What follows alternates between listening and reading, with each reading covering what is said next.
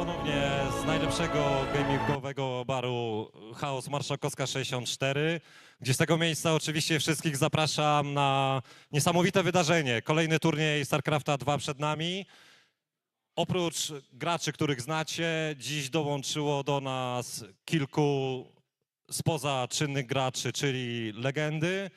Jest to Nercio, Pal, Paranoid i Dana, więc podejrzewam, że będzie bardzo ciekawie. Kto jeszcze nie zdążył, to zapraszamy. Turniej już rozpoczynamy. Ja muszę kończyć, bo gram podobno pierwszy mecz, więc bawcie się dobrze. Zapraszam jeszcze raz serdecznie. Warszawa, Marszałkowska 64, Bar Chaos. Do zobaczenia. Witam bardzo serdecznie. Buongiorno. Buongiorno. Witamy, tak jest.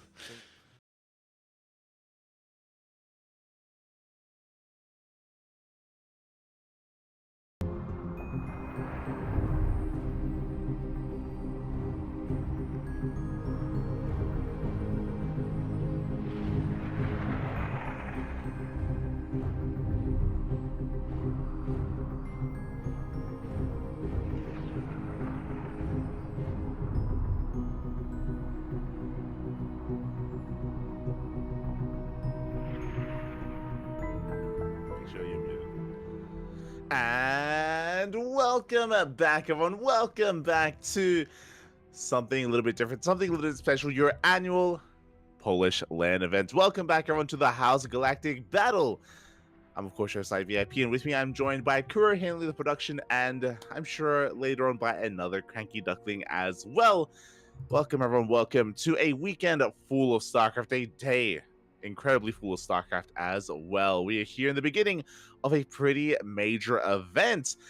Exclamation mark B in the chat if you guys want to have a look at the back yourselves, because we have quite a lot to go over and quite a special event to kick things off. We have the group stage, that is lying in wait, but we still have, a good 30-40 minutes until the group stage. Until then, we have a bit of a 4v4 show match that is going to be going on, featuring some more established players, also featuring some legends of Polish StarCraft. Shout out to, I think that was Danskik. I'm not entirely. There was someone. There was someone that was giving a bit of an intro and an announcement to the event, as you did see at the LAN event that is currently going on. At the LAN event, and they did announce, of course, the legends from today's show match and from today's event, players that have since been a kind of big parts of the Polish community, of the Polish scene, that have since retired and have since returned after many years of hiatus. One of those players was Nercio. If you're an old school fan of StarCraft, you should know who Nercio is. I did hear Paranoid as well as the second, or as the third player, I think, announced. Was it Dana? Was Dana one of the players announced as well? It was. It was Nercio, Paranoid, Dana, and Pal. Pal is the only one that I'm unfamiliar with. Oh, I should have said Dana as well. I remember Dana. It's been so long, Pap. It's been so long. Just quickly checking here. Pal, who apparently retired back in 2014. Yeah, I was not familiar with Pal whatsoever, but here we go. We are getting ready here. Sorry, I think I misspoke. I said 4v4. I should have said an FFA. A free-for-all, Bobby. Let's go as we are getting ready for it. I believe it's only going to be a single game. So, we're still just going to be diving on in, and it's going to be a little bit chaotic. Free-for-alls aren't typically something that we cover and cast on the channel, but it's going to be a great introduction to the entire event here. Again, for those that are a little bit curious, this is a LAN event happening over in Poland. It is happening for the entire day. We have the group stage leading into the playoff bracket. A lot of StarCraft. An entire day event going to be taking place here. Last year, I believe we did cover this event, but I believe we covered only the playoff bracket. I think we ended up skipping most of the group stage just because we were busy with other broadcasting. This time we're here for the entire thing. We're here for the entire day. We're locked in. We're not going anywhere. It's gonna be amazing. It's gonna be beautiful. When it comes to the group stage, we do have quite a lot to go over, and I'm sure we can get further in depth with it later on as well. But there were qualifiers. There were invites based on seeding as well. If you were here over the past couple of months, you would know that we were covering the House Open Cup. The House Open Cup was open to those living in Poland. And of course, based on players' performances, they have been invited. They've been invited from the House Cup as players have been gaining points throughout the weeks, throughout the months. Likewise, we also had qualifiers for that was open to the public, to citizens and residents of Poland. They could also compete in that as well. So we have quite a stacked lineup. We have players like Snogstar, Mishu, Laser, Pal. We have Paranoid, which I mentioned earlier, one of the legends. Aristri, Geralt, Rodin. We have Spirit, Trifax, Gemio. Too familiar with Gemio? Nurture, Dana, Fanatic, Christiana, and Bapi. It's pronounced Yemio.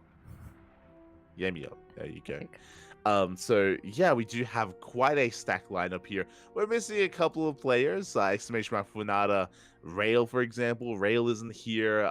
Mana isn't here. Mana typically doesn't really compete in these events, but yeah, Mana is not here either. Those are the two that come to mind. Jomek. Jomek isn't here either. There's a lot of Polish players. A lot of Polish players out there. We're missing a couple of them.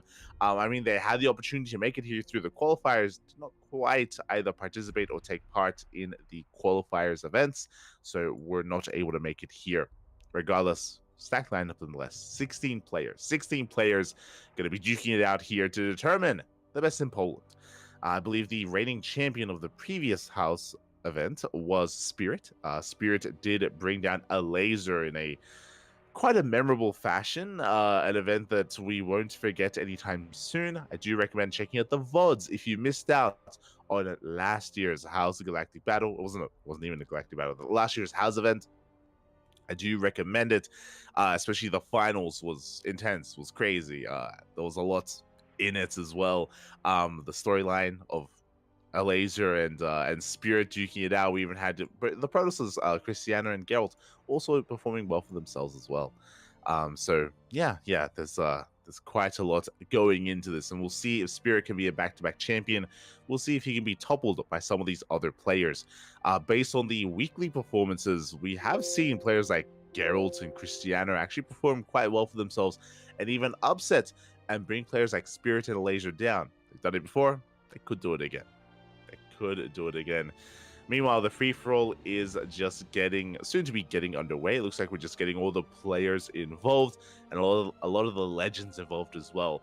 I'm curious to see kind of their skill level and where players are at. What I mean by that is, again, Dana, Nurtio, Paranoid, Pal, they haven't competed in a very long time. Nurtio is probably the player that is most in form, just because Nurture was also playing in the previous house events. So even though he's retired, he kind of like semi came back last year. So Nurture has been popping in for like these regional events. So I would say that he's probably going to be the most impressive out of them. But I mean, my expectations are a little bit low and soon to be exceeded, I guess, by Dana, Paranoid, and Pal. When it comes to talking a little bit about the players themselves, Paranoid, for those who maybe are a little bit unfamiliar, again, you should know who Nurtio is. To quickly go over Nurtio, he was one of the best players in the foreign scene. In the foreign scene back in the day, back in Heart of the Storm especially, Nurtio was a beast. He was considered to be one of the best in the world outside of Korea and would consistently go toe-to-toe with Koreans as well.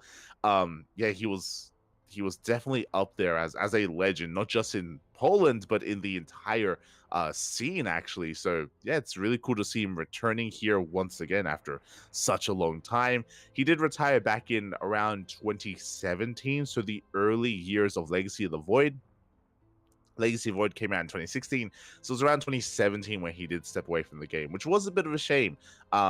Especially because like it felt a little bit sudden, because it wasn't like he was kind of petering off too much in terms of skill. He was still performing very well back in 2017, so it was a little bit sad to see him go. Really cool to see him return after so long.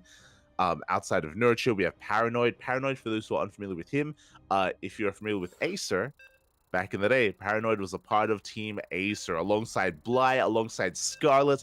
They would often compete in these big events, in team league matches as well. I do believe Paranoid retired back in around the start of Legacy of the Void, like towards the end of Heart of the Swarm. So again, it was also a little bit sad to see him leave us as well, but you know, he was of course competing alongside players like Scarlet, for example, and Bly on Team Acer. So that's kind of where I know Paranoid most from. Likewise, you had Dana, who again also retired back in the beginning of Legacy of the Void. A lot of these players, they stepped away like back in 2016, 2017. But here we go. We're getting into our free-for-all here, and my UI is not working. Oh, I have a bug.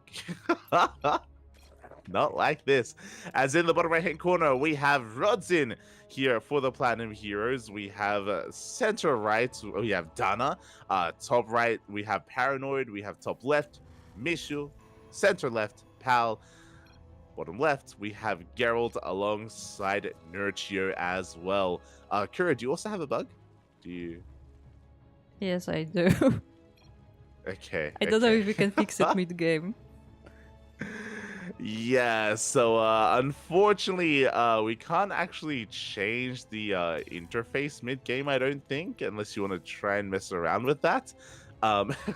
So we don't have any production tab. We can't actually click on any units. Lovely. I wonder if the players are talking about that. I don't know, but we'll get into this. Aye. Okay, so we're playing like it's Brood War. We're playing with no production tab whatsoever. Let's go, Bobby. Let's go. So it is a free-for-all, and free-for-alls can be very chaotic. I want to give you some context on what is happening with the banter, because before the game, Indy posted that nobody is allowed to attack Dansking because he's the organizer of the event. And then every player was like, okay, so we're attacking Dansking first, right? So take it how you will.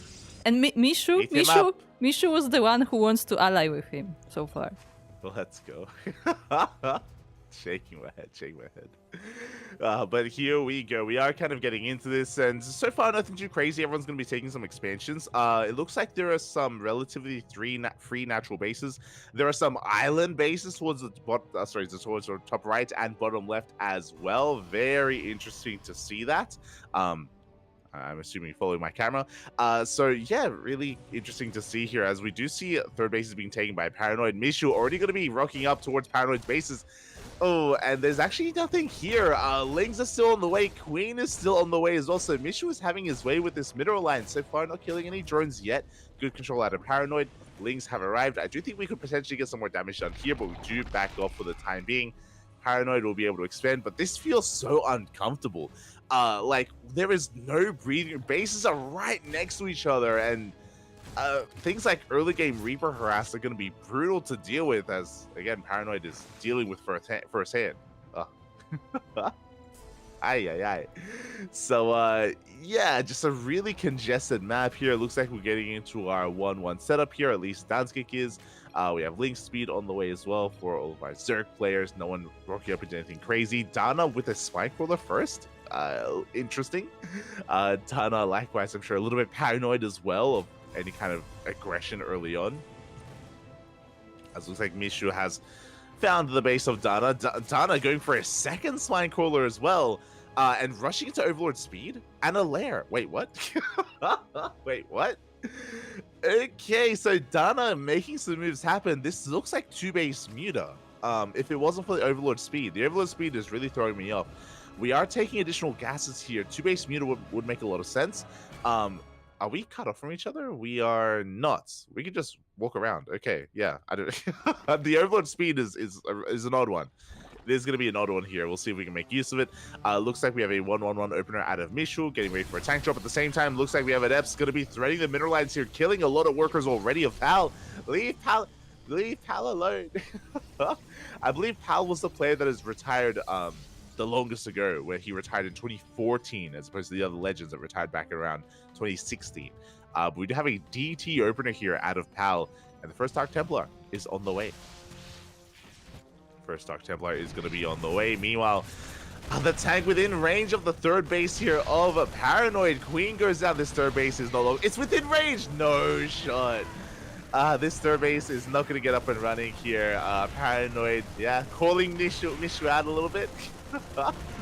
Not like this. As the hatchery is going to be falling here. There's no saving this whatsoever. It will go down.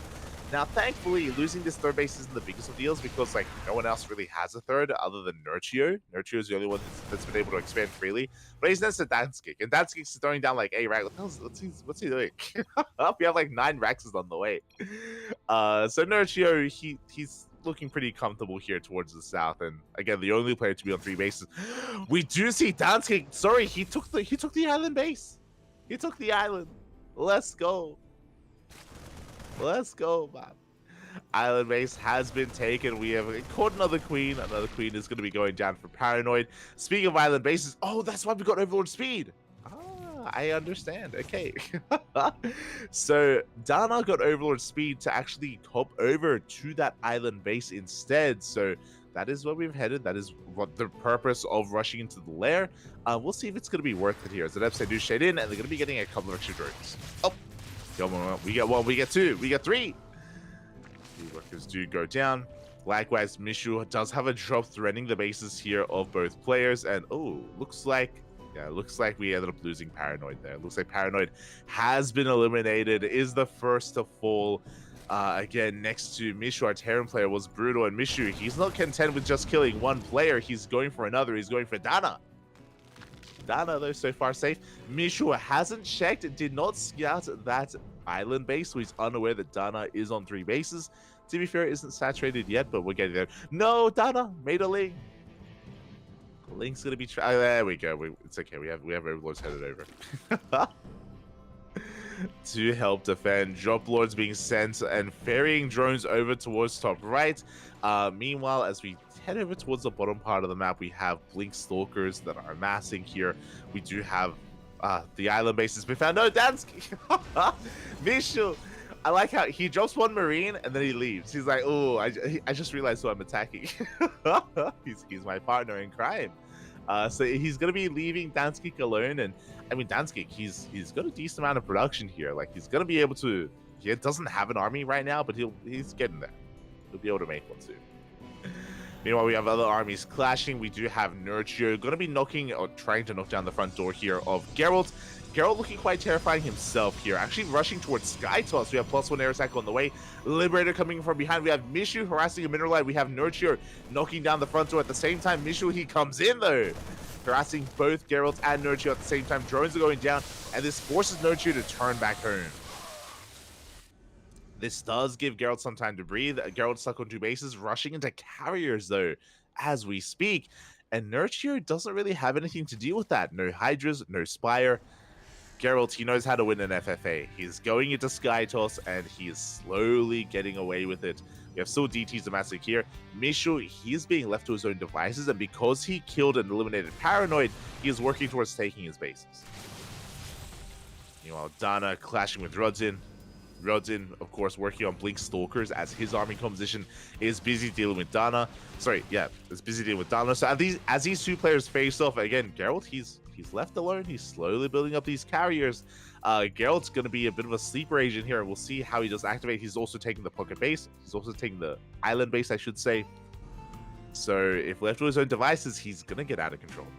He is going to get out of hand here. We have a Spire for Nurture. Nurture in the midst of taking a 4th base. He's going into Muta, though, to help deal with drops. He is working towards Mutas. You know, Rodzin working towards the army. Carriers have been revealed. Nurture can start working towards Corruptors. Can start working in that direction. Honestly, if I was Nurture, I'd be calling Geralt out. I'd be like, yo, guys, he's making Skytoss. Ay. Get a revelation. And oh, before Nurture can speak out, Geralt, he has arrived. And he's pushing towards the main bases of Nurture. Nurture in a lot of trouble at the same time. And Rodzin coming across Pal, actually. Both Blink Stalker armies going to be clashing instead. Oh, they will be forcing each other back. But again, as they force each other back, we do have Mutas hitting the island base. We have Mutas hitting Geralt. We only have 2 carriers. Only 2 carriers. Where are the shield batteries? They're not here. 1 carrier goes down, and we're going to get the second. Big pickoffs here from Nurchio, as he does catch both carriers. And soon to be the Tempest. Meanwhile, in the center of the map, it looks like we have a gold. I didn't even notice. We have a gold base. Rodzin gets caught out. Pal with the better control. Oh my god. Pal, he catches every single one of those stalkers. Brings them low. A little bit surprised, not gonna lie. Rodzin is more of an active player nowadays, as he's getting hit from both ends. He just lost his army to Pal. And now we have Nurture and Dana coming together. The Zerg players, they sandwich Rodzin. No, Rodzin. He gets caught by 3 players at once here, being forced into his own base, and the Zergs working together in tandem. Nurture going to be backing off though, because here comes Pal threading the bases of Nurture. Is going to be pulling back. Dana though not holding back whatsoever, getting into a Roach Hydra composition instead. Mishu has been left alone for quite some time. He's getting into BCs. BC production here for Mishu. I know I was focusing a lot on Geralt, but Geralt, he has been pressured by the Zerg players. Mishu has been left alone, and again, Mishu eliminated Paranoid earlier, and he is taking even more bases. Anyway, here we go. We do have Pal and Geralt engaging each other on Nurchio's creep. Attack coming in. Here we have Mutas coming in from behind. We collapse on Geralt's army. Pal backs the hell off. He's like, I want none of that. He's just gonna back off, let them fight, ideally. DTs are coming in. Meanwhile, Dana still facing off against Rodzin here on the right-hand side. Going Hydra Lurker. Lurker's pushing up the red. We have 1 carrier here for Rodzin. He's still trying to catch in. Meanwhile, Pal moves in a little bit too soon. But Pal's going to be the one sandwiched instead. Gets caught out. Never going to be going up. Trying to catch Nurture. Nurture, he does avoid that Nova. We'll be retreating. Mishu still just chilling, building up a mass BC army. The mass BCs here from Mishu, and honestly, Pal needs to do something about this. It's on Pal and it's on Dana. And so far, again, they're focusing on their own players, on their own opponents. They're leaving Mishu alone. Meanwhile, Geralt, he's establishing another base, establishing a 4th. 4th base is getting up and running. Nurture soon to engage. Oh, the Novas. Big connections here on the Roaches. He's pushing in. He's diving on the army. Nova once again going to be dodged at the last second. Very nice dodge there from Nurture. He collapses on Geralt, and he will shut down everything in the sky. We have Mutas, we have Corruptors, and we will clean Geralt out. He's got a couple of Disruptors remaining here in the back line, but it's not going to be enough, and Nurture swallows Geralt up. At the same time, we also have Dana pushing in towards Rodzin, and now on 2 carriers. But it may not be enough here. The Hydra force getting out of hand, the Queens as well. And again, as all these armies face off, as Geralt is in trouble, as Rodzin is in trouble. Oh, Dana, no, Dana. Pal, gonna be coming in, gonna be engaging with Nurture, gonna be actually helping Geralt out a little bit. Forcing the attention away from Geralt. But again, Mishu's been silently chilling here. He's been just taking more and more bases. Oh my god. So I haven't been paying attention to Danskik. No one's been paying attention to that Danskik whatsoever. He's not even fully saturated here on the right-hand side. But he has gone Mass Marine. And he's just been chilling. He's like, all you guys can fight amongst yourselves. I'm just going to max out on Mass Marine back at home. He has 3-3 about to finish up. He is soon about to reveal his hand. It's a pure Mono Battle Marine out of Danskik. Let's go. Meanwhile, it looks like Geralt, yeah, GG gets called. Geralt has been eliminated. One of the favorites, one of the stronger players in this FFA. Geralt goes down. At the same time, Pal coming in as well. It looks like he wants to try to catch Nurture as he tries to get out of the main base of Geralt. Not a bad move here from Pal as he comes in from behind. He will catch the Roach army. Yeah, he's going to be cleaning up what little is left here from Nurture. Storm's going to be engaging, and every single Roach going to be going down. Meanwhile, the Terran player, this is going to be the end of the game here. The Mass BC. Even Mass Marine isn't as terrifying as Mass BC. The Terrans have been left alone, Papi. They've been left alone, and the Zergs and Protosses have been fighting amongst themselves, and they're soon going to realize their mistake. They're soon going to realize their folly here, as Mishu has, again, been the silent killer, massing more and more orbitals, having a massive amount of mules. He's getting a super maxed army, Less SCVs, more mules means a larger army overall. He floats over towards the right-hand side, does come across Dana. And again, Dana is still distracted by Rodzin.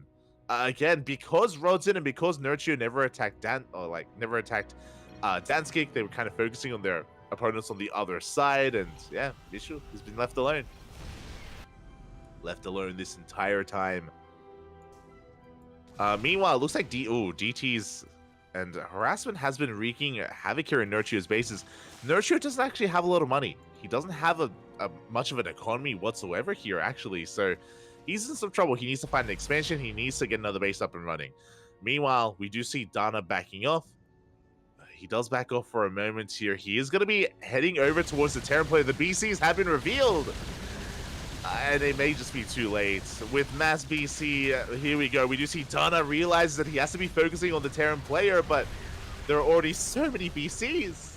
There's too many. There's too many battle cruisers here. We have hit critical mass. The Mass Yamato going to be going off on Dana. Ay, ay, ay. So what have I done? I've been focusing on the Protoss. Show us the biles. It's not going to be enough here on the Yamatos. They go off on anything, on everything that Dana has. We teleport across the map to catch the army before it can escape. At the same time, Pal going to be eliminating Nurture. Nurture, again, he just ran out of money, ran out of resources. He has Mass Muta. That is all he has left. As the BC army is getting out of hand. We've lost our French observer. No. Legend K has left us. And it looks like, again, Dana in a lot of trouble here against the Mass BC. Muta's doing what they can again with distracting Pal. Pal and Nurture are still at each other's throats. And this may very well come down to the two Terran players, to Mishu and Danskik. Danskik, he's actually gone to the bathroom. He's actually not at his PC. He was maxing out on Marine. There's literally nothing happening in his bases. He's gone. He actually did say, you know what, guys, I'm gonna grab a coffee. Yeah. Unironically. So he's just AFK'd. And the BCs are going ham here in the bases of Dana. And again, Dana cannot contest against this. He's got a handful of Corruptors. He's got a couple of Vipers. We do see Pal coming in again. Being very generous is going to be ignoring the army here of Danskik. Unfortunately, a couple of Marines do get dragged in. They're going to have to go down. Meanwhile, Dana in a lot of trouble here. We do see some Zelso from the right-hand side. Rodzin! Attacking on the other side of the map. Let's go. Does harass for a moment. Does force Mishu back. But I'll be honest, I do believe that if every player here, if Pal, if Dana, and if Rodzin, if they all came together, if they all formed a pact, if they all tried to kill Mishu, I don't think they could. I don't. Even with Dansky. Oh, he's back. Oh, look, he's back on cams. He's back in the keyboard on the on his PC. I feel like if everyone went to try to kill the Mass BC player, I think Mass BC wins. We'll see though. We'll see. It looks like Dana is calling Mishu out. He's saying, mate, he's on 200 BCs. He needs to be stopped. Dana, he's calling out for help right now. And will anyone answer is the question. Because right now, Nurchio and Pal, they're ignoring Dana. They're still fighting each other. They're still at each other's throats. And you can see here that Pal is going for the elimination. Oh my god, the Archons! Oh, brutal attacks. Brutal attacks here on the Mutas. The Muta cloud evaporates in the blink of an eye. This is all that Nurture has left. One drone, one hatchery, one spawning pool. BCs, they're coming in. They're killing Dana. Dana's like, guys, help me. And Dana, yeah, he's going to be losing all of his Corruptors. To be fair as well, this was also on Dana. GG, well played. He has been eliminated. It was also on him to try to stifle Mishu. He was hyperfixated on Rodzin. And now Rodzin is coming in. Now he pushes, and he has carriers, which is nice and all. But honestly, with good enough Yamatos, these BCs can have their way with carriers. Carriers are not ideal against BCs. What is Tempest? If this was a mass Tempest army, I'd be thinking differently. I'd be thinking, okay, you know what, Rodzin, he can actually fight this. The Skytos can fight the Sky Terran. Because it's mass carrier and only a handful of Tempests, I'm a little bit less confident. We'll see though. We'll see how the armies do engage. Meanwhile, we do see Pal still just cleaning things up, still just leaving that. Oh, Dansky? Oh, there we go. Yeah, he does have his army on the right hand side. BC's gonna be pushing in. We mass mule, we mule hammer the army, gonna be repairing and topping everything up. It isn't just mass BC, we have a couple of Ravens to support as well. Do have a couple of Ravens to help support, to help top everyone up. As there we go, Mishu has worked his way through Paranoid, and now through Dana, and now Mishu is working his way through Rodin. Nurture, GG gets called out. Nurture has been eliminated. It comes down to the Protoss and the Terran. And again, I feel like we need Pal to work with Rodin here if we want to fight all these VCs. Decent temperature shots, I'm loving the feedbacks. But a big anti-armor missile as we do teleport on top of the army. But Pal comes in from behind. He comes in from behind and we do collapse here from both ends. Can the Protoss work together? Big storms. Big storms here on the BCs. The Stalkers from behind. We're working together, Papi. Big Yamadas went off. Every single carrier went down, by the way, as to be expected. Like the carriers, they did not hold a handle against the BCs. But here come the Stalkers. The Stalkers pairing a lot better. They do focus down a decent amount of the BCs. There's only 5 of them left. And now only 4. Only 4 BCs remain. Rodin, he lost a massive amount of his army here. The BC is going to toe-to-toe with these Stalkers. There's 3 remaining. There's 3 BCs left. Now there's 2. And soon to be 1. 1 BC left versus 3 Stalkers. And it looks like the Stalkers, they will barely come out on top. 1 Stalker left. The Stalker, the survivor. It took 2 Protoss armies here to deal with Mishu. Back at home, Zella drop into the main base, wreaking havoc, but we've already mined out, and we are still making more BCs. That's the thing here. Mishu still has a booming economy back at home, taking more bases, taking more expansions. He's getting back into his BCs. Oh, meanwhile, Rodin taking the gold base. Trying to. And he did keep his Tempest alive. Rodin, he lost every single one of his carries except for 1, and he's rebuilding with Tempest, which again, does fare a lot better against the BC. But you can see here that, mate, we have already remaxed. That's just the economy and the production of Mishu. He has already remaxed. It took so much to deal with the first army. What about the second army? It took 2 Protoss armies to come together to deal with the first wave of mass BC. And now we have the second wave. And do we have enough left over? We have a couple of Stalkers, we have a couple of Archons. This time, Hal is on his own. This time, he doesn't have Rodin to support him. He's on his own, and on his own, oh, he's gonna get Yamaka. He's gonna get Yamada to death. Ay. Not like this. We're mixing in a couple of Vikings to help deal with the Sky Toss. Again, this mass PC army getting out of control. Now, Rodin, with this gold base, can he muster up Sky Toss? Can he muster up a decent enough Tempest army to deal with this? We have a decent amount. We have 3, 6, 8. 8 Tempest here with the main army. That's okay. Again, oh, are we working together? Oh, we're talking. Look at this. They're communicating. Hal and Rodin. No, he's going. No, that's not how you work together. Actually, Pal said, "Hey guys, Rodin took the gold. Can someone deal with that?" That's not your priority. Pal, what's going on? He sees a mass BC army, and then he sees the gold base. He's like, oh, we should stop the gold, Papi. Oh no, Pal, you're an animal. He's like, guy, he's thinking to himself, you know, I may not come first, but maybe I can come second. Maybe I can just turn on Rodin and kill him first. Oh no, Pal, where are your loyalties? Oh no. To be entirely honest, this feels like from the banter, like everyone is trying to take down Rodin. So. Oh, there you go. I mean, there's not going to be an issue with that. Again, I think it's very clear here that Mishu is in the lead. I mean, he's maxed out at this point. He has rebuilt his BC army already, and yeah, Rodin. I do think he has the best chance to beat Mishu right now, because he's been slowly looking here. He's building up Tempest. He's working on the Tempest upgrade. He's slowly tectonic destabilizers. He's slowly building up that Tempest count. If he can max out, then maybe he can deal with this. As here we go, the mass BC army coming in. And after what Pal just did, I don't know if these two Protosses are willing to work together anymore. I don't think that's gonna happen. We'll see. As we do see Mishu actually positioning himself in between both Protoss players.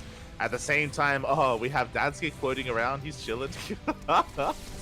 He's floating around the edge of the map. He's having a bit of a tour as to what's going on. Oh, the cannons are killing him. Ay, ay, ay.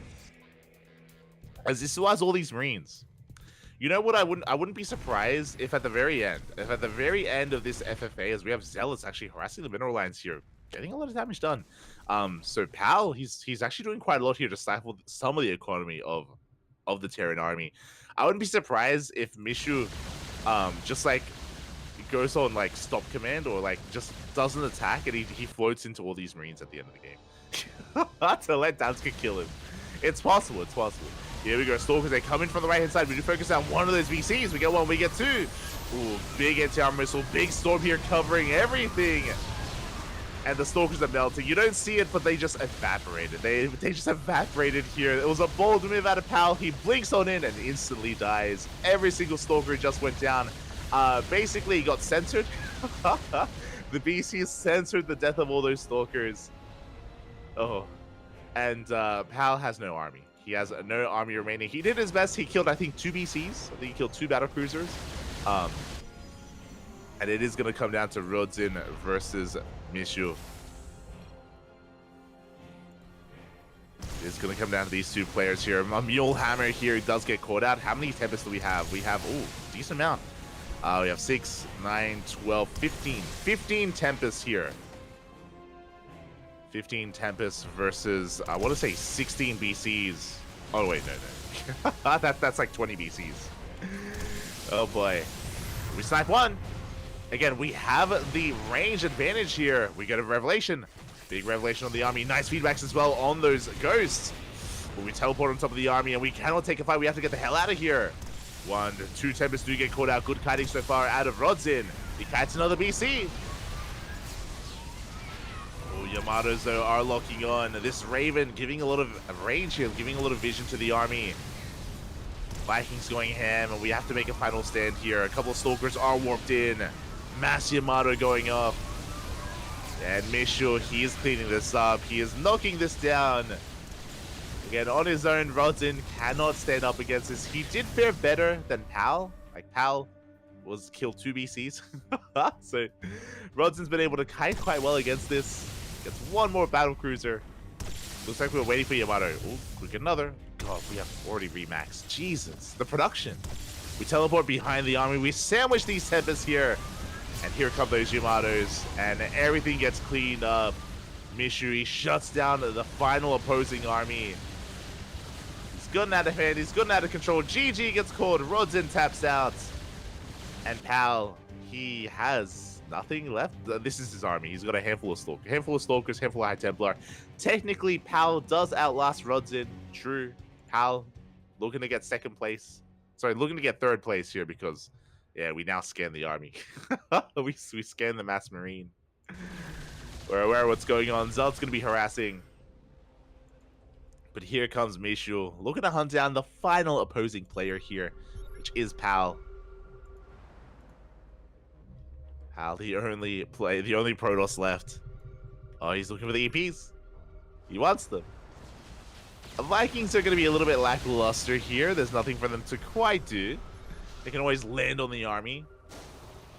And, yeah, Mishu is going to just slowly, methodically work his way through. We're getting into Tempest. We have 2 Tempests. But they're going to get Yamato. Yeah, Yamato's going to be going off. We shut down one, and we're shutting down the other. We come across a stray of Geralt Phoenix. It's going to be hunted down as well. Again, looks like Pally's just hoping that he can maybe muster up a force. Maybe he can try to negotiate with Danskik, and maybe we can work together. I mean, that's a lot of Marines. That's a lot of Marines. Like, can we fight this? No, but together, maybe. Together, ape strong. Let's go. Can we do this here? As again, we just see Mishu just taking more bases, taking more CCs. Ghost coming forward, shows EMP. Oh, the snipes. We get 1. We get 2. Two Templar go down. Pal, forced to come back, gets a ghost.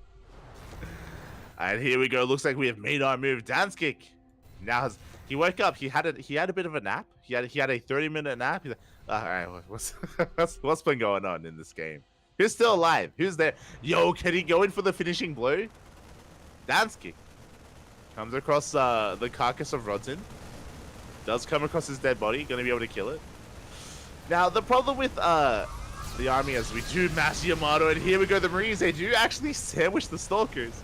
The problem here is that even if we stim, there's no medevacs. There's no medevacs to support this, so every stim is gonna hurt Danskik that much more. It's gonna be brutal. GG gets called. Pal does tap out.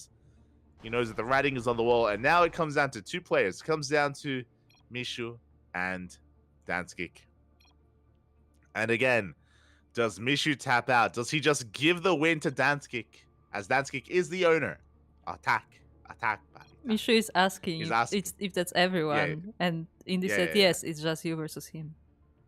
Yeah, I see. I was about to say that. I was about to say he's asking confirmation on who is left, and yes, Indy does confirm. It is only Danskik. The army's going to be clashing here. Can we? We do skip. We do stim.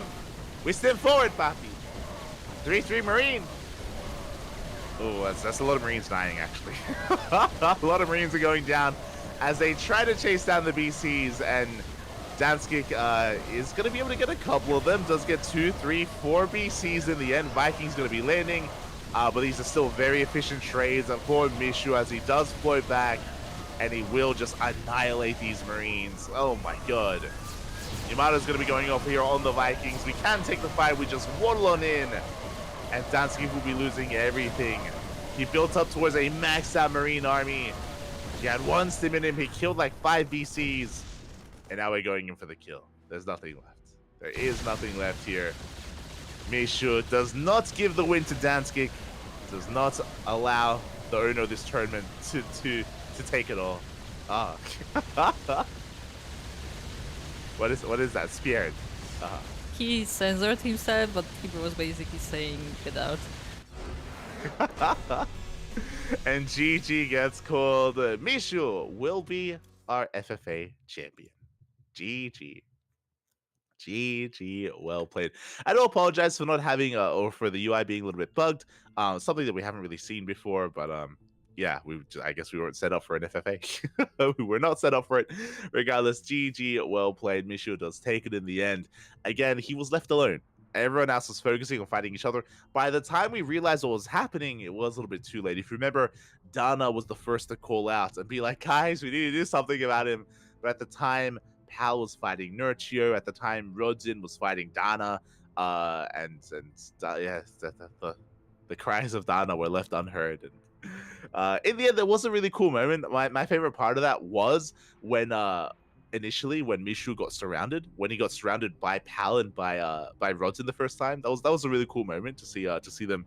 They didn't even intentionally work together. They just happened to stumble upon each other at the right moments where Mishu was just sandwiched between the armies and his first BC army got cleaned up. But again, he had a good enough production and economy to remax, and Rodzin and Pal didn't really work together ever since then. They accidentally worked together in that moment, and alas, without any teamwork, Mishu did snowball out of control. GG, well played. And yeah, that was just a good icebreaker, a way to break the ice to get into our House of Galactic Battle. And now we can get ready for the main event itself. Now we can get ready for what is to come for the group stage. Exclamation mark B in the chat if you guys want to have a look at the group stage yourself. We have 4 amazing groups here featuring our legend players, as well as our staples, as well as our heavy hitters as well. Again, Group A consisting of Pal, Snogstar, Mishu, and a laser being the big name in Group A. We have Group B, Paranoid, Aristary, Geralt, and Rodzin. Geralt being the big name in Group B. We have Group C, Nurchio, Trifax, Spirit, and Yemiel? Spirit, of course, being the big name there. We have Dana, Fnatic, Cristiano, and Papi in Group D. Papi obviously being the big name there, but I'm sure Cristiano as the highest seed. So yeah, some pretty intense groups are up upon us, and I believe we have our schedule. I believe our starting matches are going to be Rodson versus Paranoid. I'm actually really looking forward to this. I believe Rodson versus Paranoid is going to be our first series here. Once we can get our vetoes going, once we can settle into our games, that should be up first. So look forward to that. We will be getting into that shortly. A lot of really good games on it, to be honest. Group B looks very competitive to me. So does Group D, kind of. Like, I feel like so does Group C. I feel like Group A looks the most lopsided. I feel like a laser should be having a relatively good time in Group A. But when it comes to the other groups, there's a lot less of a skill gap between a lot of these players, and I do think that a lot of this rides upon how informed are how informed are Paranoid, Nurture, and Dana. They all retired years ago. A lot of these players, Pal retired in 2014, Paranoid and Dana retired in 2016, Nurture retired in 2017. Like they've all been away for many years at this point. For like, Jesus, it's been a long time. It's been 10 years since Pal last competed. That's crazy. 2014 was 10 years. Ah. We're also old. 10 years ago, he was competing in StarCraft. But likewise, it's been 8 years for a lot of these other players. So again, like, how do they compare? Nurture has been a little bit more active recently. He recently came back to these regional events. So I want to believe that the Nurture can be competitive. I'm not saying he can knock down Spirit, not by any means. But Nurture versus Trifax. I look forward to that. I look forward to that down the line as well. Do look forward to that. And again, I'm curious to see the form of Dana in the form of Paranoid. For the time being, though, I believe we're going to be going on a short break. We're going to be going on a short break while vetoes are conducted, and when we return, we will have Paranoid versus Rodson. See you soon.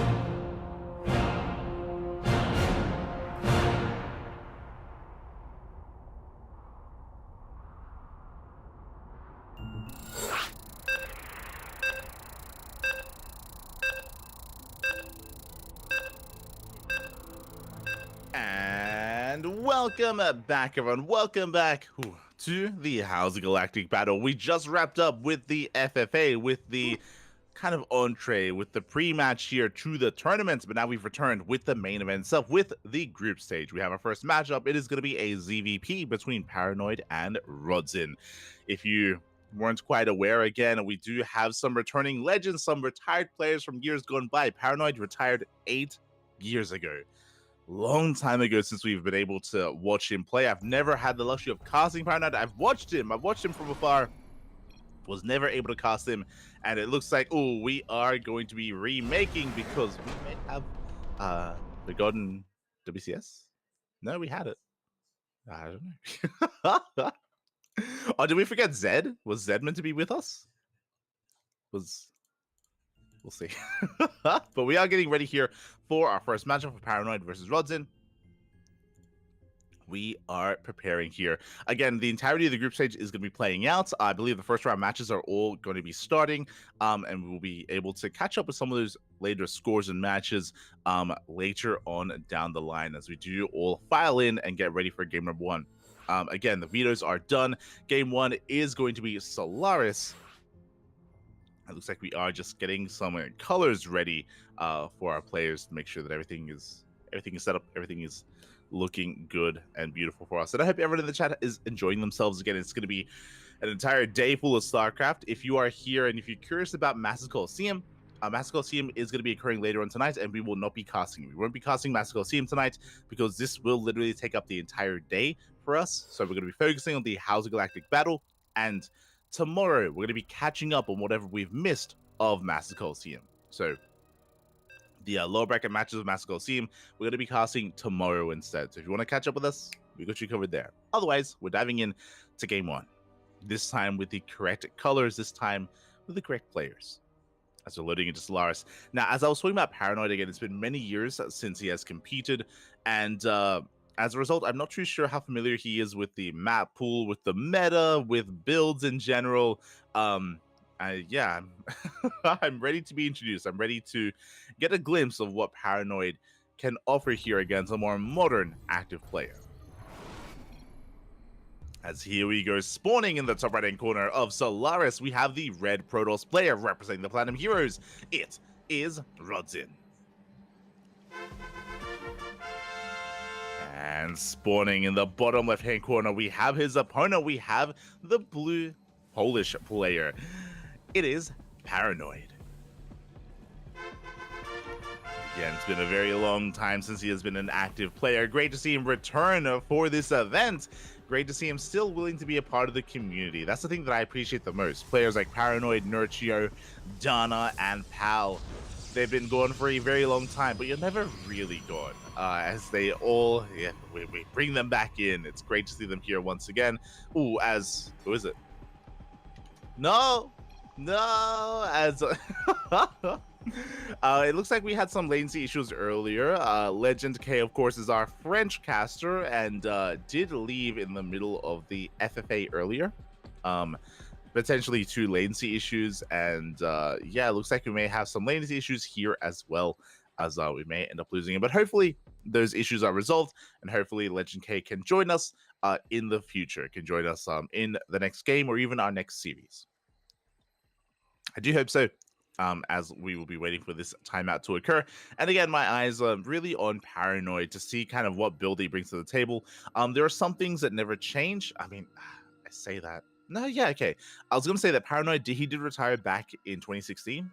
Did retire at the start of Legacy of the Void, which means he was able to be a part of the new economy change. For those that are maybe newer viewers and newer fans of StarCraft, the economy was quite different back in Heart of the Swarm. Basically, what I mean by that is your starting workers. The amount of workers that you started the game with was much lower, so builds were quite different. That's why 6 pools was a thing. No longer is possible to really 6 pool. So I bring this up just because it is important that Paranoid was a part of Legacy of the Void as a competitive player, because of that, builds haven't changed too much over time. Things like 12 pools, things like 13 12s have been around for many, many years, even back when Paranoid was active. So cheesing is going to be in his wheelhouse. This is a little bit different though. He goes for a hatch pool gas opener. So is he saying, oh, do you know how to make an extractor? Is that what is? I want to know what this banter is. He said he should have made the extractor first. Yeah, I was about to say that as well. I was about to pull that out. And Paranoid is like, oh, I was supposed to ask. So this is why I said like it's really interesting to see a hatch pool gas opener, which is not a standard build. It's typically hatch gas pool. So yeah, even the players are talking amongst it themselves. So not the most efficient of builds. It's a little bit off center, in general, a little bit off balance, I should say, a little bit slightly different. But regardless, overall, you know, hopefully we're able to stabilize from here. And this tells us something immediately. This tells us something that Paranoid isn't entirely active in the current meta, which is a little bit concerning. But again, we'll see what he can bring to the table.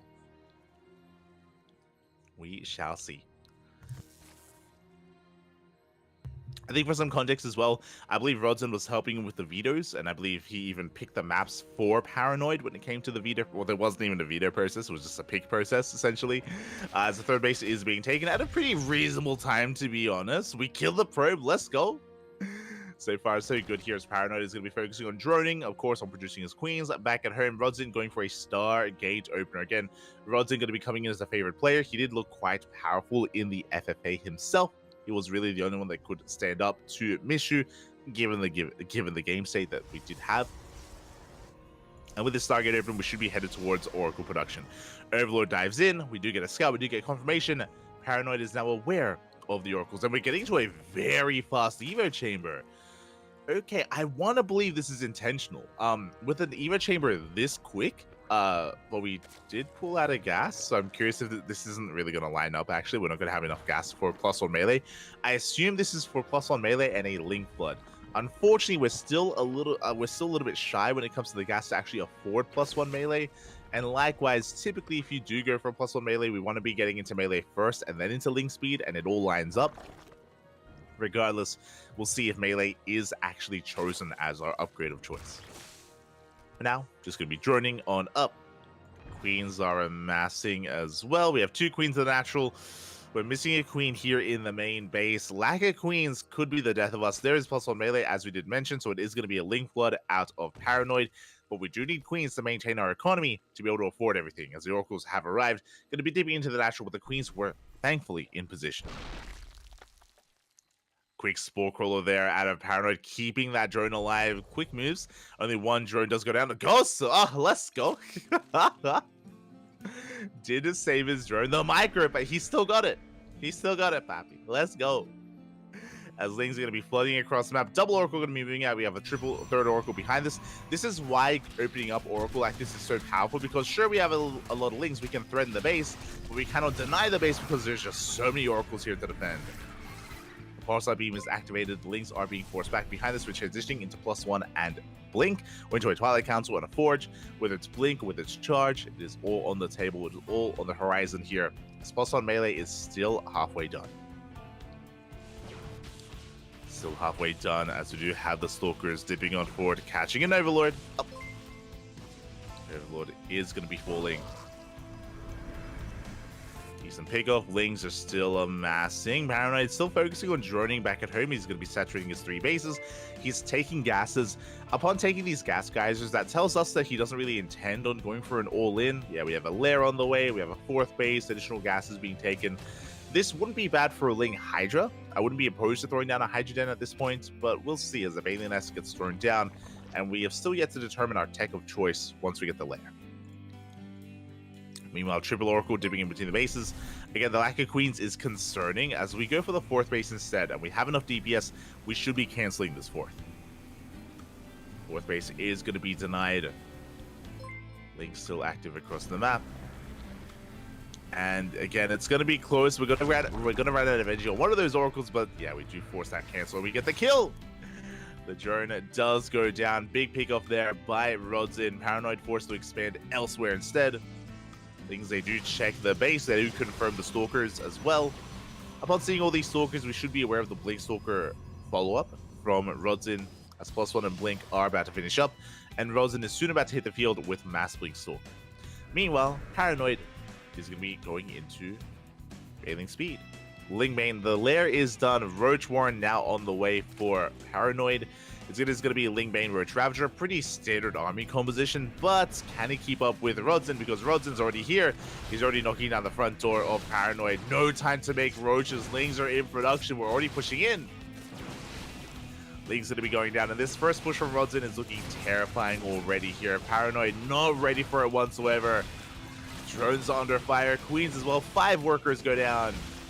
Ooh, and this first push may just be too much. So the Lings are coming out, though. We're coming in first round, but we have Oracles to support. Yeah, this first push, it's gonna get too much done. The Lings, they just melt here before the army. We just were not ready for this. This base is gonna fall, and Paranoid has to back up, has to mass up an army. He's gonna try to engage with Lings, but there's no touching these Stalkers. Like, these Oracles, they're here to support. They're never gonna allow the Lings to get out of control, and everything is gonna get picked off. It wasn't a bad start from Paranoid, but unfortunately, he just isn't aware of the timings, wasn't aware when and where the army would be pushing, and he wasn't ready for this. GG gets called oops as Rodzin takes game number 1. GG, well played. A very standard but very crisp build out of Rodzin. Again, a bit of a skill check here, you know, going triple Oracle into +1 Blink Stalkers. There was nothing fancy about that. That was very standard play out of Rodzin. And again, Paranoid was caught droning, was caught taking bases, was caught without a Roach Warren and only a handful of Lings. Again, he just wasn't ready for the push, and I'm sure just not used to these kind of timings and that kind of aggression and that kind of play. It's kind of what comes with experience of partaking in the current meta. As we are getting into game number 2, gonna be on Site Delta. Here we go. So the ZVP is going to be continuing here. Side Delta, going to be an interesting one. Is a lot more wide open in the center of the map. Now, again, I did mention earlier about the openers, about how some openers haven't changed over the years, and the potential that Paranoid would have when it comes to some of these openers. Do we open up aggressively? What I will say is that something like a 12 pool, something like a 13-12, would be weaker on Site Delta, specifically because, and I'm sure Paranoid doesn't know this is one of the few maps that has a ramp leading into the natural. Aggression and early game all-ins are that much weaker as a result here, because we do have a greater defender's advantage from Rodzin, from his side. So on the one hand, I kind of want to see some cheese. On the other hand, what kind of cheese? And can we bring it all together here? Can we make it work? We'll see. We shall see, as we are loading on into game number 2 to Site Delta. So, I want to believe that Paranoid can show us a little bit more here. Again, he's a legend in his own right. Did compete many years ago, and again, I remember staying up deep into the night to watch the Acer Team Story Cup and watching and cheering for Team Acer back in the day, cheering for Bly, Scarlet, Paranoid. Not just them, of course, but back then, of course, MMA and Innovation had relatively recently joined Acer as well, as they were all competing in that online team league. Not just the Acer Team League, but also other online events back when team leagues were a little bit more prevalent. Good times. Good times, Bobby. Good times. And here we go. Spawning in the bottom right-hand corner of Site Delta, we have our blue Polish Zerg player, the returning legend himself. It is Paranoid. And spawning in the top left-hand corner, we have his opponent. We have the red Polish Protoss player representing the Platinum Heroes. Leading the series 1-0, it is Rodzin.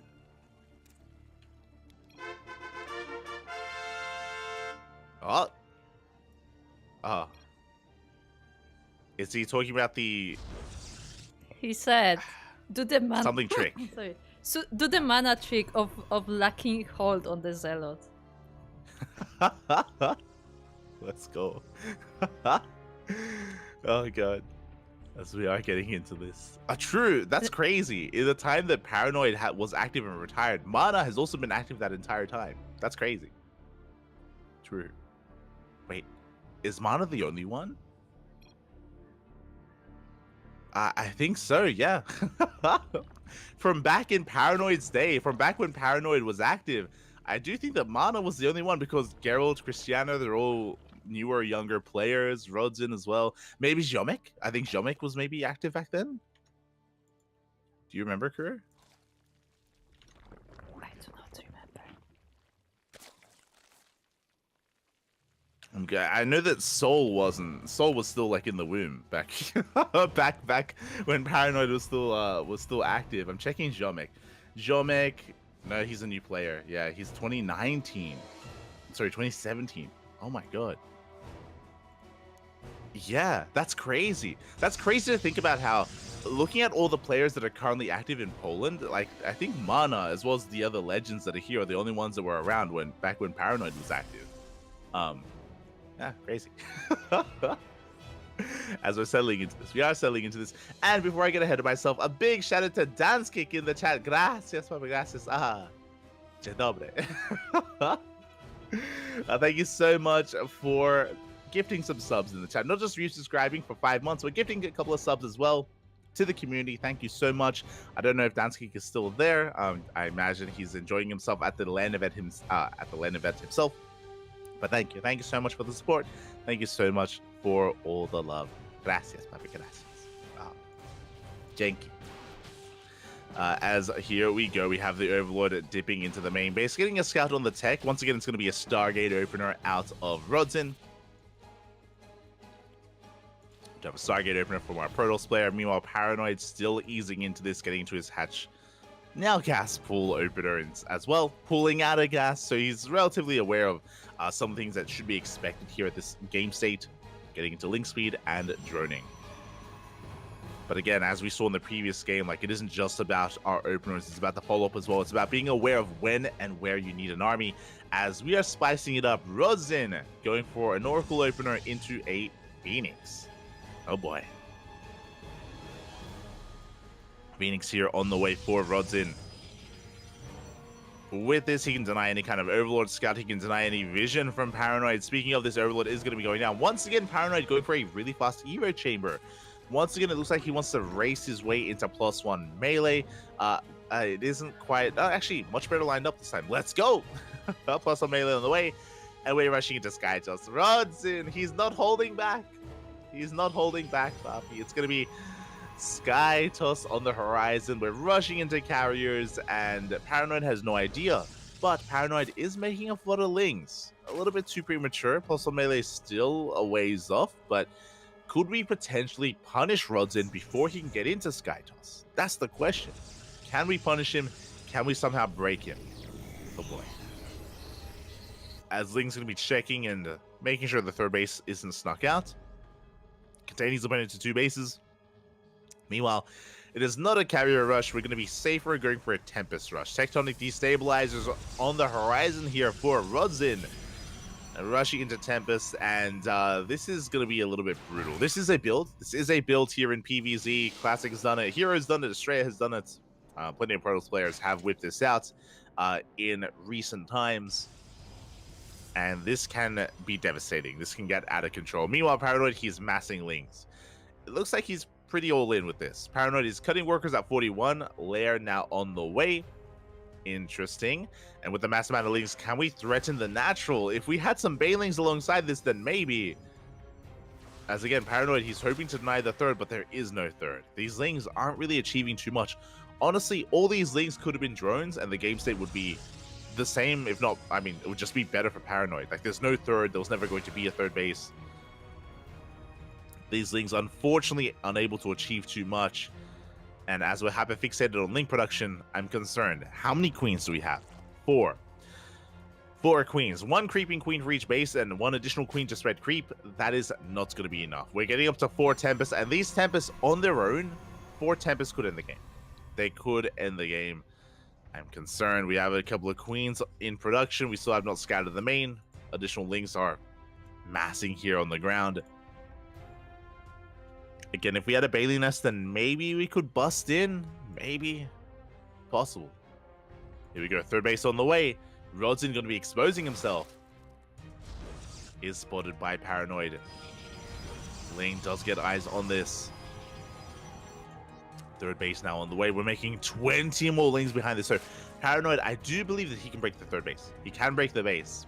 But he still doesn't know about the sky just until now. He sees the Tempest waddling across the map. Queens are amassing. Queens are on the way, but this may just be too late. It takes quite some time to make a queen. And the Tempest, they're coming. And how many queens do we have as Lings? They do collapse on the third base.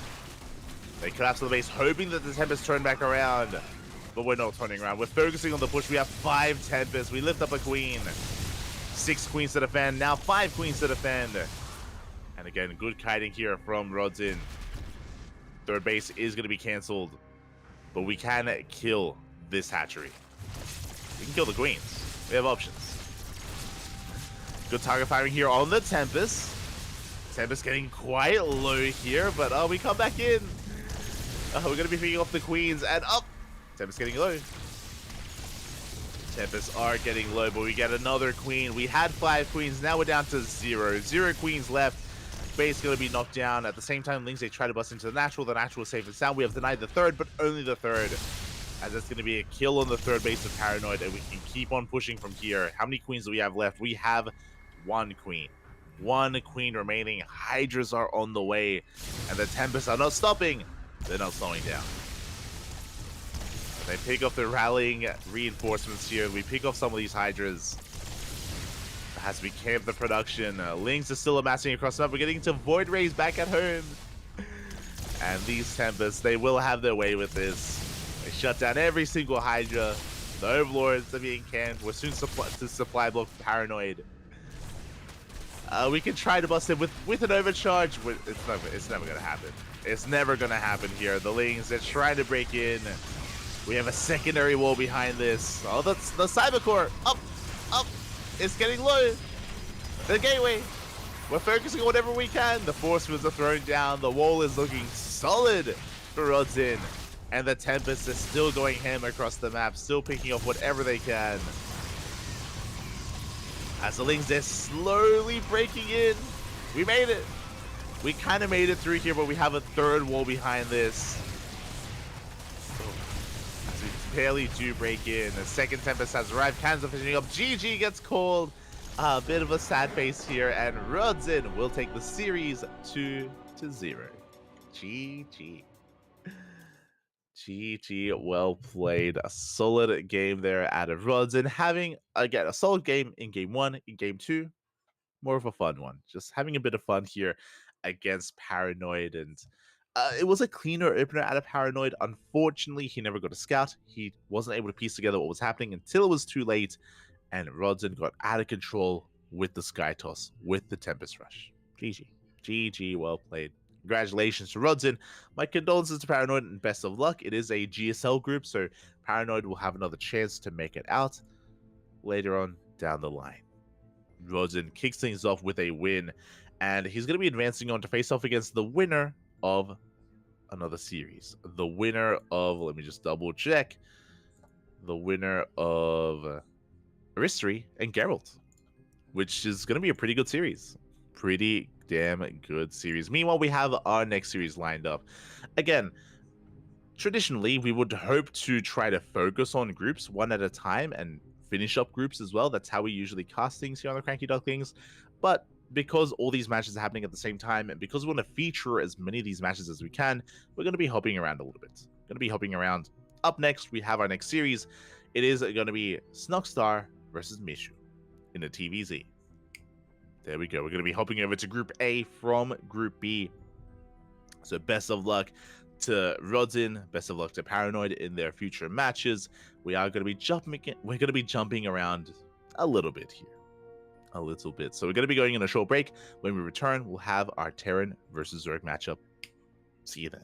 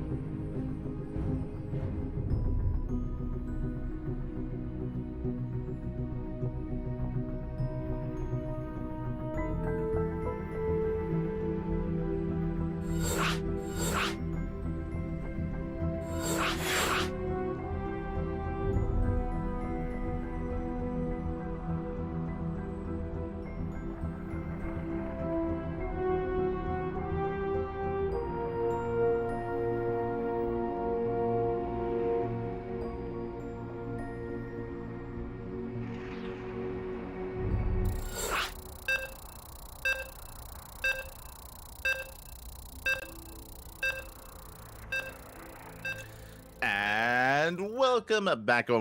We apologize for the extended break, but as you saw, the players are being set up in the booths. The player booths are here, and they do have to kind of switch between the PCs and sit up here so we can get the player cams going for our two lovely players. We're about to dive into a very short series, a TVZ, and why do I say short?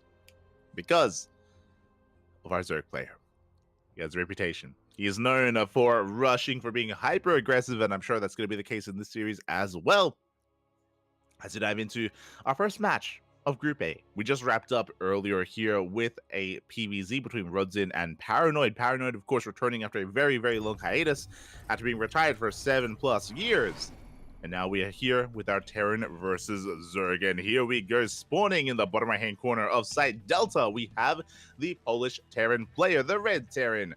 It is Mishu. And spawning in the top left-hand corner, we have the Polish Zerg player, the Blue Zerg, representing his new team, recently joining the Platinum Heroes. It is Snogstar. Why is he on the Spanish edition of the Platinum Heroes? Wait, what? Why is he on Platinum Espanol? What? I'm confused. A little bit confused. But here we go. We're diving into this. Maybe ESP stands for something else, but that is Platinum. That is one of the old clan tags, right? Huh. Regardless, we are getting into this, and so far it is going to be that could be a reason for that. It is public information that there are some rule changes happening. There are some rule changes happening for WTL, where teams can no longer have like secondary divisions that they can like field. So if you remember, the Platinum Heroes, they had the Platinum Vultures competing in the qualifiers of World Team League. And then in the new season of World Team League, I believe they do require a separate team. You can't have a smaller division. So this could be that. This could be a bit of a precursor to that. It's possible. It's possible. Regardless, we're getting into this. It's going to be a Hatchcast Pool standard opener here at a Snogstar. Snogstar, he is known for being cheesy, known for being aggressive. My eyes are on the Zerg player to see what kind of shenanigans we whip out. Meanwhile, Mishu, he is the Mass BC tyrant of the FFA. He is our FFA champion. He's already won one show match. Can he win another? As I don't really know how I want to compare these two players. I think I still want to favor Snogstar, but that might just be because we cast more of him here on the CranKy Ducklings. I'm a little bit less familiar with Mishu. I'm curious how they face off in a 1v1 instead of the FFA format. Instead of that FFA, meanwhile, Reaper does dip in. Lings are in position. We will be able to zone this away, and Snogstar can get his own economy up and running again. He was not a part of the FFA. Snogstar was left out of that. So I'm sure he wants his hand. He wants his try at Mishu. Behind this is going to be an economic opener. It's going to be a third CC before Starport. It's a very economic here out of Mishu. Mishu did play Mass BC, a more mech style. No, my apologies. He went bio into Mass BC in the FFA. So I imagine we're going to be seeing a bio opener as well. I imagine it won't be mech, but we'll see. We'll see what he whips out. As we have our add-on swap, there's that Starport on the way. We have Hellions initially into, I imagine, a Tech Lab, into an add-on swap, into Banshees. A very standard meta opener out of Mishu. Across the map, Lings are going to be headed towards that mineral line as well. The Reaper is back at home alongside a Marine, and the Lings, they do dip in for a moment here. Can we get a kill on an SCV? Reaper is going to be dealt with. We do dive on top of the Mule of all things, and we cannot bring it down. Lings get cleaned up. The Mule survives. So far, good defense out of Mishu. Bit of an overextension from Snogstar. Doesn't achieve too much. And back at home, we're getting into Roaches, which is kind of what I expected. A Roach heavy play here at a Snogstar. Can he make this work? Behind this, third base is getting up and running. We're just going to be droning, getting our bases up, getting our bases saturated. Queens are being produced, and there is that add-on swap. There is the Banshee opener. So Hellions into Banshee play here for Mishu is going to work wonderfully against something Roach heavy. Is going to work wonderfully against it. Again, Roaches that didn't really shoot up. If this was a Roach rush, Banshees would be ideal to help defending against it. But not just that, we have to scout. We have to get a read on what exactly is going on. Here we go. Queen's going to be rotating over. Roach is already in production. We are going to be radioing over towards the third base for now. Okay, we're droning. I was curious if we're going to be droning or committing to Roach aggression. We are droning up our third. Reaper dips in. Big scout. We do get eyes on the Roach Warren. Mishu is now aware, and he is preparing back at home. He is going to be preparing. Getting into his own stim, getting into his own bio play here off of the back of the Hellion Banshee. Hellions are amassing. Usually these Hellions are a little bit more active, but it looks like, yeah, with this bunker, we're taking a defensive stance. We are assuming that Snogstar is pushing with Roaches, and he was. He was moving out for a moment, revealed his hand, and pulls back because really he's droning. He fakes out a push. He's been happily droning behind this instead. Double E-base or double Evo chambers on the way here. Getting into lair tech, soon to be 1-1, soon to be into Roach speed. Committing into Roach play. Meanwhile, Mishu is in the midst of taking his third base and getting into the rest of his Rax production here. It's going to be a 3-1-1 setup, soon to be a 5-1-1 setup here on 3 bases. Third base is going to be delayed for a time, but Hellions should clean this up as there is no link speed. Link speed is heavily delayed, and all these links will go down. We do pick off 1 Hellion, but not the most efficient trade here. Looking at the units lost tab, that's been 16 Lings for 2 Hellions and 1 Reaper. That has not been a good trade for Snogstar. Now the Hellions are going for a counterattack. Zooming across the map, headed towards that third base. Queens are getting in position. And just in time, they will get here. Hellions going to try and bypass the Queens. We do lock down 2 of them. The boys, they're lining up. They're being pulled, and we should get 7 of them. Very nice trade here from Mishu. We may have lost all the Hellions, but that was, what, 8 Hellions for 7 drones, 1 for 1. Hellions, they do get outscaled as the game goes on, so you want to trade them out as best you can. Not a bad trade whatsoever. Meanwhile, at the same time, Banshees, they dip in. They get 1, they get 2. They got 1, they get 2 Roaches in total. No cloak in between the bases. Can we get a Queen? Not quite. Instead, we pick off 2 workers instead. Very nice pickoffs here from Mishu. Trading very nicely. Now, the Banshees are out of position. The Banshees are out of position, so Snogstar takes advantage of this, goes for a big counterattack. That's a kill on a bunker, a kill on an SCV. Gets a depot, and does the 9 mining here at the third. Ooh, we don't want to commit to a fight, though. Well, we don't want to commit as Marauders have in the field. We do have a stim, and yeah, we can fight this back. We're bleeding out a lot of Roaches. A lot of Roaches going to be going down. We pick off the Overseer as well. Snogstar does pull back. Did get some damage done, that is true, but that was still a costly trade. Behind this, we're going Roach Hydra. Interesting. So we have +1 range, which makes sense for Roach Ravager, but we're transitioning into Hydra, I imagine, into Lurker play. I imagine that's going to be the end goal here of Snogstar. Very old school. Roach Hydra. Not really a composition you see too often anymore. You do see it mixed in by players like Dark, but usually if we're playing this style, we commit to Roach Ravager a little bit harder, and then we hard switch into Lurkers. Again, these range upgrades really do make a Lurker transition a little bit more seamless and quite effective. But we're not there yet. We're not on Hive Tech. I do think these Hydras are a little bit too premature. Here we go. We're diving on into the main base. We can pick off 1 Overlord before being forced back. Get some decent damage done here to the Medivacs. There's the Infestation on the way. For that eventual Hive Tech. Drop play coming in as well. Mishu going for a drop towards the south. Double drop towards the north. Trying to pull apart Snogstar. And Snogstar is out of position. He is out of position. Drones are going to be going down. Very nicely done here by Mishu. Ooh, gets 7 workers, and he's not done. Gets 9. 9 workers go down. Ay, ay, ay. The station bit, of course, still on the way. Now, it might be wise to go into Infestors initially. Because there are no Lurkers, there's no splash damage. No splash damage. Against Bio, that is a scary thought. A terrifying thought. And Infestors can actually help you quite a bit survive the initial Bio aggression. Without them, you're quite vulnerable until you get Lurkers out. With the Hive on the way, we should soon be seeing the Lurker deck. Should. Meanwhile, behind this, we do have our base being taken. 4th base on the way. Meanwhile, we can see Mishu just turtling up back at home, throwing down sensor towers, getting ready here to just map out on 8 Raxes in the main. getting his second factory up and running as well. So Snogstar's army looking pretty terrifying, but he did back off. Right, initially he was going for drop play. The drop play has since subsided, and now Snogstar can drone, and he's droning up to 80. He's getting up to 80 workers, 5 bases. There's that lurker den that we were talking about. That was the whole plan, the whole point of this opener, of this build of Snogstar, is the end goal, the end game of lurker tech, and we're getting there. And Snogstar is just giving up map control. Typically, we would be active. We'd be fighting for creep, just pulling it further and further back, pushing it back, and just being as active as possible. Roach Ravager is very immobile compared to Ling Bane, compared to Mutas as well.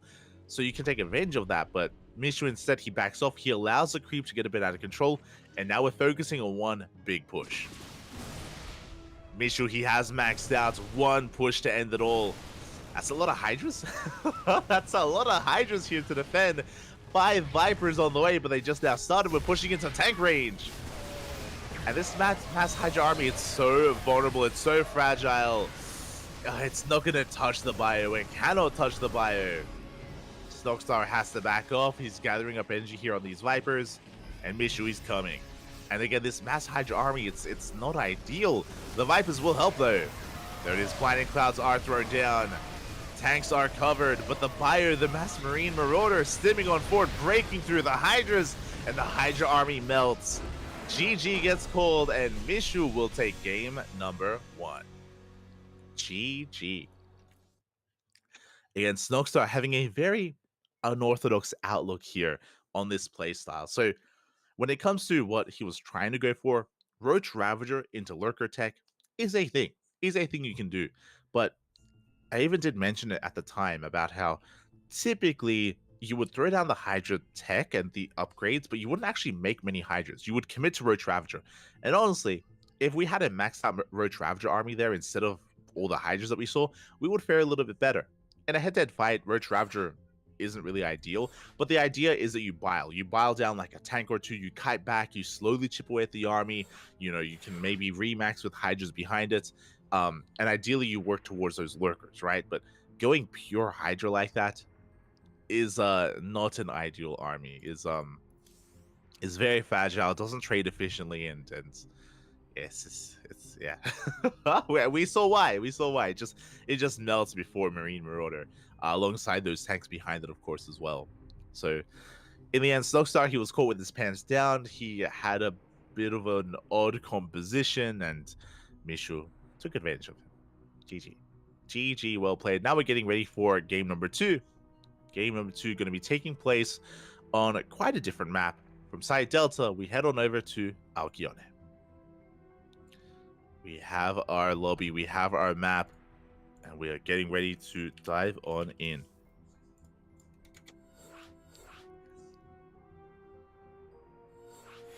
And we'll see if Snogstar can bounce back. Again, bit of a shaky game number 1, but at the same time, you know, we don't often have these kind of situations where we have to play in front of a crowd, you know, in a player booth with cameras on us. It is, I'm sure, a bit of a newer experience for some of these players, and we'll see if Snogstar can bring it all back here. Can bring it back. As we dive into game 2. Just waiting for our players to be ready, and we can dive on in. Did we say out? Also, to quickly go over it, big shout out to Istan as well. I mean, there were a couple of resubs that were going on. I do apologize for missing them. 13. Thanks for 13 months of great SC2 casting. Looking forward to many more. Thank you for your support, Istan. It's been a year. It's been over a year of support. Thank you. And yes, as you mentioned, I'm sure many more years to come. Plenty of content planned, plenty of casting to come here over the course of this year, and as you said, many more. Thank you, Isaac. Thank you, Papi. And of course, a big shout out to Control. Control did give us a raid earlier, so thank you so much for the raid. I don't know if you're still around, but gracias a kamsahamnida. Thank you so much for the support. Thank you so much for giving us a bit of a raid. Hope you had a great stream. Hope you had a great ladder session. As we settle into game number 2, and spawning in the bottom left-hand corner of Alkione, we have our red Polish Terran player leading the series 1-0. It is Mishu. And spawning in the top right, we have his opponent. We have the blue Zerg player representing his new team, the Platinum Heroes. It is Snogstar.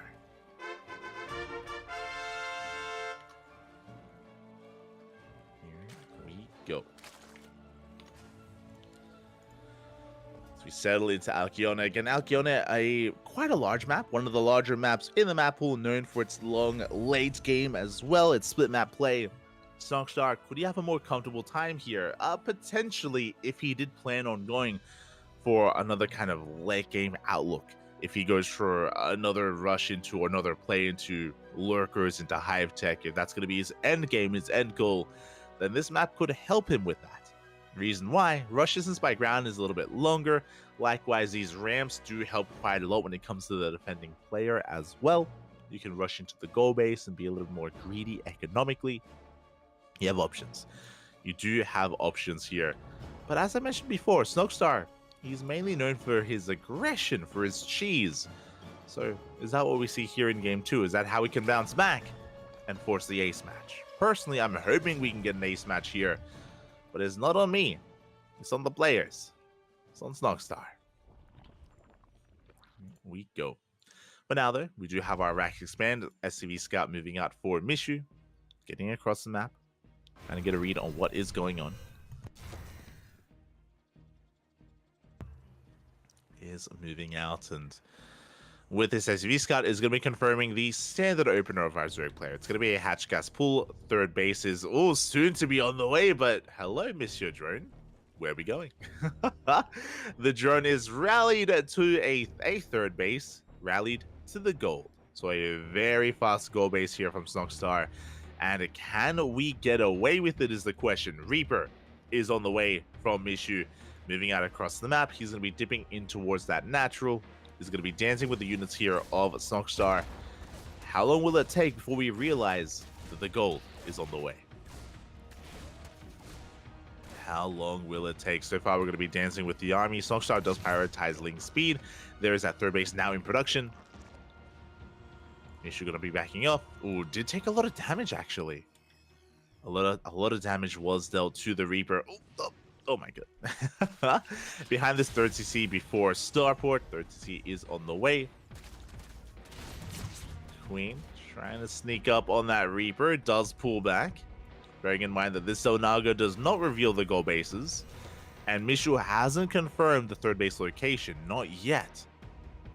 Not yet, but soon will, as he's soon to be active on the map with these Hellions. Once again, he does turn back around quite quickly with that Reaper. Does race back home, and it's going to be the same opener. It's going to be a 3cc into Banshee, as we have the Tech Lab on the way, and we should soon be seeing that add-on swap. There it is, add-on swap from Mishu. Going for the Banshees.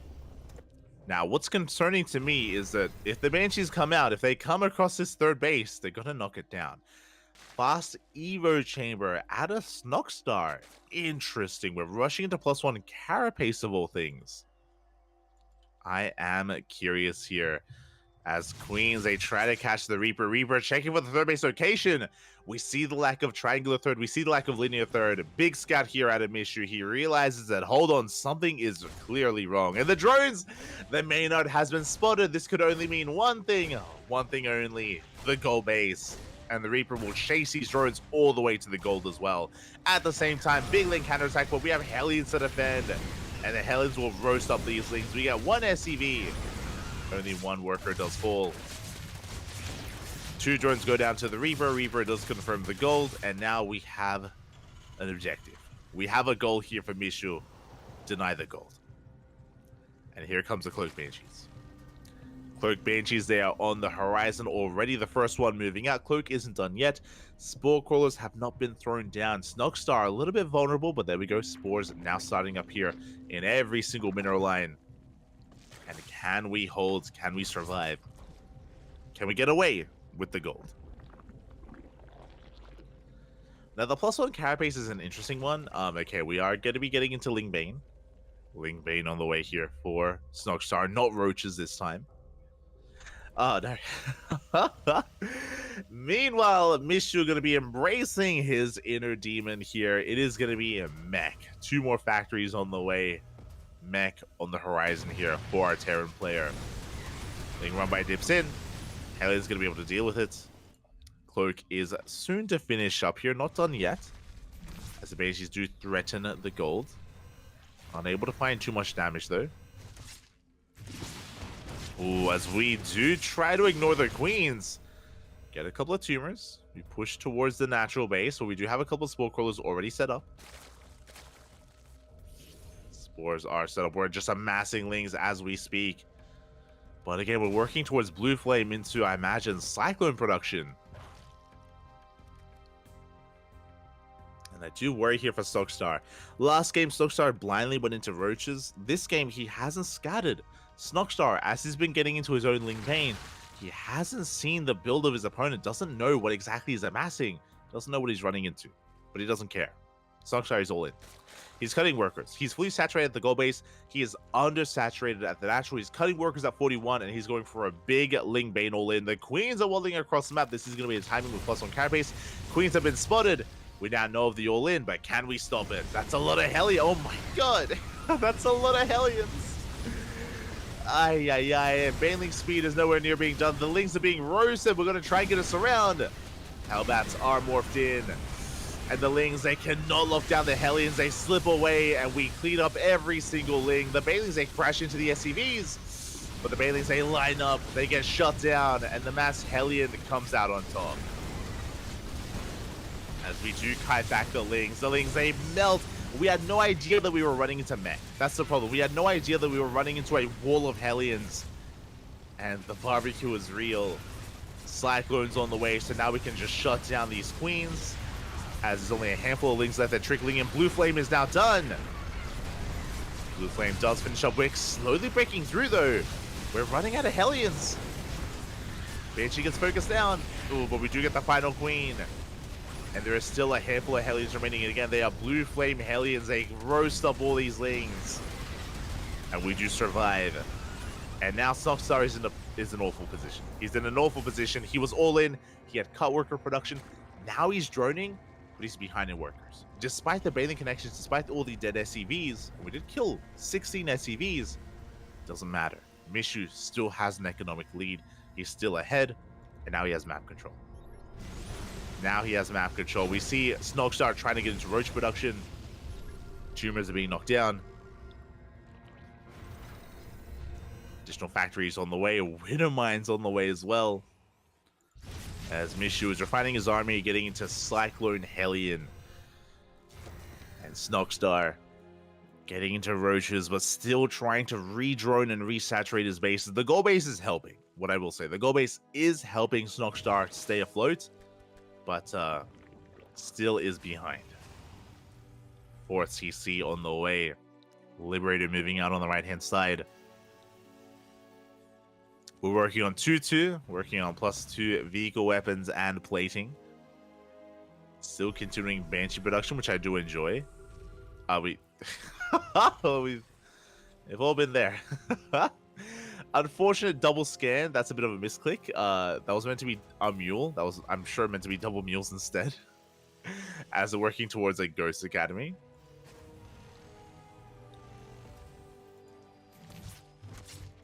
Ghost's going to be on the way. Alongside the mech army.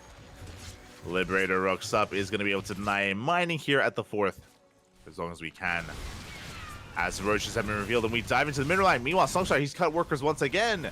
He's cut workers here at 50, going for a second all-in. Bailings from behind.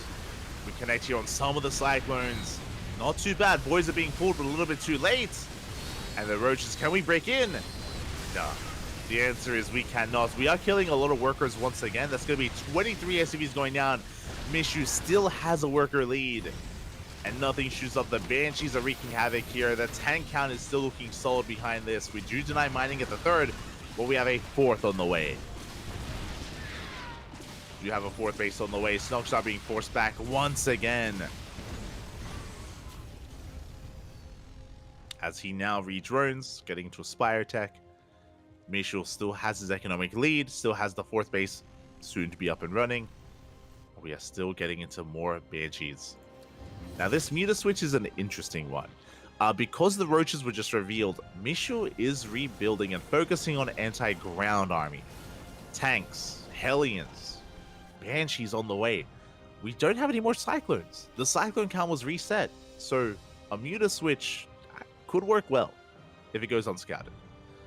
If it goes unscattered, if there are no Cyclones, if there are no Thors, then we can have our way with this army. Nothing shoots up. Outside of the Widow Mines, but there's like a handful of Widow Mines. Scan in the center of the map. Trying to get a read on the army. Scan as well here. Catches some of the roaches. Keen eye there out of Mishu as he does pull back. Mishu coming in with some Hellions. We are reinforcing with Thors though. Thors are in the mix as the mutas are on the way. Mishu, he is just refining his army, ready for a muta switch in case that were to occur. So again, good foresight out of Mishu, aware of like his vulnerabilities. Slackloons in production as well.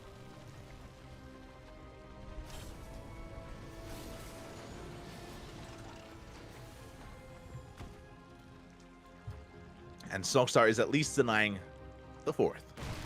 He is at least denying the 4th base. Ooh, oh god. As he dives on some of the tanks, but every single rush is going to be going down. The mutas have revealed themselves. The Thors are not here yet. And we just shut down 1. We shut down 2 tanks. Really good trade so far from these mutas, but the Thors are here. My god, they are beefy Thors. They have arrived. Thor volley is going to be going up here on the mutas. And at the same time across the map, we do have the Banshees wreak havoc and a Hellion run by.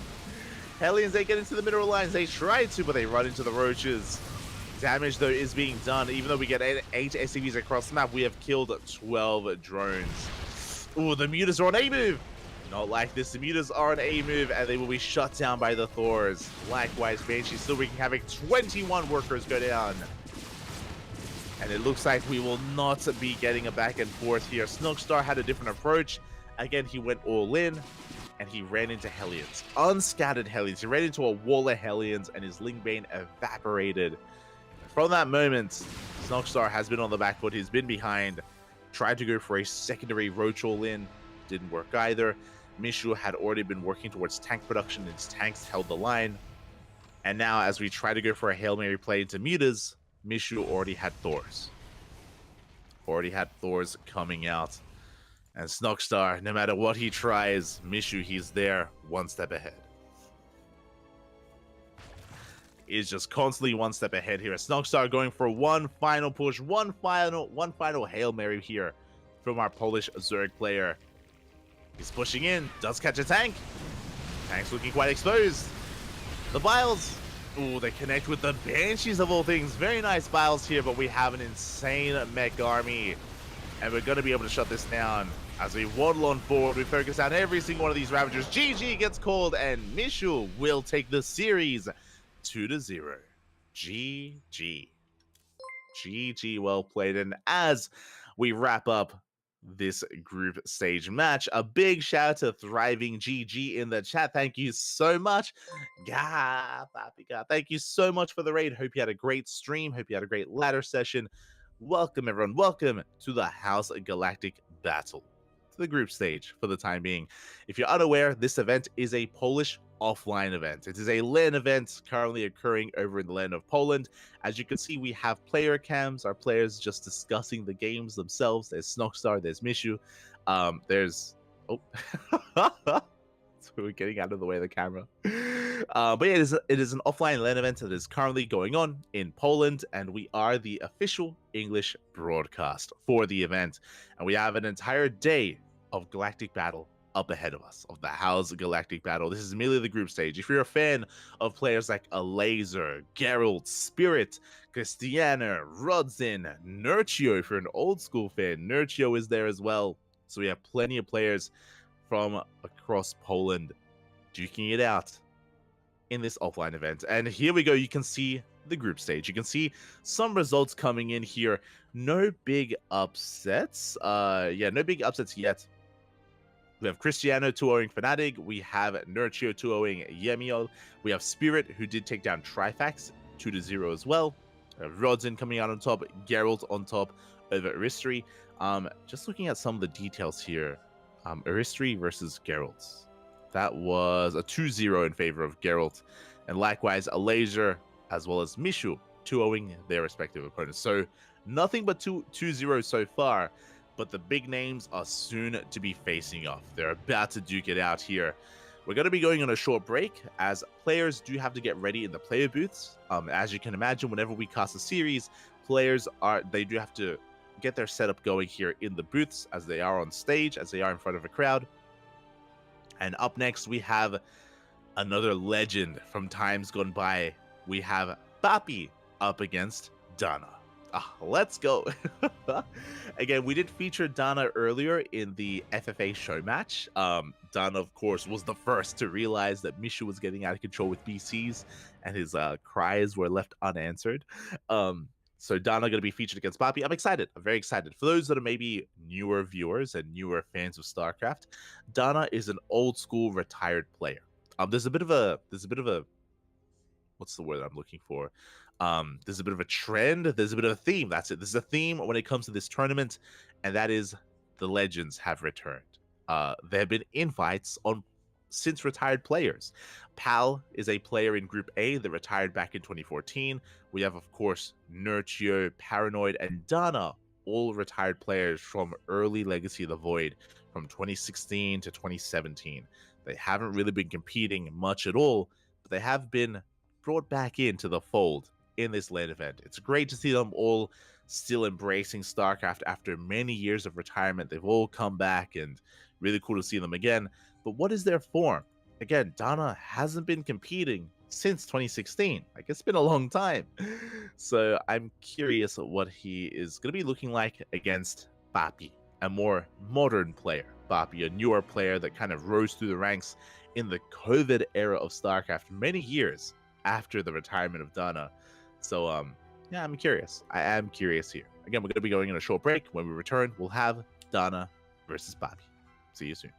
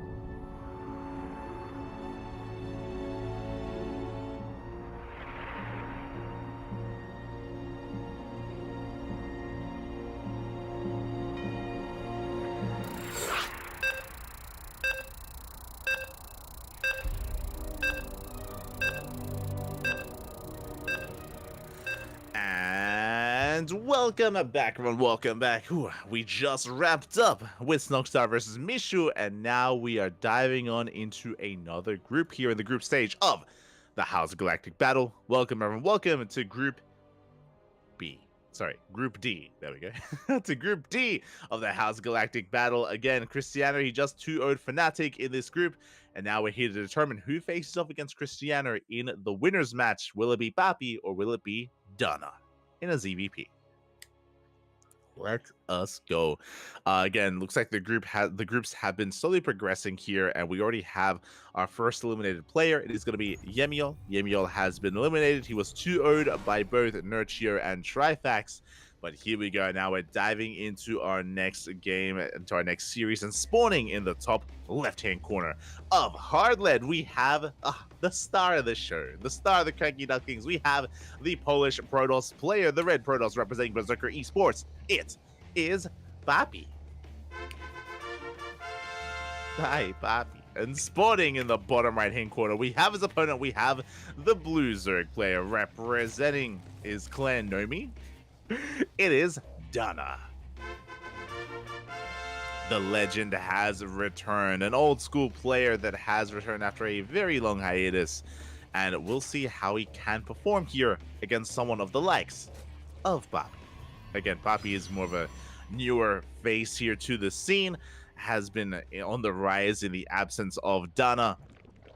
We'll see if he can keep up here. So far, going to be a hatch first from Donna. We did see Donna earlier today in the free-for-all, but Donna was knocked out by Mishu, as Mishu, of course, was snowballing out of control with his mass BC and didn't winning the entire event.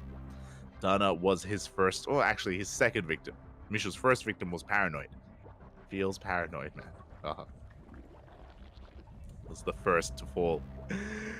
Behind this, Donna going for a hatch gas pool. Standard opener here. Unlike Paranoid earlier, Donna actually has his opener down pat.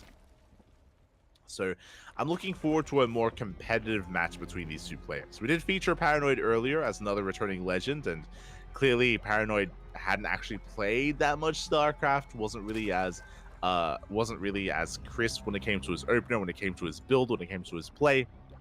Which is why we saw Rodzen able to have a more dominant showing against him. I want to believe between these two players it's going to be a little bit closer, but we'll see. We shall see. As again, Papi has been impressing us for quite some time. Over the past couple of weeks, he has actually been looking, or past couple of months, my apologies, has been looking quite impressive in the online House Open Cups. Has actually been looking quite well against players like a Laser, like Geralt, like Cristiano. In the PvPs, Papi is looking terrifying, and he can definitely bring it to the players, the upper echelons of Protosses, like Geralt and like Cristiano. And even Papi's PvZ looks scary as well.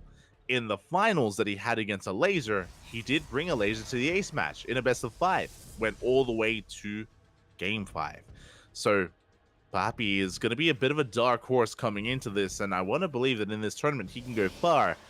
But, of course, before we can talk about the playoffs, before we can talk about the later stages of this event, he still has to take down Donna. Here we go. As Papi is going for an interesting opener. That is a very fast third gateway. This is not of the norm, and we are making an abundance of adepts early on. These are going to be vanilla, glaveless adepts. We're going to have quite a lot of them here, as we have 3 gateways up and running. Back at home, Donna just droning on up, saturating his bases, looking quite happy and quite crisp here on 3 bases. The downside is that Donna doesn't really recognize what's going on, hasn't seen the 3rd gateway, and Papi behind this going for a Twilight Council. I'm curious how this all comes together. Now, again, this 3rd gateway is pretty early here for Papi, so he's going to be applying some aggression early on, I imagine, with these vanilla adepts. Behind this, we could like take a turn, and we could actually get into something like DTs instead. I wouldn't be opposed to that from Papi. To open up with an abundance of adepts, to reveal and make it look like glaives, and really behind it go for something else. Ooh, Overlord is coming in. Donna getting a scout off, does get eyes on the Twilight Council. 2 more gates on the way. That's going to be 5 gates in total. This looks like a 2-base all-in. It is a 2-base all-in because it's not 5 gateways, it's 6 gateways. So 6 gate glaive adepts is a build, and it is an all-in. Across the map, adepts, they have arrived. They go straight for the queen. First queen going to be going down. Dana caught with his pants down. This is hitting earlier than normal. This is a very early push here from Bobby because of that third gate opener. And with that, we are completely caught off guard. Leans to try and dive in. Good positioning here in the mineral line. We do reduce the surface area. We reduce the surface area here. The Lings are getting picked off one after the other. 6 drones go down. Bobby will back off. He dealt a good amount of economic damage, and he's not done. He's still going to be following this up with the next step, the next stage. It's 6 gate glaive adepts with DTs as well. We're just doubling down on 2-base aggression. On the wall is not the wall is not all the Lings. They do manage to slip in. A handful of them, and we do get a full scout. We do get confirmation of course, the additional depths on the way, but we don't see the DTs, not yet.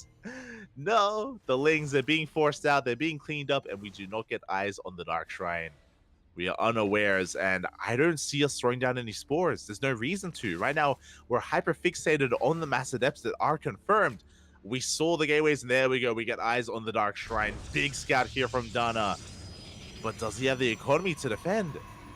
He's down to 42 workers, does have a decent amount of roaches that are amassing, but I don't see any spores. Not yet. Now, thankfully for Dana, there's no robo. Oh, I mean, sorry, there is a robo. Do we have a prism? We do. Oh, God. I was going to say that, you know, it's going to take a while for the DTs to get across the map. Not at all. The Dark Shrine's about to finish up. The Adepts, they shade into the main. Spine crawlers are up and running. We are buying time. So far, workers are surviving here. Only 5 workers go down, but we shade into the third base. We shade into the natural. Workers are falling, and here come the DTs, and we have 0 detection. We have no way to deal with this here. Lair is done. We can get into Overseers, but we lose control of the main base. Adepts are being cleaned up. We've already sustained too much damage. That's 23 drones going down. Overseers in production. But the damage is already dealt, and it doesn't even matter. From here, back at home, Bapi is expanding. He can afford to. He's already done so much damage. Saves the DTs, keeps them alive. And is still denying any mining here at the third base. Dana is all in. Dana is down to 17 drones, 1 base economy. It's all or nothing. Dana going for one last-ditch effort here. Last-ditch effort to end the game. And across the map, all we need is a DT. Like, the detection is not quite here. It's coming, though. It is coming. We have Immortals are amassing. Sentries for force fields. No Ravagers means that Sentries are king here. Show us the force fields. Yeah, we slice up the roaches. And they cannot engage. Not all together. As Sentries are being focused out, but that Immortal is going ham. That Immortal is going to town here on the army. A second Immortal does arrive. And we will clean this up. Roaches are picking up whatever they can. GG, well played. And Bapi will take game number 1 with a very cheeky build. Again, it was a 3-gate opener with 6 adepts. We shade across the map with adepts. We distract the army. We cause some chaos. We hit earlier than normal. And we followed it up with 6 gateways and even a Dark Shrine to top it off as well. To be honest, I don't think the Dark Shrine was even necessary. Like, he was already in a commanding position from his adepts. The DTs were just a cherry on top to really seal the deal and to end it all. And with that, we're now getting ready for game number 2. And Dana wasn't really able to play his game. He just wasn't really able to sink his teeth into this series. Not yet. I'm hoping he can here in game 2. I am hoping he can. So we're going to be settling into game 2 on Alkione. Let's go. Let us go.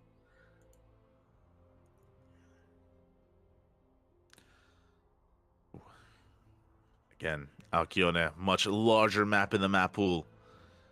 Can lead to longer, more macro-oriented games. Can lead to it. Will it, though? We'll see. I'm sure Papi has other things in store for us. I'm sure he does.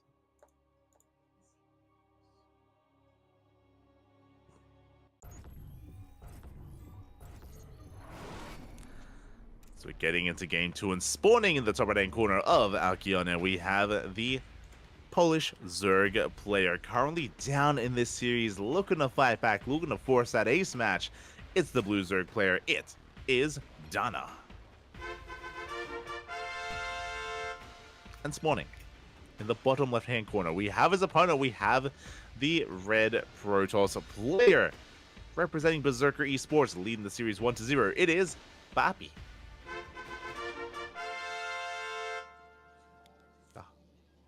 Bappy. Here we go. Sorry, I was just like looking things up here. I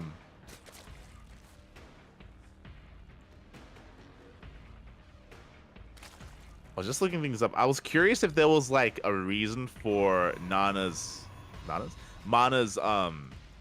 of like letterization here. The capitalization of N and of N, like is it meant to be like Mana? Is that he's rushing into the gold. I was curious if there was like some kind of connection between Mana and Dana and their naming. I don't see anything on Wikipedia, unfortunately. Don't see anything there. As Dana is racing into the goal base, and he's looking to spice things up here in game number 2. We'll see if he can get away with it. Bappy comes in for a scout, does confirm the gas, does confirm the spawning pool. May believe this is a more aggressive opener here. Will he check the goal base? He is. He's checking the goal base location. He will check, he'll confirm that the mineral patch is missing, that a worker has been here before. He will sniff it out. He will come across the hatchery. Oh boy, hatchery has been spotted. Behind this, we do see we're confirming to make sure that the other hatchery hasn't been taken. We're going to be mining through these patches, working through towards the other side of the map. Probe is racing back home. And the jig is up. Now, Dana, what is our plan here as we saturate the space? Usually, if we rush into this gold as the natural, it's for an all-in. Usually, this is not for a long game. This is not to give us a boost in the economy to get into the mid-game. Not at all. This is usually an all-in from the Zerg player. Whether it's a Bane Bust or a Roach Rush, one or the other, both are on the table. Which one do we take? Which one do we go for? We see Bappy back at home going for a Stargate opener. With the Stargate opener, he can go into Oracle Harass, he can go into initial Void Race to gain map control, have a stronger defender's advantage, to fortify himself and maybe work towards a longer game, and be defensive. We'll see. We'll see what direction Bappy does take us in. See direction Dana takes us in. So far the Lings, they do collapse. Ooh. On the Adept, they force it back. Force it back for now. So far we are holding, and we have only lost a single drone, which is still quite a bit, but only one worker lost so far. Behind this, Oracles are amassing. They're on the way. Adepts say shade into Adepts can one-shot workers. Ooh, and we're going to be picking up drones. We get one, we get two. Two workers will go down. The Adepts say shade towards the main base as well. The main looking quite vulnerable. It is going to be a Roach Rush, not a Bane Bust. That is the plan. That is the build of choice here from Dana. But can we survive? Because, that's going to be a lot of dead workers. That's going to be 5, 6, 7 workers go down in the main. Not like this. As Bappy's having his way with this mineral line. The Oracle does get deflected. And it looks like this Adept is going to be shut down. It just barely is shut down by the Lings. We have additional Oracles on the way. And we did scout the Roach Warren. Big scout there from Bappy. He's fully aware of what's going on.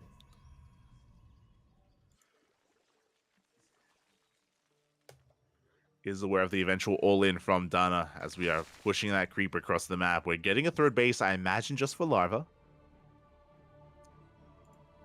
Imagine it. Just the Larva is going to be coming out here from our Zerg player. These Oracles, they dive in. The Queen's out of... No shot. The Queens are out of position, and we have our way with the mineral line.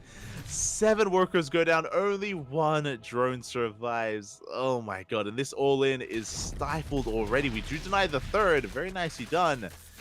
But where's the economy? It's not here. We're down to 17-6. We're not done. It keeps going. Leave the drones alone. We're down to 9 workers. Less than a full mineral line of saturation. Oh, sorry. We lose 9 workers. We were down to the 12. Now we're up to 23. We barely have a base. Barely have mining. Ay, ay, ay. Again, Dana is limping along, and at this point, we have to re-drone. I mean, we could just commit to an all-in. Damned if you do, damned if you don't. The Lings are doing what they can. They do delay the third once again. Very nicely done here by Dana. does lay the base. Prism has arrived, saves the Adepts, and we are getting into additional gateways. We have 2 more gates behind this. It's going to be 4 gateways. Temple Archives for Archon production.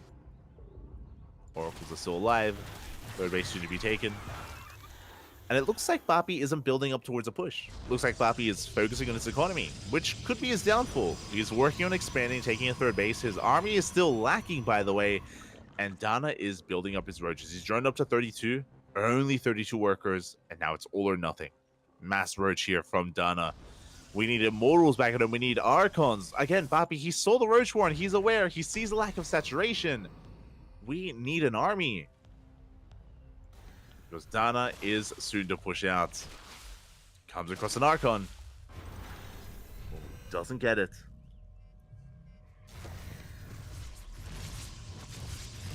And here we go. The Queens, they have arrived. Roaches behind this as well. Shield battery still on the way. Let's feedback on one of those Queens. But again, the ground army for Bapi, it's lacking a little bit, but is it still enough?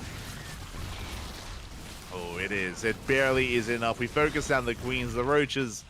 There just aren't enough of them. Again, the economy was in shambles behind this, is in shambles.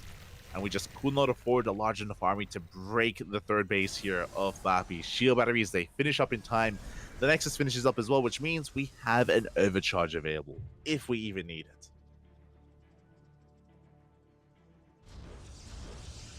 And Bapi is having some fun. He's going into a Fleet Beacon. Fleet Beacon is on the way for a Skytoss transition. The army hasn't spotted. Once again, we are still lacking warpins here. Bapi hasn't been too greedy. The Miles! Oh, they connect. They take down the Soldier. They take down one of the Adepts. Big warpin here. Arcos, they turn back around. The Miles! Oh, don't quite connect either. Good juggling overall from Bapi. Preserves his army, preserves his units. And Bapi, he will still clean this up. GG gets called. Well played. The all-in fails. And Bapi will take the series 2-0. GG.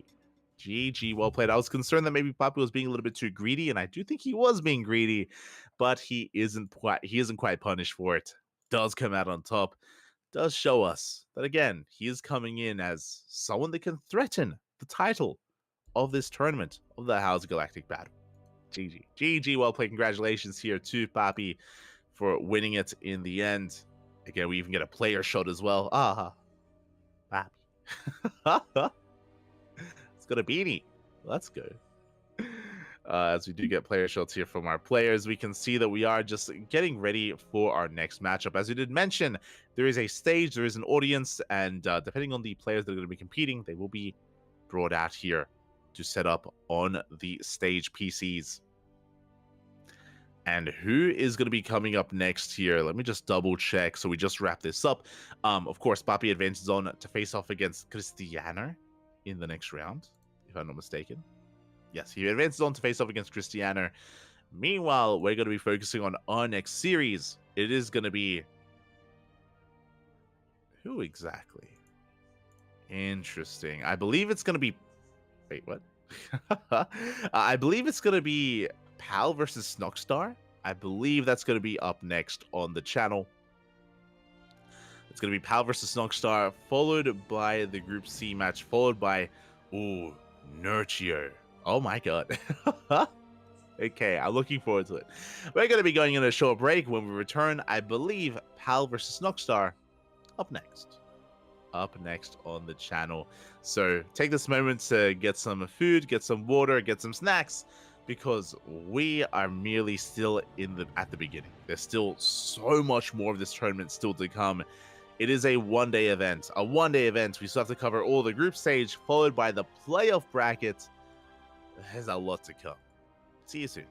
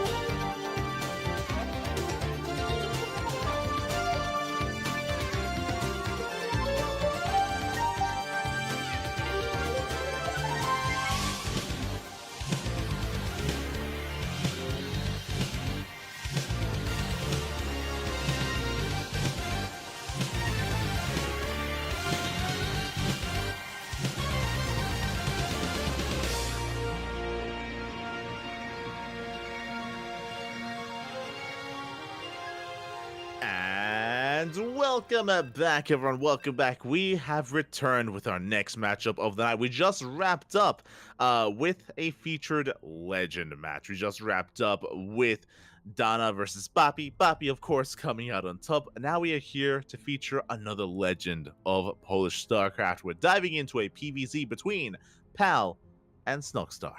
Let's go. And as we dive into this, a big shout out in the chat. Thank you so much to Vatia. Thank you so much for subscribing with Twitch Prime. Thank you so much for the support. Hope you have been enjoying the content. Hope you've been enjoying the stream. And welcome to the H.4.0.S Galactic Battle. We're still here in the group stage, but we are nearing the end of the group stage to determine who makes it onto the playoffs, who will advance on. And here we go, spawning in the top right-hand corner of Solaris. We have our blue Zerg player representing the Platinum Heroes. It is Snogstar. Going for a 12 pull. And spawning in the bottom left-hand corner, we have his opponent. We have the Polish legend. He retired back in 2014. The yellow Protoss player representing himself. It is Pal. Here we go. Probe Scout coming in. Pal, he remembers to Probe Scout, of course. That has not fallen by the wayside in the years of being away from the game. He does confirm the early pull. It is going to be a 12 pull opener out of Snogstar. Now, this is what we spoke about earlier. Earlier, we casted Snogstar versus Mishu, and we really saw standard play. We saw a bit of an all-in on Alki on it, but we did mention at the time, I did mention at the time that Snogstar is known for being hyper-aggressive and very cheesy in general. Wasn't too cheesy against Mishu, but that's coming out here. Oh god, this round! Trading 1-for-1, one drone for one probe. Not a bad trade for Pal, to be honest, because we have very limited economy, very limited workers available here to Snogstar. Lings are on the way. We have a hatchery behind this. This is not an all-in. This is an aggressive opener, that is true, but we are expanding behind it. Meanwhile, across the map, Pal responding with a gate forge. Forge is on the way. Cannon already in production. And we will soon be able to wall off. We will be perfectly safe and sound against the 12 pool. We should be able to expand behind this and get into a longer game. We should be able to progress. So again, the openers are going to be bouncing off each other when we do fully wall off. And from this opener, Pal will have quite an advantage. It's a bit of a give and take. On the one hand, Pal does have the higher worker count. He has a better economy compared to his opponents, but his expansion is delayed. His expansion is very delayed here because of the Forge response. Now, this response is a very unique one. Typically, against a 12 pool, you would open up double gate. You'd open up with the second gateway and the cyber core. You would defend with a probe initially until the zealot comes out. You'd be on hold position, you'd wall off, and then you would hold as we do overextend with the zealots. The Lings, they come in first round, but the cannon is up and running. We do force this back. Again, this Forge response is a more drastic and a more committed response. Because of that, Pal isn't in as good of a position as he otherwise would because this expansion is so heavily delayed. Meanwhile, my eyes are on this probe. This probe did escape, was spotted by the Overlord. Big scout here from Snogstar. He's aware. He should be aware of the probe positioning. And we are going for a scout. Okay, we're not going for a proxy. We have a Stargate behind this. Still a very delayed expansion for Pal. And he's just now confirming that this is not an all-in, that we have expanded, that we have been droning. So Snogstar is catching up and taking a lead in the economy, but just because of how late this expansion is, again, Pal, his reaction was a little bit of an overreaction here at the natural.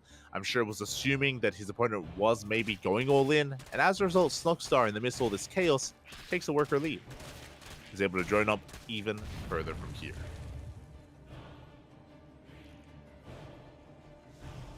It's not a bad position out of Snogstar. Meanwhile, Stargate is done. We should be getting into an Oracle. We'll see what our unit of choice is going to be as the Overlord dives into the main base, and we do get eyes on the tech of choice and the starting unit as well. Snogstar is aware of the Oracle opener. He is aware Adept's going to be shading across the map. They're going to be threatening a worker. One worker does go down, but only a single drone for the time being, and the third base has been spotted. Pal is aware. Now, we did feature Pal earlier in the FFA. We are aware that his control isn't too bad. He was able to get into Blink Stalkers, able to make it quite far in the FFA overall, and we do not commit to the shade. Nice cancel there out of Pal. He's going to be backing off. He's going to be retreating back home, getting into his Oracle production. Meanwhile, Stockstar getting supply blocked for a moment there after losing one of his overlords. Oracle zooms across the map. Link's trying to catch the Adepts if at all possible and delay the third base. By this point, we should be thinking about taking the third. But no, before we take the third base, we tech up. That is a very fast Twilight Council. Very fast Twilight Council here out of PAL. Now, if this was any other player, I would assume that this is going to be Glaive Adepts. But remember, PAL hasn't been competing in in a very long time, in many years. So I don't know what kind of direction he wants to take this in. We saw him flex his Blink Stalker control earlier. He couldn't even try to go for a 2-base Blink all in. Very out of meta, but could be what PAL is comfortable with. As the Oracle is forced out of the main base, second Oracle on the way. And it is Glaive Adepts. Let's go. It's going to be a very committed Glaive Adept follow-up here. We'll see if we commit with a Robo. For now, second gateway, third gateway on the way. It's going to be 4 gate Glaives in total, but the Overlord is coming back in for a scout, and we will confirm the faster tech. Snogstar, he sees the lack of third base, confirms the tech, confirms the production, and Roaches are on the way. Good reaction so far out of Snogstar. He's going to be working towards Roach production. Lings, they catch a Stalker. Catch a Stalker, they catch an Adept as well. Roach production commencing already a little bit soon, is what I will say. We can drone a little bit further. For now, Roaches are in production. Oracles, they threaten the third base. Queens are in position. Likewise, Spore ready in the main as well as we get 2 more workers. PAL is forced out. Oh, the Queens! Big catch there from Snogstar. Does get on top of the Oracle. At the same time, we have a proxy across the map, but we get found out. The gateway has been found. We shut down the probe. We shut down the gateway. The pylon will fall. Can we warp in time? We can. We warp in 1 Zealot and 1 Adept, but we depowered the 4th gateway. That means only 3 gateways are up and running. And we take a third. We're taking a third base. Adepts are moving out. There's no Robo. We cannot reinforce across the map. That was the purpose of this gateway because there is no Robo. But alas, this is going to be significantly weaker for PAL. What you see is what you get. Reinforcing is going to be so difficult. Oracles are coming out. Adepts say shade into the main. We're going for the mineral line. We're going for the drones. Ooh, we do get 1 worker, 2 workers here in the main. We're going to get a couple more. We're going to try to focus on whatever drones we can, but we're being forced back. Again, there were plenty of Roaches done in time. Adepts say shade to the third base. We're getting some more worker kills. 3, 4, 5, 6, 7 drones. Not bad. Pretty good trade here from PAL. And with that, PAL takes a probe lead. So very nicely done here. Towards the end, able to help him help this kind of opener, this aggression pay for itself. Behind this, we have a wall of cannons, wall of shield batteries. Blink is on the way. +1. And a Robo production. PAL looking to get into a bit of a longer game. The problem is, even though Snogstar has lost a lot of workers and he loses even more drones, oh my god, getting another 3 worker kills. But the army is what's concerning. We have a massive wave of Roaches and Lings. We have +1 range on the way, +1 melee on the way. We have a Bailey Nest as well. Snogstar is going for a counterattack, and PAL, what do we have at home to defend? We are heavily reliant on the site defense. We have stasis traps. We can defend if the stars align.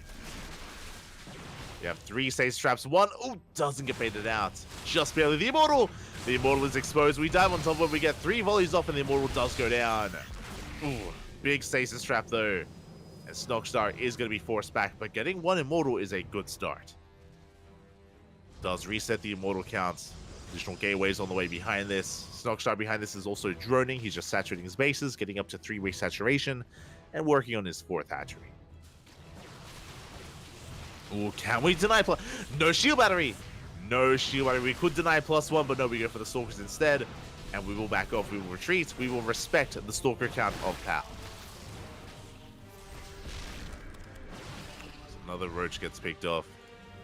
It's a good cleanup there from PAL. Does end up saving +1. And here we go. Second Robo is on the way. So he's working up towards double Immortal production. We got Stalkers amassing as well here at the third base location. PAL, he is building up, and he has successfully held on to his third. He did lose an Immortal, that is true, but he maintains his economy. That's what's important. You know, across the map, Snogstar going to be droning up to 65. That is 3-way. Oh, that is 3-way saturation as the Oracle does overextend. Oracle goes down. We do get eyes on the 4th at least, but Snogstar, he's cutting workers at 3-base saturation, and he is maxing out on Lingbane Roach Ravager. 1-1 is done. We have +2 range on the way, Bailing speed as well. This push is going to hit like a truck, and can PAL survive it? Stasis traps are still barely up and running. Depending on the stasis traps, we could hold. Bailings rolling in, up, and we get a big connection, a big stasis here on the Bailings. Most Bailings are caught, which means we can hold. The Bailings, they crash into the Stalkers of all things. Biles connect as well, but we have the overcharge. We keep the Stalkers alive. We dive on top of the Roaches, and without Lingbane, these Roaches looking very vulnerable.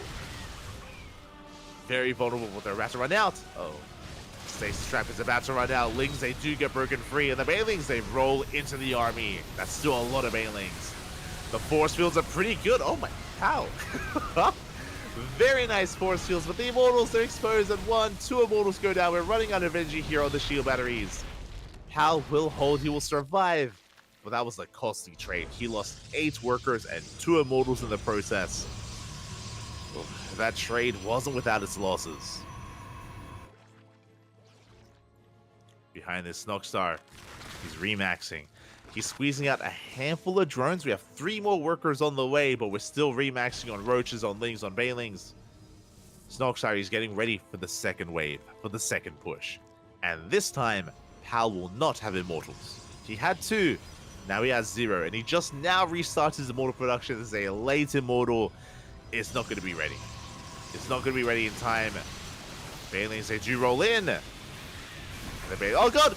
Bit of friendly fire, but the Bailings, they do get into the mineral line. They crash on in, and every single worker is going to be going down. We have broken the economy. And the goal here was to break the 3rd, and we will. More Bailings in production. Yeah, there's just not enough on the ground. Not enough Stalkers, not enough Immortals.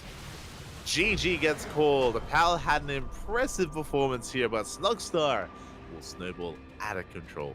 GG, well played. Does take game number 1.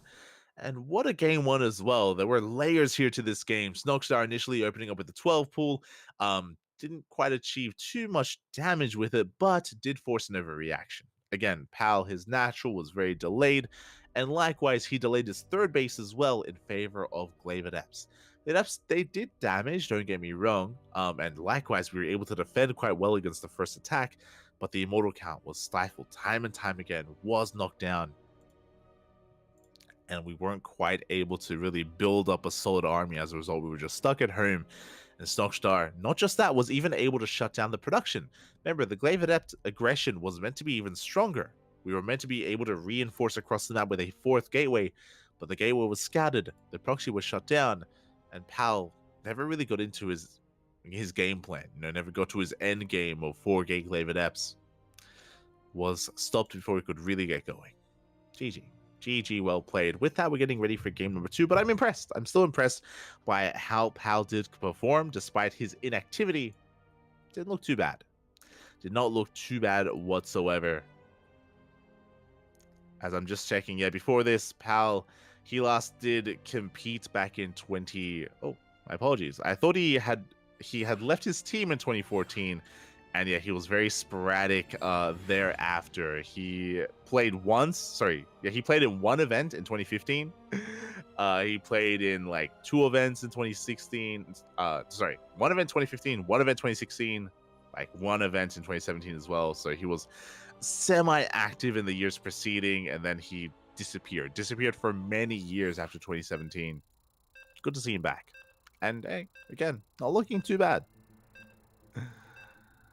Despite his long hiatus, but here we go. We're getting ready for game number 2. Game número 2. Oh boy.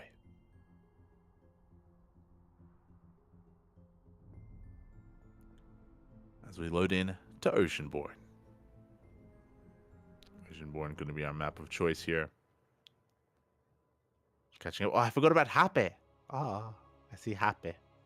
I'm looking at some of these older matches. See Tefl. See Senin. See a lot of Nurture. And here we go. Spawning in the bottom right hand corner of Oceanborn, we have our Polish Zerg player, currently leading this series 1-0, representing his new team, representing the Platinum Heroes. It is Snockstar. Going for a 15-15. And spawning in the top left-hand corner, we have his opponent. We have the Polish Protoss player, the yellow Protoss. It is Pal. The legend himself again. He has been retired for a very long time, has been inactive for a very long time, for many, many years. And now he is making his return in this regional event. And we are going for what looks to be a cannon rush. Okay. This is unfortunate for Pal. Oh boy, as we're doubling down, we're going for the proxy forging gateway here in the face of Snockstar. Oh, papi. Okay, so on the one hand, it's a 15-15. What this means is this is an earlier hatchery than normal. This is an earlier spawning pool than normal, and a delayed gas geyser. This means that we have faster access to queens and faster access to lings than we would normally. Drone comes down, we do scout the proxy, we confirm the cannon rush, and again, Snockstar, he will have access to faster units in general here. Boys are being pulled, and we have to try to slow this down as best as we can while we wait for the spawning pool to finish. Drones, they get on top of the cannons, and this first cannon is going to be cancelled. Looks like the second cannon is going to be cancelled as well. We get so much surface area on them. These are not ideal positions. Yeah, we will be cancelling every single cannon here. We have 2 more cannons on the way, but the spawning pool is done earlier than normal. Spine Crawler is on the way. We force another and another cancel here. Lings are in production. We do have a Zealot. Oh, good control here. The Snockstar does pull away those weakened drones. Very nice. That's a kill. That's a kill, not a cancel on the cannon. We do lose one of those drones as well, but a miscontrol out of Snockstar. Lings are coming up, but they do trickle in a little bit prematurely. We have to hold on to that Spine Crawler, though. Spine Crawler has to be held as we come in from behind. The Lings, they do wrap around. We shut down the Zealot. We shut down the cannons. GG gets called, and Snockstar will take the series 2-0. GG. GG, well played. An unfortunate matchup, an unfortunate turn of events for Pal.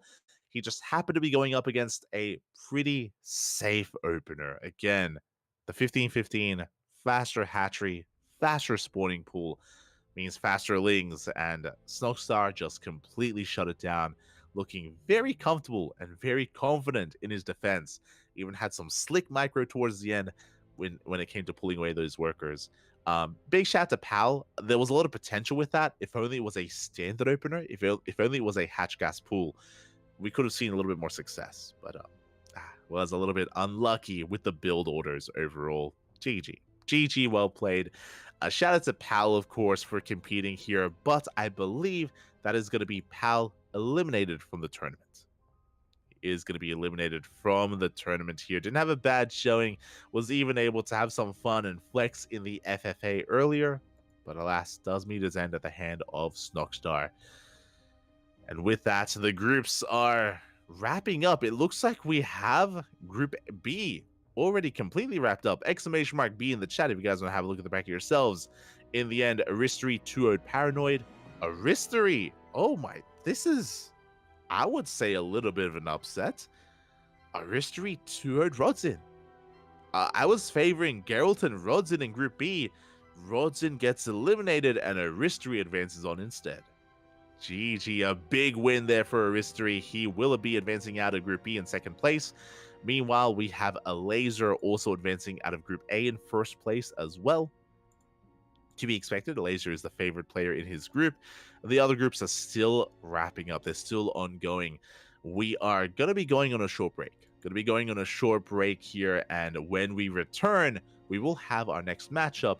I believe it's going to be the Legends map of Group C. We're going to be focusing our attention over on Group C instead, which means up next, oh my god, it's going to be Spirit versus Nurture. Spirit, of course, is the favorite player in his group.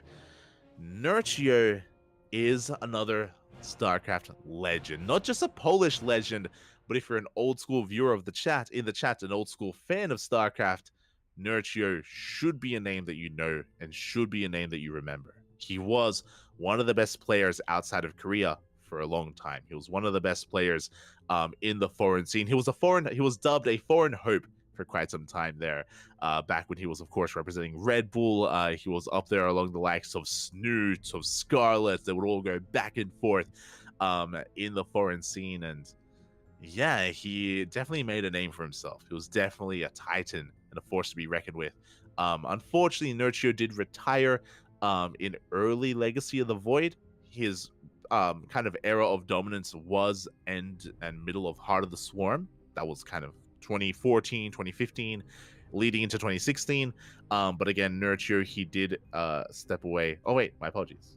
I was gonna say Nurture stepped away in 2016. My apologies. It was a little bit later on than that. It was 2019. My apologies. 2019 for Nurture, which is still pre-COVID, and COVID was around the era when a lot of these other players rose up. Players like Christiane, players like Geralt, these more newer faces in the scene, in the European scene, all rose from the ashes of Nurture when he kind of stepped away. So my apologies, mid Legacy of the Void, not early Legacy of the Void. But yeah, it was mid Legacy of the Void. When I was thinking of early Legacy of the Void, I was thinking of Team Acer, which is when he left that team. So yeah, it's been quite some time. Here that he has kind of been retired, but it's cool to see Nurture back. Cool to see him back. How does he compare to his previous form? The reality is that Nurture, he is back, but he's not back competing. He's just back for these regional events. You know, he popped in for some of the previous house events, and you can see them setting up on cams. Oh, let's go. Nurture is not like full on practicing anymore. He's not coming back to like, you know, proper pro gamer play. He's back just for the community, just for fun, just to be a part of the Polish scene once again. And we'll see what he's looking like compared to the best Terran in Poland, rocking his Navi jersey. We'll see you soon. Going to be going in a short break.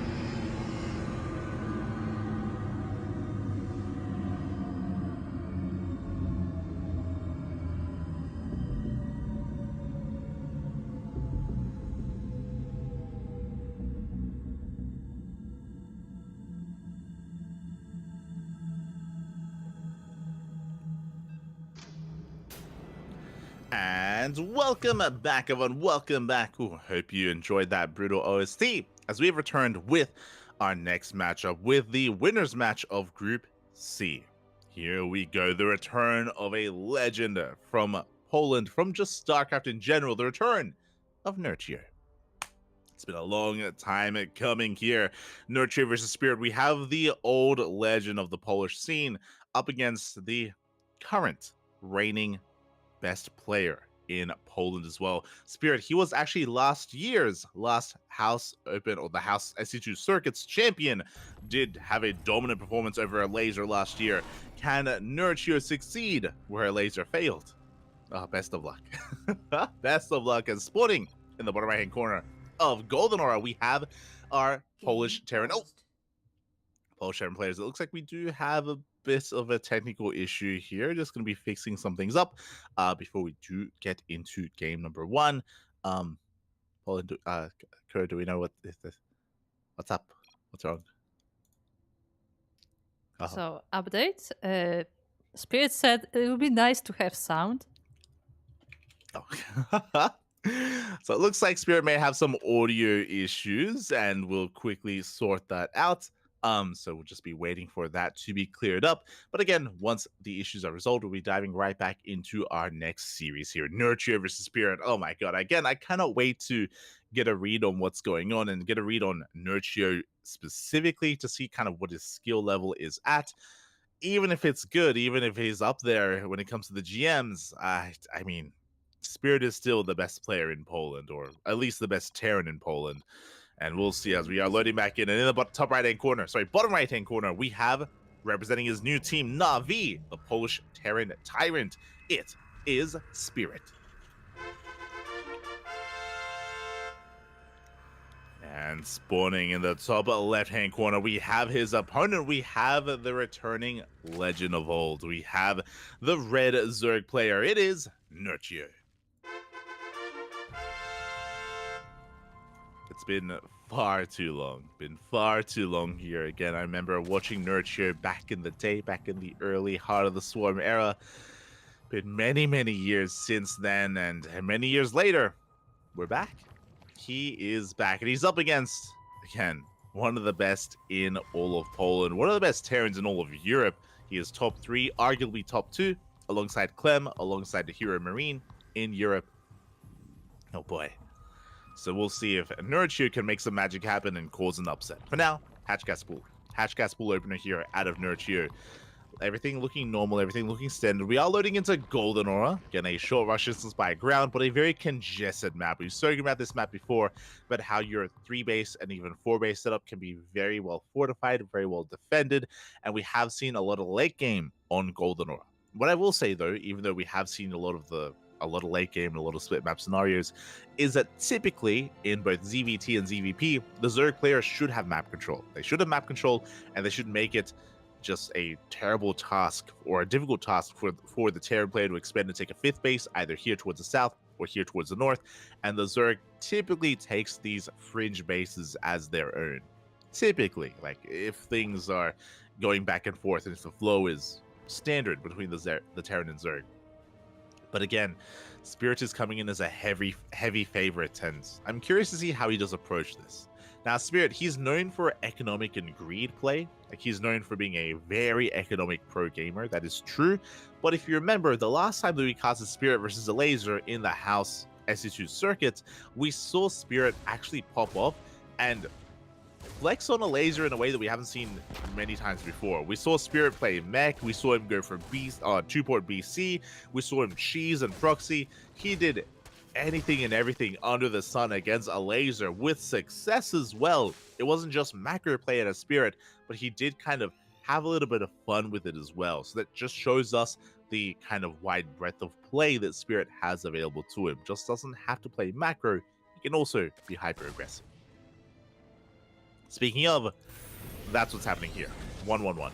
We have a 1-1-1 opener out of Spirit. This is not normal. This is not what we should be expecting. This is going to be a very aggressive start here from Spirit. And here we go. The Cyclones are soon to arrive. Get a very aggressive build. Third base is heavily delayed. We may just skip the third. This could even be the beginning of a 2-base all-in. So a very aggressive start here out of Spirit. Meanwhile, across the map, the Reaper is going to be dancing with the units. We do get eyes on the would-be third base. And we're keeping the attention of Nurtio back at home. Attention is back at home. Cyclone production still underway. Nurtio has no idea. So far, link speed has kicked in and we can shut down this Reaper. Spirit being so annoying with, oh my god. Finally, the Reaper does go down as we are rushing into a very fast Evo chamber. Okay, both players are popping up in their own way. We have Nurtio rushing into an Evo chamber into, I imagine, +1 melee, could be +1 carapace for a Link Flood. Behind this, though, the 1-1-1. Ooh. Do you see what I see? I see a factory that is not making anything. This looks like a 1-1-1 into mech. Oh boy. Cyclones have been revealed. The Overlord are going to be shut down. They're going to try to supply block Nurtio. And again, at least we're aware of the composition. There it is. We have +1 carapace on the way. And we have a Roach Warren in production. Now, +1 carapace is an odd one. Carapace upgrades don't actually help too much against mech compositions just because of the amount of damage output they have. So we'll see how this all comes together. Meanwhile, Rax is back to building some production buildings, to building some add-ons. Tech Lab is on the way. This can still be bio, by the way.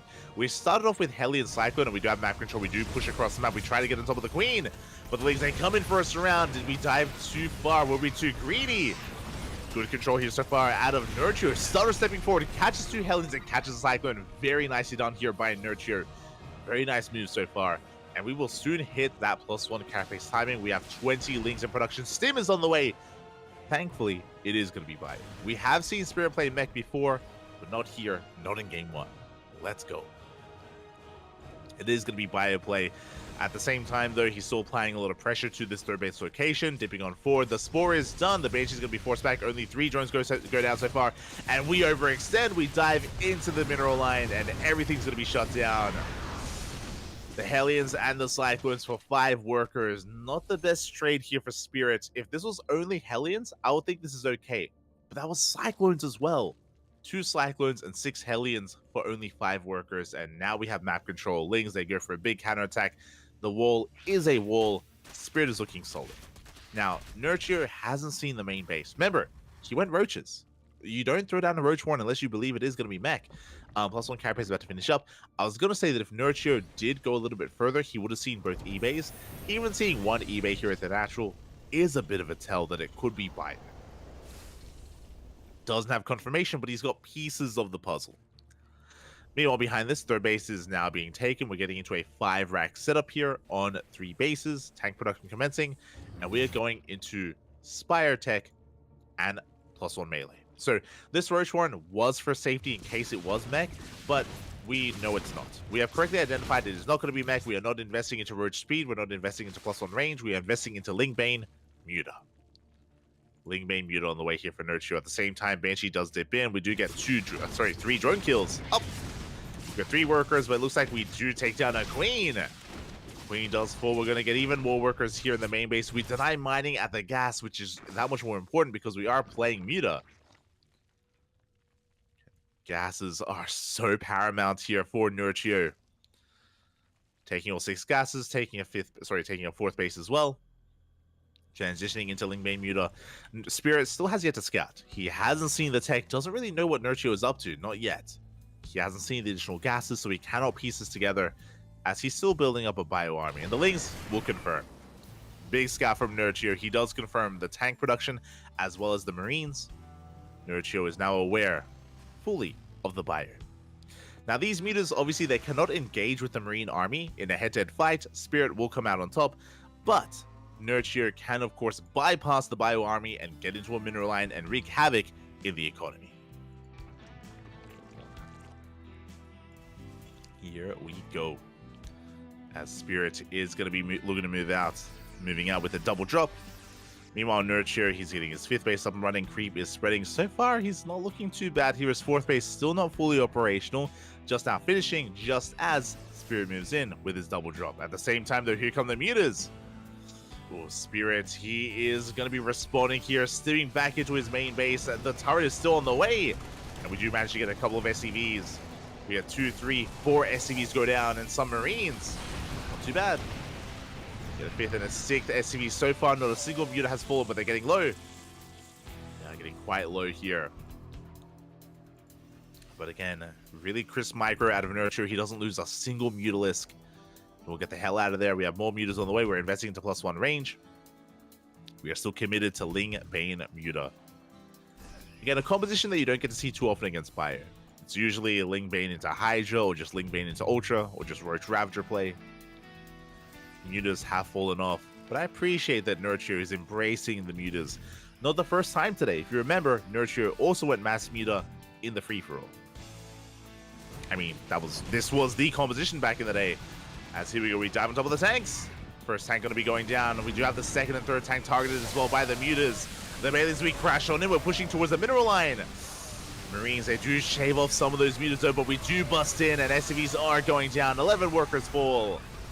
A good amount of damage dealt to the economy, but what about the army? We are triggering a massive counterattack and Spirit is ahead in army supply. Nurture is in trouble. He is in trouble right now because, again, the rush distance by ground is short. It's a short rush distance. Counterattacks don't take long at all to move out across the map. And Spirit is pushing, and Nurture needs time. He needs time to rebuild, to remax.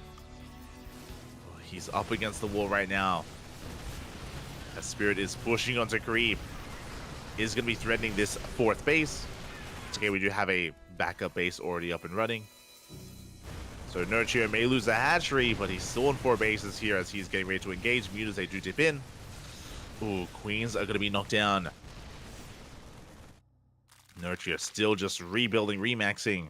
Still just building up his Ling Bane army. But Spirit, he's up 30, almost 40 army supply. We cannot engage. Not with this. Not into 4 tanks.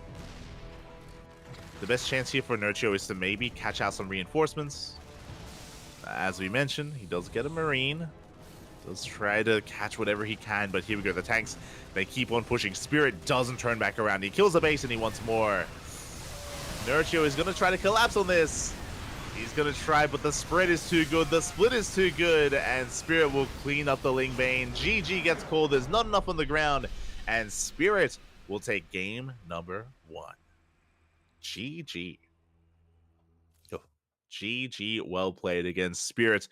Looking strong there. The mutas were dealing some damage, that is true. The muta harass was not bad whatsoever from Nurture, but the Ling Bane push towards the 3rd base was too much. That was a big overextension from Nurture. He lost most of his Ling Bane. He lost a lot of momentum supply-wise. Sure, he killed workers. Sure, he got ahead in the economy, but it didn't matter if he couldn't deal with the army. And Nurture, as a result, was left with very little to work with, and Spirit just pushed out across the map and snowballed out of control. Very solid push there out of Spirit, and we'll see if Nurture can bounce back. Again, this wasn't a bad game. We have seen a lot of back and forth, or we've seen a lot of the older players featured tonight. I do think that Nurture feels the most informed so far. We casted Paranoid earlier, we casted Pal earlier as well as Dana, and it does feel like Nurture, he's the most, again, in form for the time being, but he's still up against Spirit. That's the problem here. Still up against a terrifying opponent. So we'll see where this does take us as we get ready for game numero 2 on hard lead. Game number 2 here on hard lead. Here we go. And hard lead's going to be an interesting one. A lot of aggressive styles can be very successful on this map. And that works from both ends, from both Nurture and Spirit, from both the Terran and the Zerg. Here we go.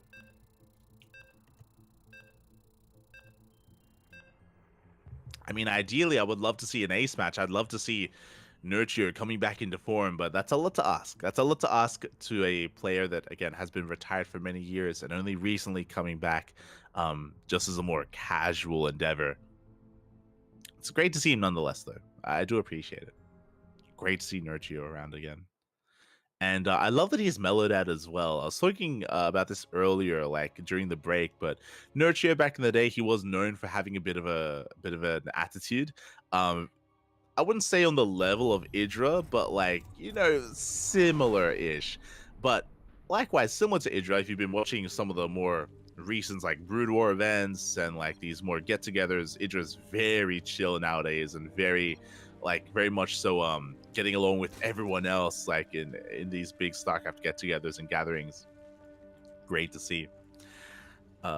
Likewise, from this player here, spawning in the bottom right-hand corner of Hardlead, we have our blue Zerg player, a returning legend. It is Nurture. And spawning in the top left-hand corner, we have his opponent. We have the Polish Terran player. We have the best Terran in all of Poland representing his new team Na'Vi. It is Spirit. Here we go. And again, we haven't been able to cast Spirit as often as we used to just because, he did leave Psystorm Gaming, so he isn't featured on a weekly basis in WTL like he once was. Regardless, so it's great to see that his talent has been identified by some of the other bigger esports teams out there, even outside of just StarCraft. I do think that Spirit is a very valuable pickup for Na'Vi, especially leading into Gamers 8 in a couple of months later on down the line. I do think that he is a valuable pickup, and he is our reigning House SC2 Circuit champion. He is our reigning champion. Can he win 2 major House events back-to-back? Can he win the House events back-to-back? That is the question as we do enter a new era, a new league, a new House Galactic Battle instead. I'm ready for it. For now, CC. I was going to be going for a Rack Expand. Part of me was like, yo, CC first? Not quite, not quite. Rack Expand here at a Spirit standard opener. Back at home, Nurture going for a Hatch gas pool as well. Now, when it comes to Hardlead, again, the rush distance by ground is very short. It's very short, and it gets even shorter if you knock down these rocks. As a result, we have seen a lot of like Roach Ravager timings and Roach Ravager based all-ins.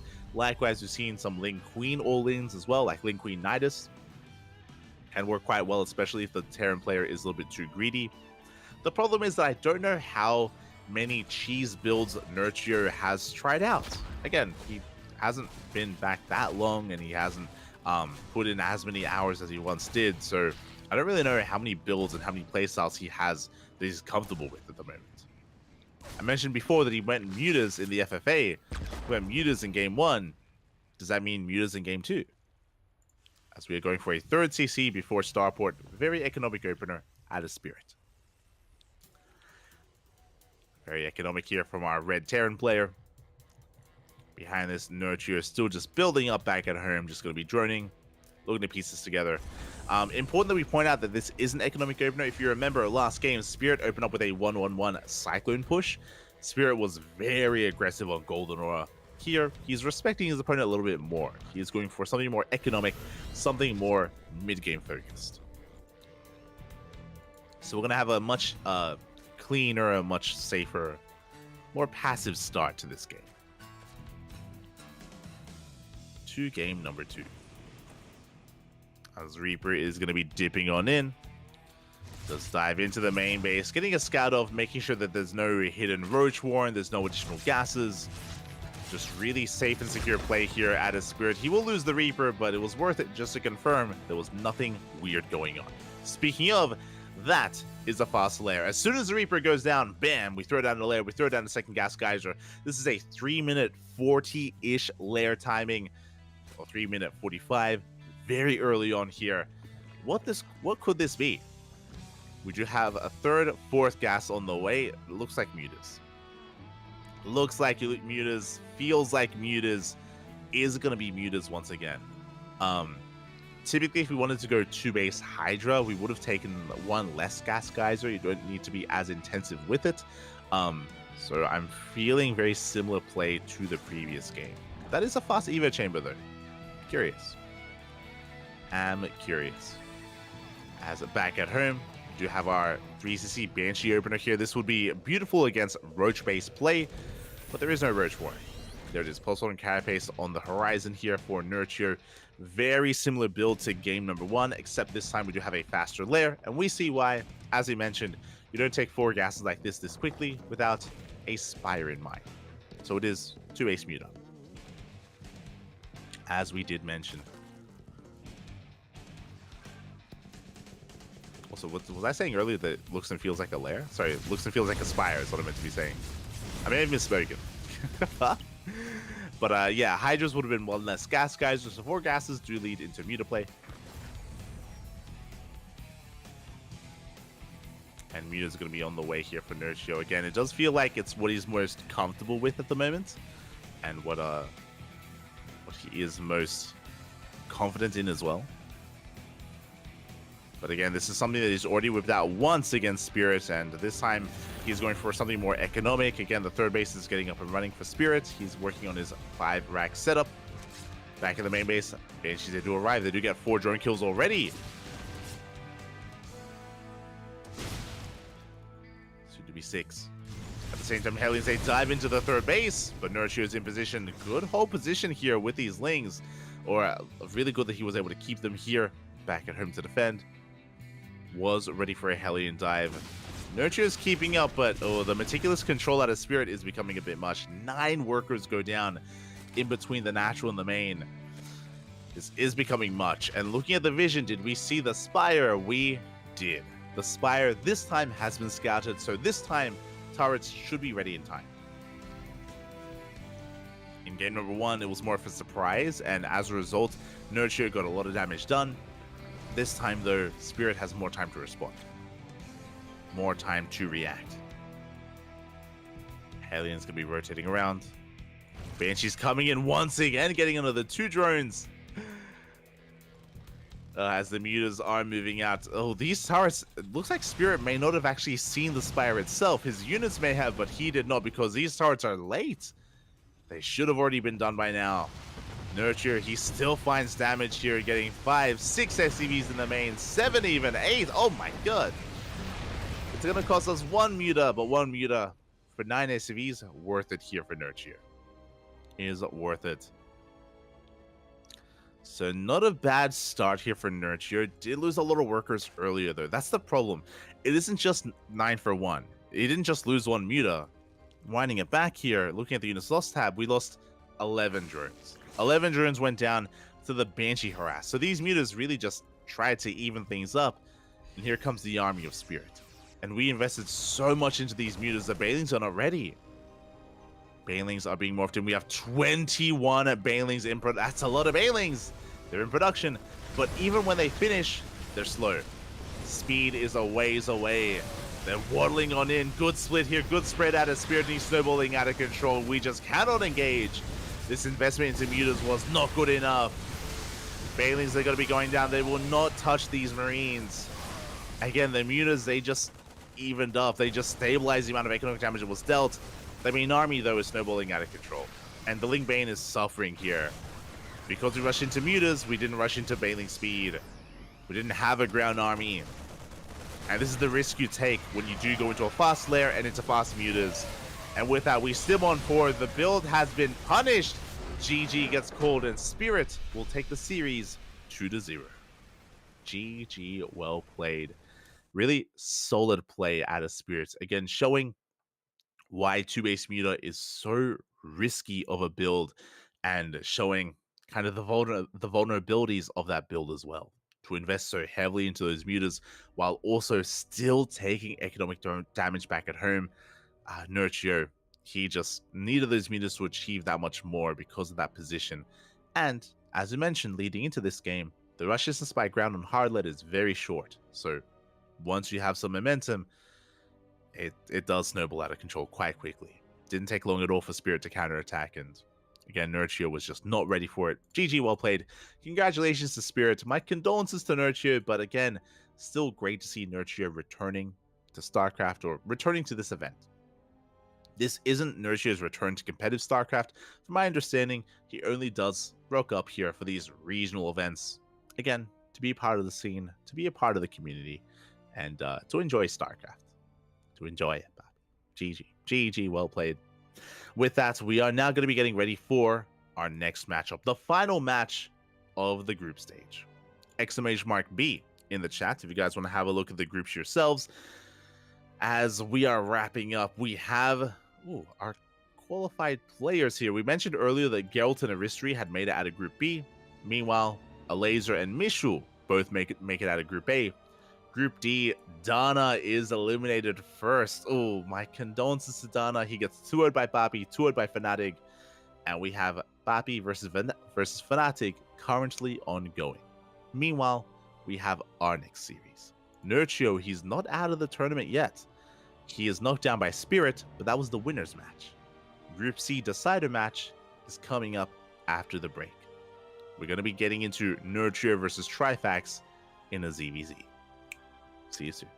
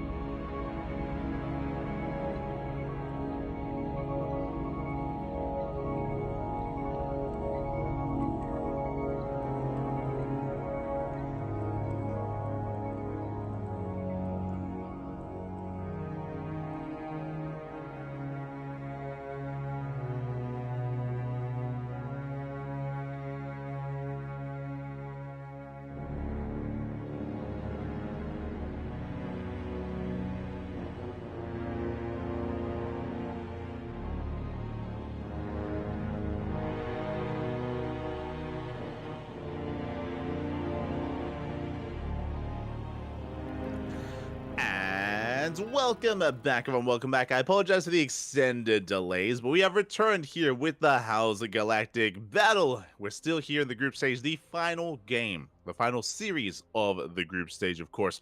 All the other groups, Group A, B, and D, have all wrapped up, and we are here to determine who is the final player to make it into the playoffs, which will be played right after this, right after the group stage does conclude. Again, this is a single day event.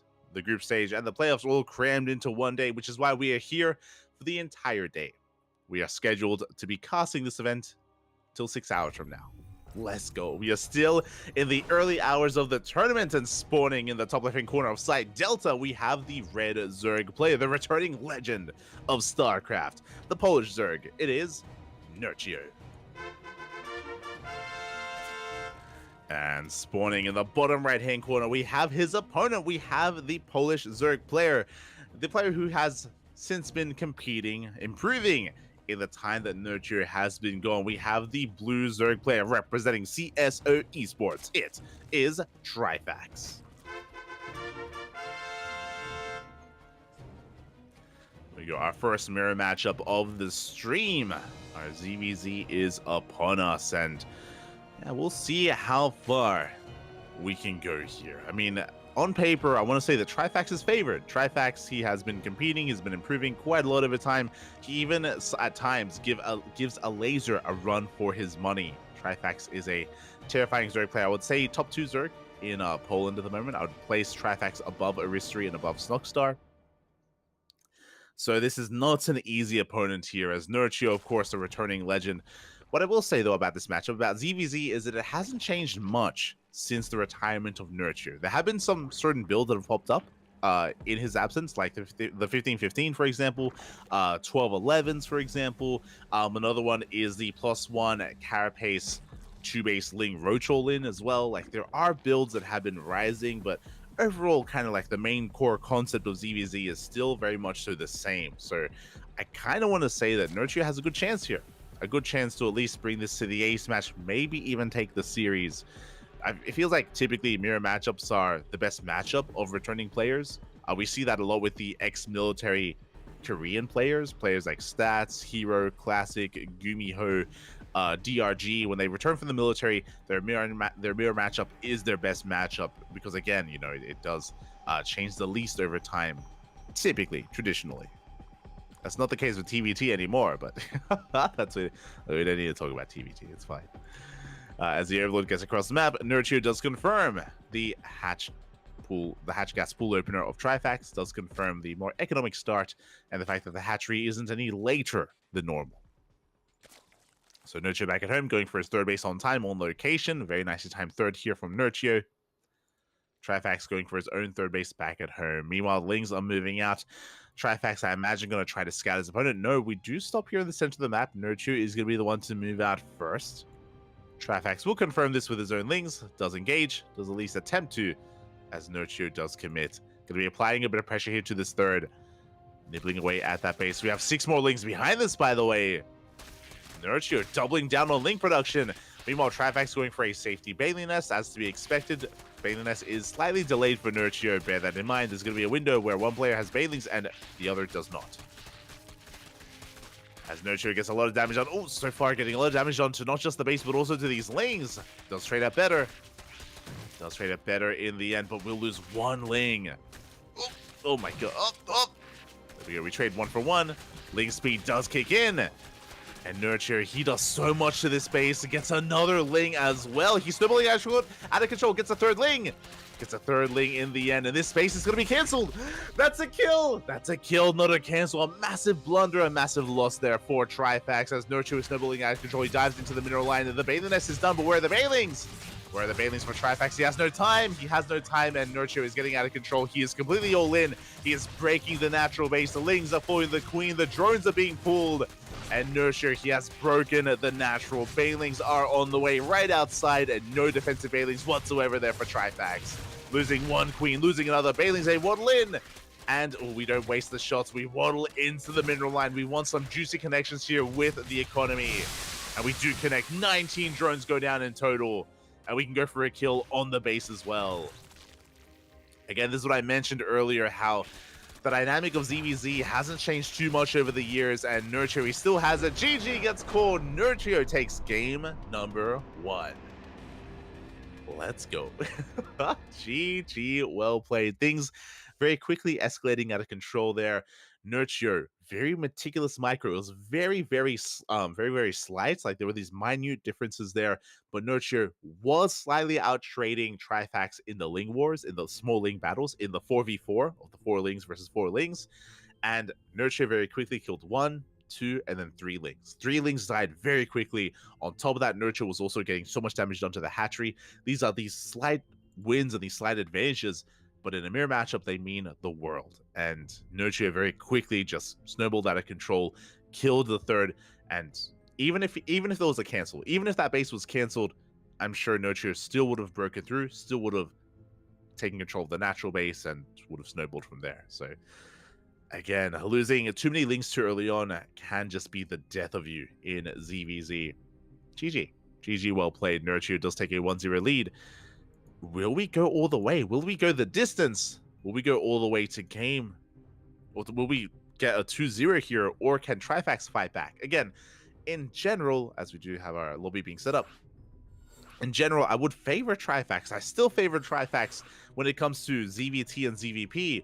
And here in ZVZ as well, I want to favor him. But before we can get into a solid economy, before we can get into Roach v Roach, you have to get through the Ling Bane of Nurture. Let's go. Let us go. As you can hear the beeps, the map has been chosen, and we're going to be loading in to Alcyone. Here we go. A much larger map in the map pool, to be fair. Longer rush distance and a lot of bases to be taken, but there's also the gold base as well. And is anyone feeling fancy enough to rush into the gold, which we have seen in ZVZs in the past? In recent times, actually. Is definitely something you can try to rush into here and try to get away with. Let's go.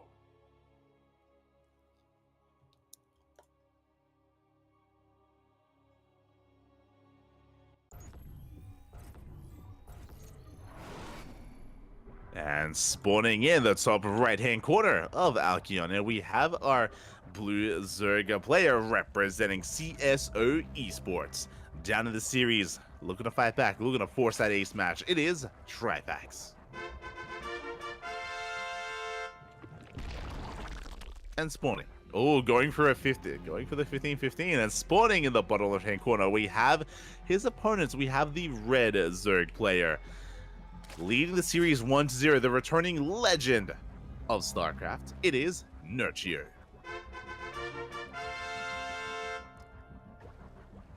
And this is a build that I did bring up when it comes to more modern openers in ZVZ, and that is the 15-15. Over the past year of StarCraft, this has kind of risen in popularity. I'm sure Nurture is unaware of it, but it is a faster hatchery into a faster spawning pool into delayed gases, in a way, very safe way to open up just because it does give you access to faster queens. Typically, though, because the gases are so late with this opener, we have seen some delayed and even skipped link speed, and this can lead into 2-base Roach. 2-base Roach is very much so a build available here to Trifax off of the back of this. It could even be 2-base Muta, 2-base play in general. Behind this, Nurture going for a standard hatch gas pool. Now, as these openers do collide with each other, Nurture will have faster link speed, faster gas income in general as well, and we'll see if Nurture can make use of that. I did mention before that the rush distance by ground is longer, and Trifax may decide to play 2-base. If that's the case, then link speed will not be a factor, and it'll actually be a wasted upgrade from Nurture if he does invest, if he does commit.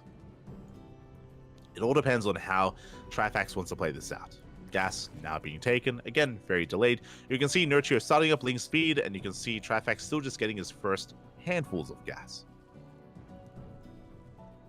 So because of this, because Trifax is going to be lacking map control, that is why we typically wall off here on 2 bases, and why we typically play 2-base Roach from this position.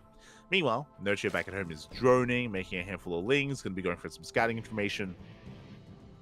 And again, link speed is on the horizon. So he does move out. Trifax back at home, still just building up. Nurture should be working on his third, and there you go, third base is on the way. That's the other advantage here of Nurture, is that he has map control with link speed, and he's getting into a faster third. Meanwhile, Trifax going 2-base lair. It is 2-base play. We should be looking to wall off this natural and deny the scout of Nurture. Links have arrived, we confirm the lack of third base, queens are revealed. The goal here is again to try to keep Nurture in the dark. Ooh, as we do slip in! The wall was a little bit too late, and Nurture, he does slip into the main base. We get a full scout. We do confirm the lair. We are aware of the 2-base play. Nurture behind this did make a wave of lings, but not the most impactful of lings, unfortunately, as we are being cleaned up. Nurture cancels the Bailey Nest. Big move here. He had a Bailey Nest on the way. Upon realizing that he doesn't need it, upon realizing that there is no ling speed on the way, we don't need a Bailey Nest. It'll be a waste of resources. We cancel. Lings are kept in the main. Lings poking at the front wall. And we're going to try and force our way through. We're forcing a secondary wall behind this. Again, trying to force wasted resources out of Trifax. The Lings are cleaned up in the main. And behind this, Nurture going to very fast plus on range. We're getting into Roach v Roach. And so far, a really good read out of Nurture. So Nurture, he has map control. He has a faster third base. Nurture, as a result, has better larva available to him and should be able to catch back up in the economy overall. Bearing in mind that Nurture wasted larva spent on lings, which is why Trifax has a higher drone count. Because he hasn't made any lings whatsoever. Just pure drone production. Now, these things are still alive for Nurture, so we're going to be able to get a full-up scout. We do get eyes on all 4 gases. This looks like it could even be muted play, but we have Roach Speed on the way. Roach Speed in production. And this is the reason why Nurture is still, like, just prevalently or just vigorously scouting here, is because he needs to know whether or not there is a Spire. Because Spire play is still on the table. Ling goes down. Upgrades are committed, though. We are, of course, confirming that upgrades are still on the way. So really good scouting here by Nurture, just making sure that we still have plus on range and Roach Speed in production. But there it is. Once the Lings went down, there's the Spire, there's the Mutas. This is what Nurture was looking for, and this is why this is so late as well, because Trifax could not throw it down until the Lings were cleaned up. Now, Trifax has a choice. Yep. Okay, we finished Roach Speed. I was going to say we could cancel. We could cancel these upgrades, retain the gas, and invest into mutas. But we commit to the upgrades, which means this Spire play, these mutas, will only be enough for map control. This should only be, I want to say, like 6 mutas at most, maybe 7 mutas, just to shut down Overlords, just to threaten bases, while we still commit to Roaches on the ground. Meanwhile, Nurture has the worker lead. Remember, he has the third base up and running. Third base still not up here for Trifax. Roaches have been revealed here, trying to force an overreaction. That's 17 Roaches on the way for Nurture. He throws out a Spine Crawler. Ooh, he gets faked out. He gets faked out here. Trifax, he showed these Roaches to the Overlords to try to force an overreaction, and he did. Trifax is droning, by the way. He's happily droning, and Nurture just invested into a massive army instead of droning up even further. He had the opportunity to make workers and take an even stronger lead. Overseer Scout coming in. Speaking of, we need an Overseer Scout as well, and we do get eyes. We got eyes on the Spire, but we force a cancel. Oh my god. Nurture. He comes in, gets eyes on it, forces the cancel as well. Lings, they do slip in between the bases. Drones are going down. We confirm that there's droning going on, and we will get eyes on the lack of Spire. We get eyes on the cancel. Big scout here. Big run by from Nurture, forcing so much lost mining time. And 5, almost 6 workers go down. Again, these things were made earlier, and we weren't able to make use of them. Now we are, as we pick off another drone here at the back. Nurture. You're supposed to be retired, Bach. What are you doing? He wants the drone. He gets it. He gets 7 workers in total. Behind this, we're amassing a Roach army. Nurture should be aware that he's ahead. He's dealt a lot of damage. Nurture has a worker lead. He doesn't have to push. He's forcing Trifax all in. As I say that, Trifax isn't going all in. Trifax is re-droning, resaturating, and taking the gold. That is his response. Nurture hasn't seen it. Now, this is where I'm a little bit concerned.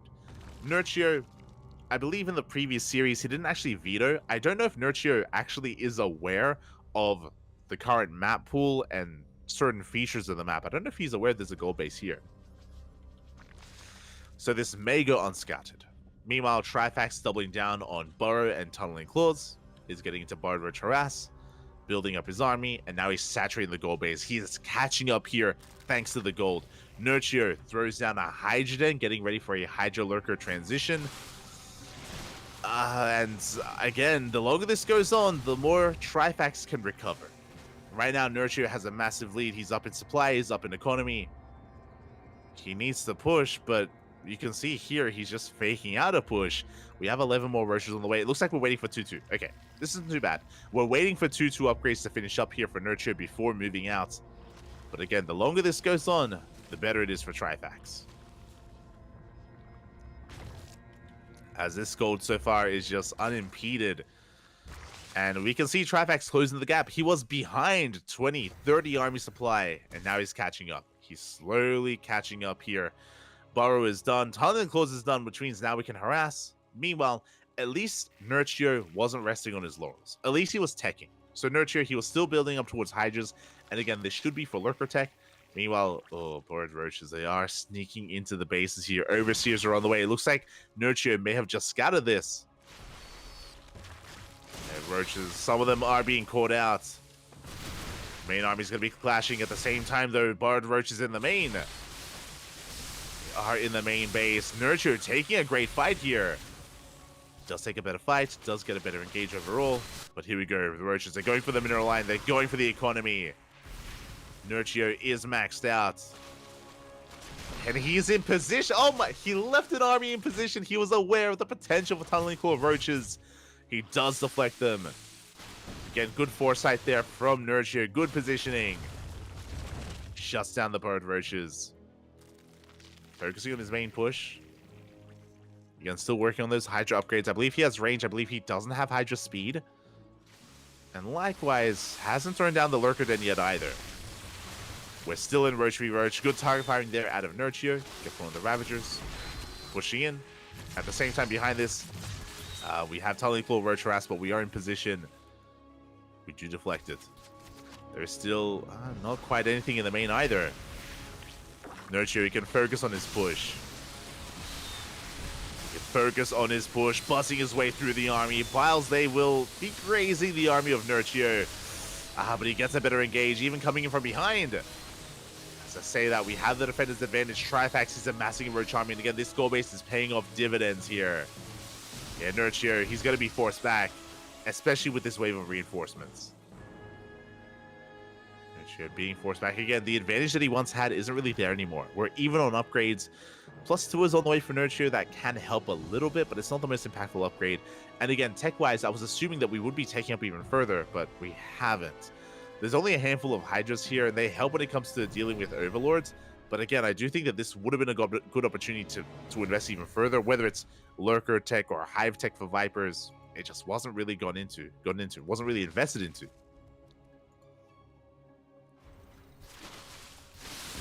Oh, we do shoot first.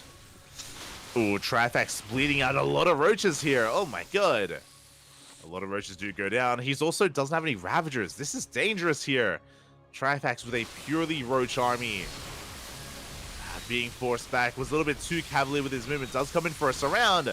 But who surrounds who? Because here come the reinforcements of Nurture also from behind. Ravagers are being pounced upon. But Nurture, he collapses on the army. Yeah, he takes a better trade. It takes a better engage. And now he gets eyes on the gold. He's now aware and he will shut it down.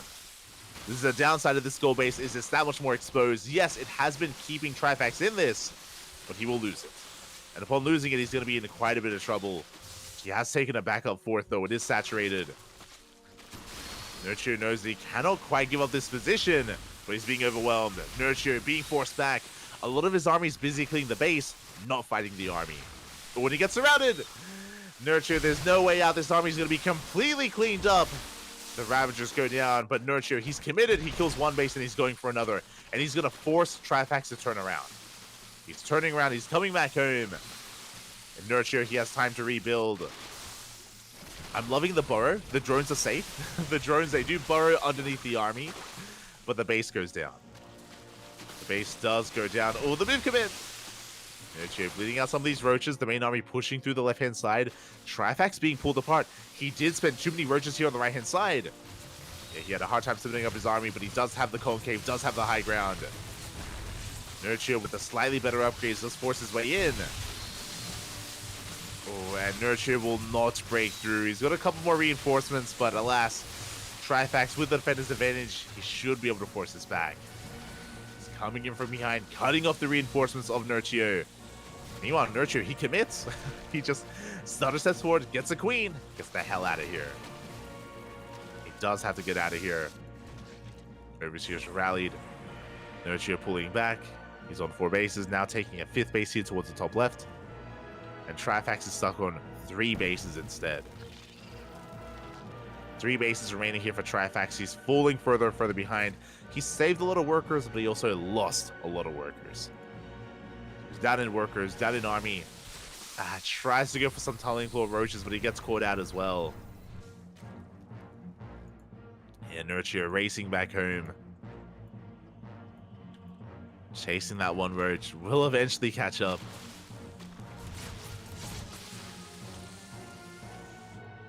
And now we can focus on the main push. Nurture, he has maxed out. He's at 200 supply. Oh, and Trifax, he's still trying to recover. Again, he did well when it came to this gold. Like, this gold did allow him to catch back up despite the rough opener where Nurture was able to gain a lot of map control with his Ling harass, with his scouting, with his movement.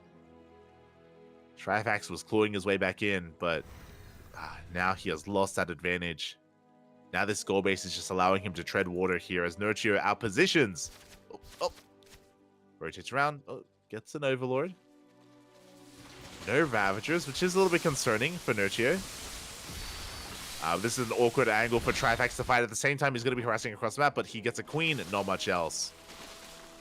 And Nurture, he snipes the gold. He kept the army busy. Gets a gold base.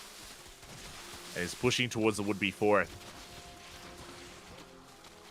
Nurture does take some extra hits here, but again, Nurture, this army is just designed to distract. Just to distract while he goes for economic damage behind this. We get 3 workers. Main armies are clashing. Nurture pulling back. It looks like he wants to check for another base, and he will confirm the lack of ninja base. So again, good scouting here from Nurture, just making sure he actually is ahead. Making sure there's nothing crazy going on. Oh, can he snipe the base? As he does engage with the army. Oh, and he will slip away. Trifax trying to cut him off. Does pick off a couple of roaches. Likewise, Tunneling Claw Roaches across the map. They do get a couple of drone kills. 4 drones do go down. And there it is. This is what we've been waiting for. The Lunkers. The Lurker Den is finally on the way for Nurture. Again, Roach Ravager here can trade better. Nurture respecting it quite a lot. Has to back off. But really was distracting the army. Once again, Nurture's been so good at this, where he just, even if he's been fighting a lot where he has a supply deficit when it comes to these engages, but he commits just enough to distract the army and to get away with this run by. Nurture, he doesn't even have Tunneling Claws, doesn't even have Burrow. It doesn't matter. He's just able to pull off these run-bys anyway. Once again, you can see Nurture splitting up an army. Gets a better concave. A much better concave here for Nurture. Forces back the army. And as he pulls back to the gold. Another run-by, but Nurture, he keeps supply back at home to defend. Nurture, he always leaves something back at home to deal with this. To deal with these counterattacks. And that was a kill, not a cancel on the hatchery. Another Overlord falls. Oh, and look at all these juicy Overlords. Oh god, they're so exposed. Trifax, he has to respond. Oh, and Nurture, he's had enough defending. Now it's time to attack. Now it's time to collapse on this position. From multiple angles. And again, he's up 40 supply. 40 army supply. Let's take a rough engage towards the left. But again, now he can collapse on this position. From the front, from behind, the Biles. They do connect to some of these Hydras, but we get the force around. The drones, the boys are being pulled. They have to be. And Nurture, he may be a retired old man, but may he still got it. GG gets caught. Nurture, he will take the 2-0, advancing out second in Group C. GG. Oh my god.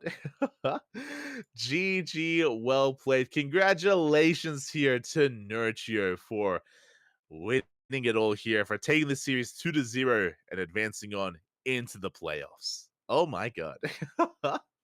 Very unexpected. I still would favor Trifax. Like I still would favor Trifax overall. I still think that Trifax's ZVT and ZVP is superior, but here in the mirror matchup, Nurture was very much so in control. And I was very impressed. It wasn't just that Nurture cheesed. He did cheese in game one. Remember, game one, he link flooded. And he was able to flex his superior link control. His link micro was impressive from Nurture. It was very impressive.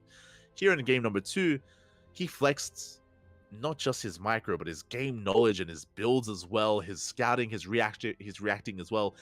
He was able to multiple times slip in some links just for the purposes of scouting, and on top of that was able to get some economic damage done as well. He was able to rescout, confirm the Spire, force a cancel on the Spire, was able to tech up into Hydras towards Lurkers towards the end of the game, had the wherewithal to be aware of the Tunneling Claw of Roaches, and have units in position to defend against them.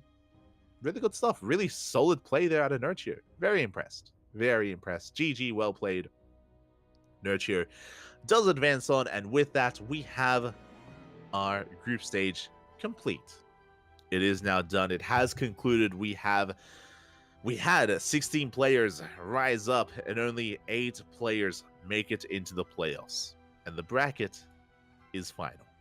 The bracket for the playoffs is final. Exclamation mark B in the chat if you guys want to have a look at the bracket yourselves. Let's quickly go over it here on stream. We have from the top, we have a rematch. A rematch. A Laser versus Papi in the first round. That is a rematch of a previous House Open Cup, so do look forward to that. We have followed by Nurture versus Geralt. Nurture now up against arguably the best Protoss player in Poland. Geralt is a terrifying Protoss. We've seen Geralt go toe-to-toe with Spirit. We've seen him bring down a Laser. Geralt is a very tough first round match for Nurture. Best of luck. Once again, I want to favor Nurture's opponent. I want to favor Geralt, but I also hope that Nurture can show some good games for the fans. I hope that he can have a good performance there against him. Scrolling down a little bit further, we have Spirit versus Aristri in a TVZ. Aristri, not Trifax, does advance on, and Aristri has been achieving quite a lot himself. We'll see how well he can perform. Likewise, we have Mishu versus Cristiano in the bottom of the bracket. We have our age-confirmed players. We have yet to cast and feature Geralt and Cristiano outside of the FFA, so I look forward to eventually sinking my teeth into our 2 players. And when it comes to these matchups, there are 2 that really speak to me. One is Nurture for Geralt. Sorry, Nurture versus Geralt. Obviously for the narrative and because I want to see how Nurture performs. In the brain, though, I do believe it's going to be a little bit one-sided in favor of Geralt, but the heart wants to believe that it could be a competitive match. Meanwhile, but the body wants Papi versus a Laser. That looks like so much fun as well. Like I'm really looking at those 2 series the most. I do think that Cristiano is heavily favored against Mishu and Spirit is favored against Aristri. I do think there's less potential for back and forth in those matchups, but we'll see. We have yet to confirm what series we are casting first. We're going to be going on a short break. When we return, we're going to be figuring out what we want to cast, what we want to cover, and where we're going. See you soon.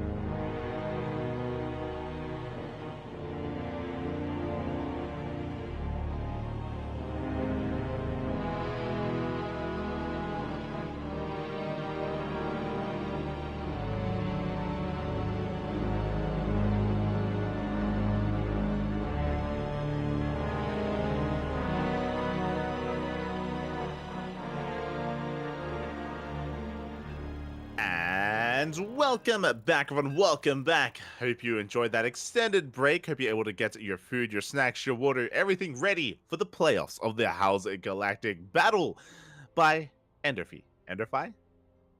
Welcome. Welcome to the playoffs. We just spent the last 4 hours covering the group stage. Oh, did I say 4 hours? I didn't. Where has the time? It's almost been 6 hours. Where has the time gone? Oh no, we're losing our minds.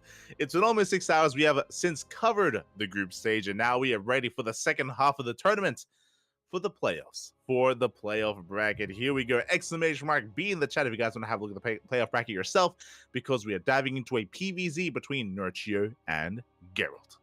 Let's go.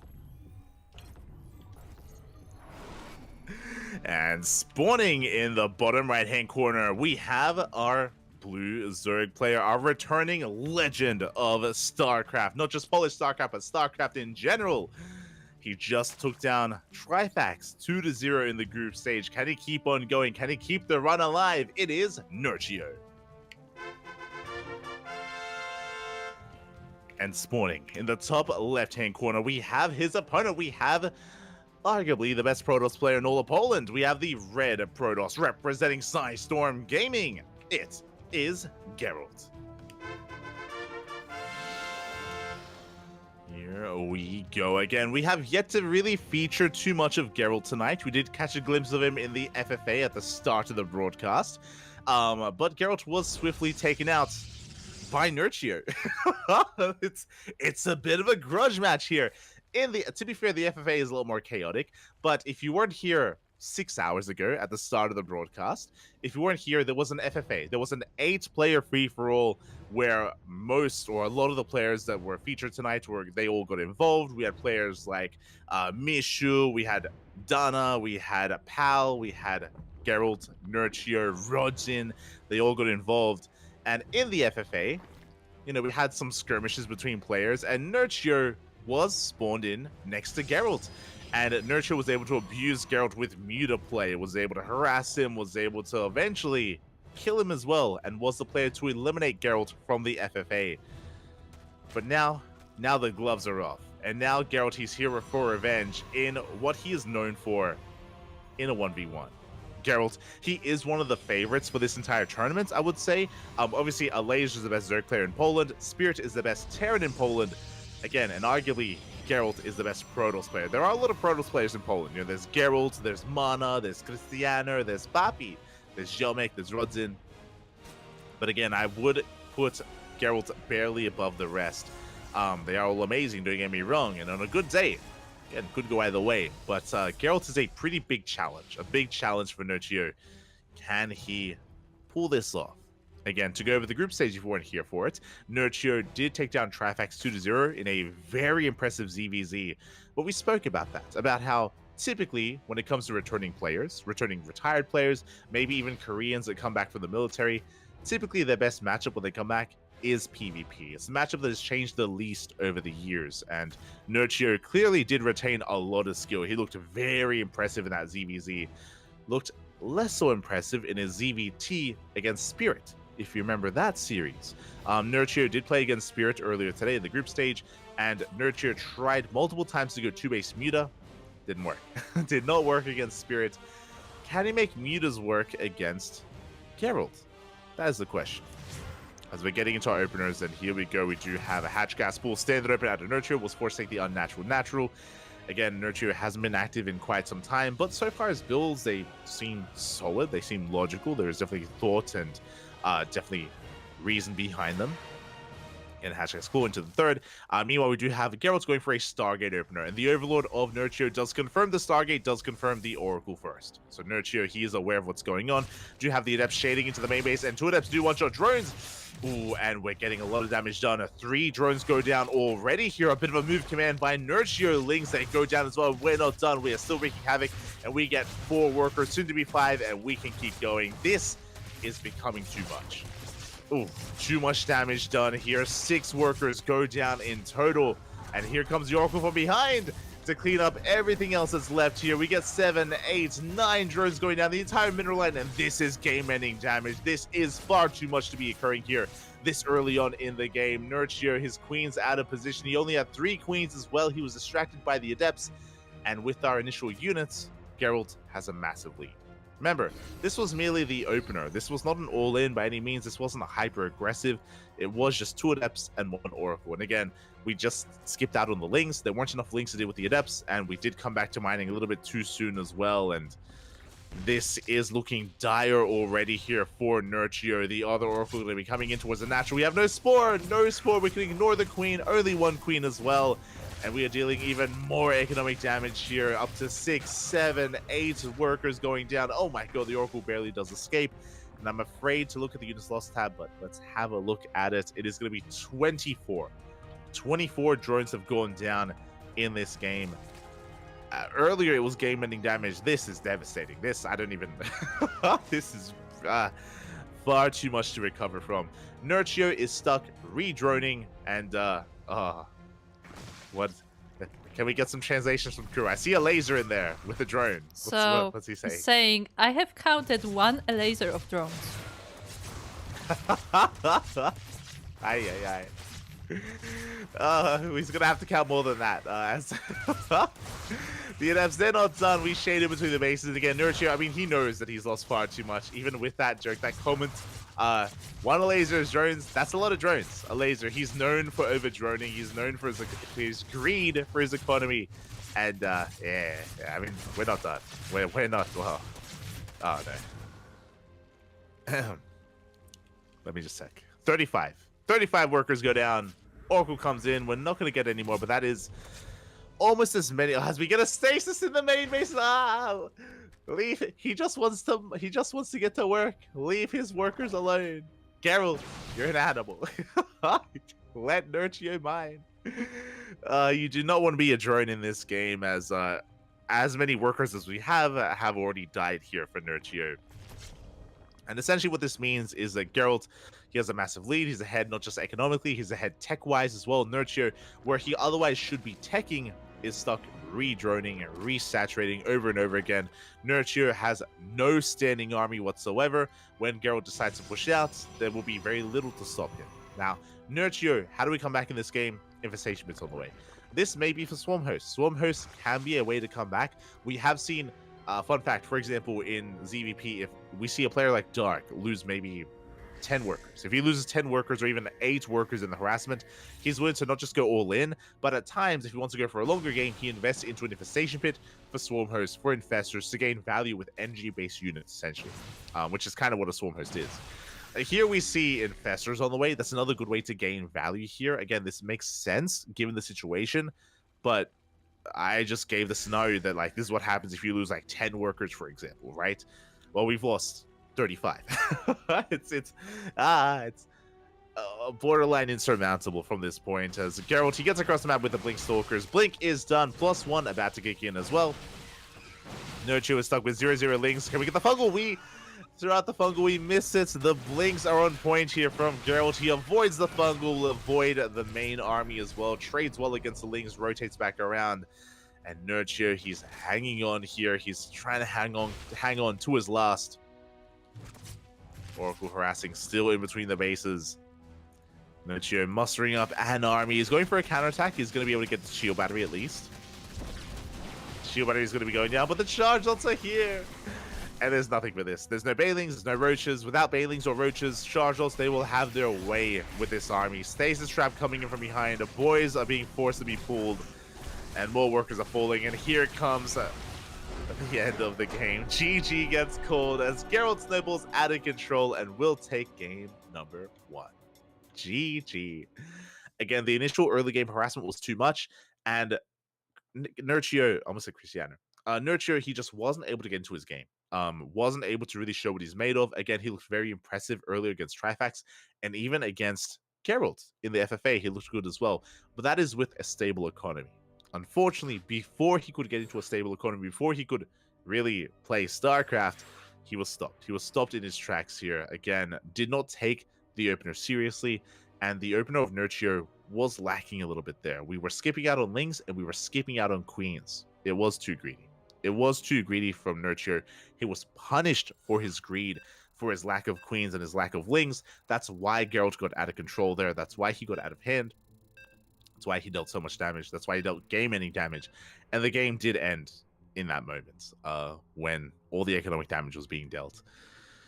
Ooh. But now we're hoping for more back and forth. If Nurture can have a much more secure early game, then I look forward to a solid back and forth mid game. I look forward to it. I know we can get it, but it's not on us. It's on Nurture. As we're getting into game number 2. And again, game 1 didn't really show us much of what Nurture has to offer, which I do know he has more to offer here. Can we get into it though? We'll find out. Game 2 on Oceanborn. Let's go. Let us go. And spawning in the bottom right-hand corner of Oceanborn, we have our Polish Zerg player, the Red Zerg, the legend himself. He has been retired for many, many years, recently coming back just for this event, just for these regional events. It's great to see him back here and still being a part of the StarCraft community. It is Nurture. And spawning in the top left-hand corner, we have his opponent. We have the blue Protoss player. Representing Sidestorm Gaming, again, arguably the best Protoss in all of Poland, it is Geralt.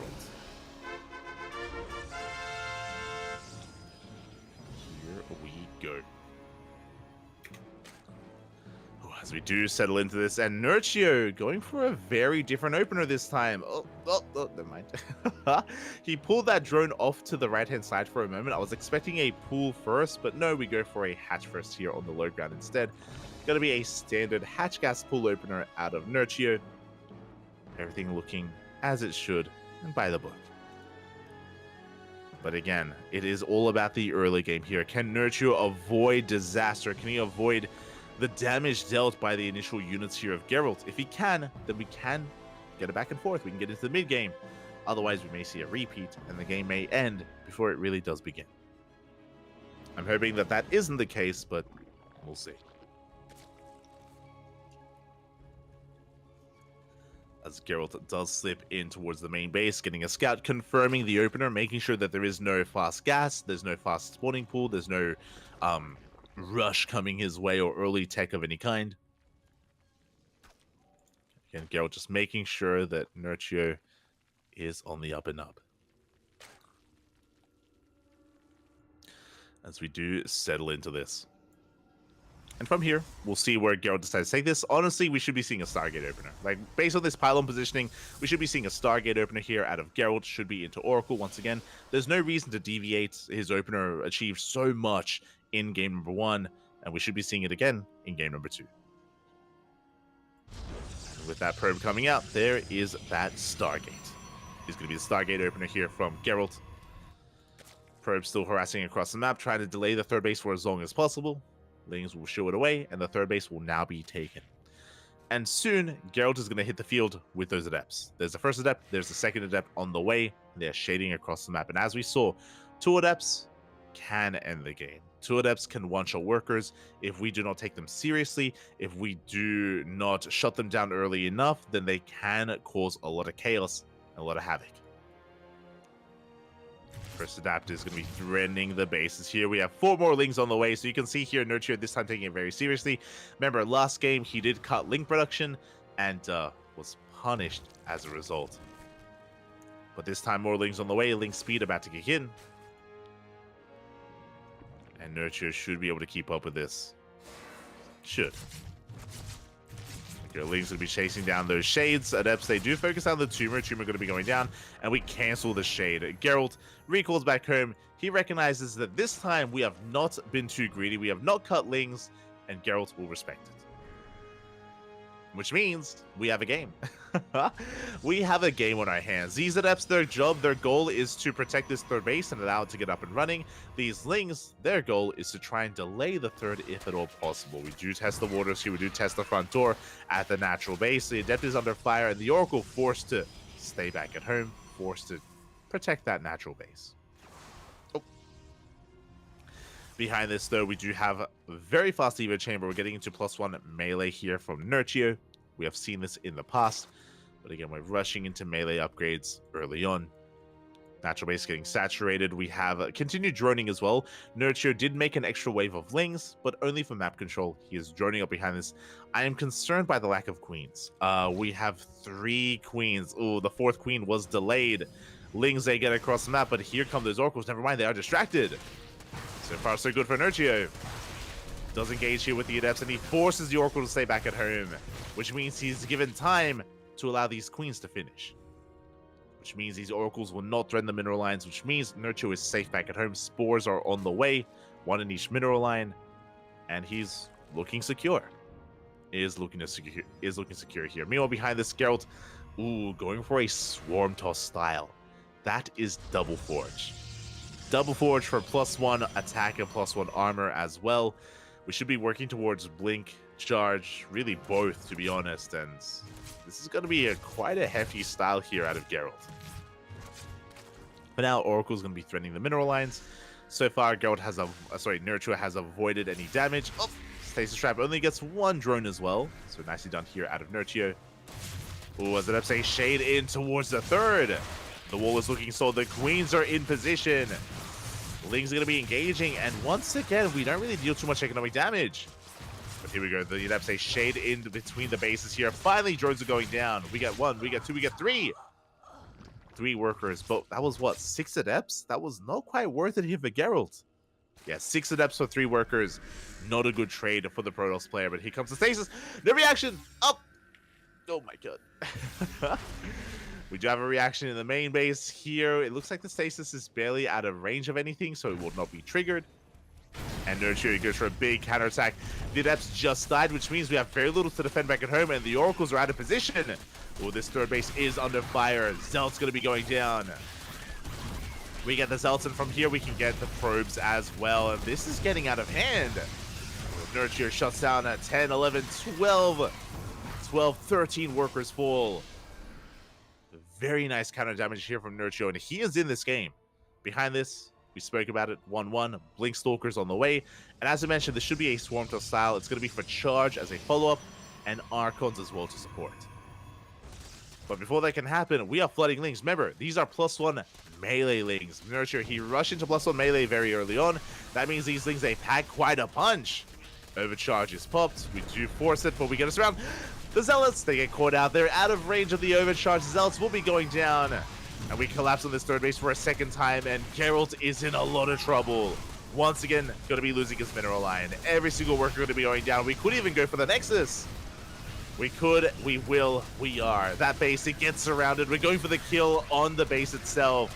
The Oracles, they run out of energy. The pylon falls. The 3rd base as well. Behind this, here come the Mutas. Remember, this is how Nurture was able to take down Geralt in the FFA. This is how Nurture tried to play against Spirit. The Mutants. The Mutas, Bobby. Let's go. Lings, they shut down the 3rd. Geralt in quite a bit of trouble here. He's building up towards Archons, but he's stuck on 2 bases. Behind this Nurture, he has a 4th, but he's very all in.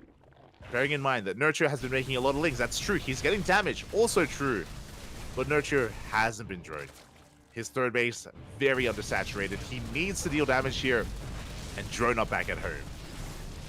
So far, he cleans up what little is left here at the 3rd base. Hoping to catch this Archon if at all possible. Lings, they check the 4th base location. Both 4th base locations, making sure that there was no hidden base. Storm is going to be on the way. Archons are slowly amassing here at the natural as well. Oh, he wants to force another cancel. He wants it. He's going to get it. Gets us around and does cancel the 3rd base once again. At the same time across the map, Oracles, they threaten the 4th, but we have Queens and a Spore in position. Phoenix comes out, but once again, Queens do respond. And Geralt, can we get another cancel? We could try, but we did not commit this time. We do pull back. And Nurture is still on a low drone count. I'm not too fond of this. We do have Mutas on the way. I would prefer to drone up to 3-base saturation first. 3-base saturation is 66 drones. We're at 54. A still very low worker count. We are getting into Mutas. We have a decent amount of them. But again, we don't have a lot of longevity. If Nurture loses too much, he won't be able to rebuild. He will not have the economy to replace and to sustain his losses. So this is a very all-in style out of Nurture. He is getting damage done, so it's okay for now. And the Mutas, they get into the mineral line. Probes are falling. And we're forcing a counterattack. We trigger a counterattack here. Geralt, he's going all in. Everything is dying back at home. And he's going for one a big Hail Mary play. Meanwhile, the Mutas, they get into the main. We need roaches back at home to defend. The Queens, the Transfuse. The Queens, they take down one of the Void Rays, but one Queen will fall. We're focusing our attention on the Mutas. And here comes the army, the main army of Geralt. Remember, he has Storm. He has Storm with this army. He has 3 High Templar, but no reinforcements. Nurture, he should be able to shut this down even with the Storms. The Mutas are still across the map. They're still wreaking havoc. They get 23, 24, 26 probes. And we do force a recall. Geralt, he recalls back to the natural, doesn't have faith in his all-in, and he barely did anything with it. Nurture, journeying up to 60, soon to be 70. His economy is looking solid, his upgrades looking good as well, and he's getting out of Muta, out of Lings, into Roaches. The Roach army is amassing. And Nurture, he's in control. He's in control of this game. The non-stop, the constant Ling run-bys achieved quite a lot here. Geralt didn't really have any splash damage. He avoided a robo production. He, of course, tried to get into Archons as well, but they were limited with their availability here to defend and protect the third. And Nurture, he's looking to force an ace match. He's looking to force another game against Geralt of all players. Again, we were talking about him, but he is one of the best Protosses in Poland. I would rate him above Christiana in certain aspects. I think Christiana is more of an aggressive Protoss player, but Geralt feels a lot more well-rounded. I would put them above Mana in aspects as well. Geralt, he's struggling here. He's struggling against the might of Nurture, against the Mutas. But we still have an army. We still have Storms. Bear that in mind. These Storms, they do pose a big threat to Nurture, considering how many High Templar there are. You have to take them seriously, as we are pushing. Nurture is up in supply. He's maxed out at this point. He is ready for a fight. He was forced to cancel his 5th. Let's say 5th base. He's still on 4 bases against the 3 bases of his opponent. Ling run by being set up. We check for a 4th. There is none. We do come across the army. Nurture forced back. He's checking the linear 4th base location, or the triangular 4th. Confirms that there is nothing there. Confirms the 3 base all in. He knows he just has to focus on the defense. Bailings are done. But no bailing speed. Show us the Storms. Big Storms here on the Bailings. Most Bailings will be going down. Good snipes here on the Queens. Good engage so far. Once again, we have plenty of Storms available. Yeah, we just drenched the army here in Storms. We collapse on... Oh my god, the Storm's doing so much to the Roaches. They barely do escape. Meanwhile, Ling Rumbai is going to be threatened. Sorry, Muta counterattack going to be threatening the bases. We get a handful of probes. And with reinforcements, we collapse on this army. We clean up the Archons. Oh, a bit of friendly fire with those vials. But we do get on top of this army here. 14 probes going down across the map, and Nurture, he's doing it. He's pushing through. He cleans up all the High Templar, all the Archons. Only Stalkers remain. The Mutas still wreaking havoc across the map, getting 14 probe kills, crippling the economy once again. And Nurture, he is remaxing. He's on 69 workers, nice. And remaxing with Ling, Roach, Ravager, even a couple of Infestors in the mix. Hive is done. Adrenal on the way. Nurture looking very comfortable.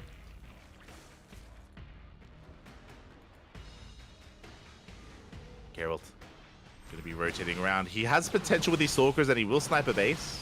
Once again, this 5th is going to be shut down. Nurture, he's got a choice. He can either try to collapse on this army or go for a counterattack. And we have a counterattack on the way. Oh, he's checking for a 4th again. He's looking for expansions. He's like, yo, what's going on? Why are you still in this?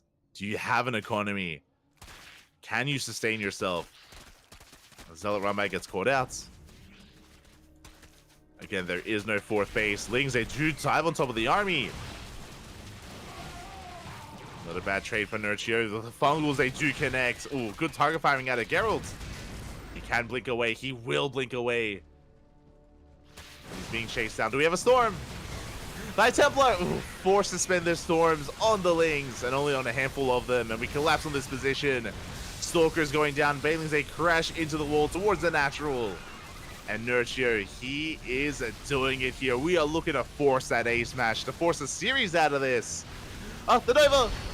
Decent connection. Good connection on the Road Ravager, but GG gets called, and Nurture ties up the series 1-1. GG. Let's go. Nurture, he may have been retired for many years. He may not be an active player anymore, but still poses a threat even to modern pro gamers, even to Geralt. GG. GG, well played. We are going all the way to game number 3. Vámonos, papi, vámonos. I'm catching up in the chat. Nurture, the Nurture, yes, papi, yes. The Nurture, the foreign hope, the old foreign hope. I do see some people getting excited to see back, kind of. Nurture, over the past couple of months, he has been competing specifically in regional LAN events. Like, there have been a lot of LANs here in Poland that have been popping up, and Nurture has been dropping by. He's been taking part. It's been really cool to see him taking part in the community, but he's not, like, you know, practicing full time. He's not competing in online events. He's only here to take part with you know, people from his country, from people of his nation.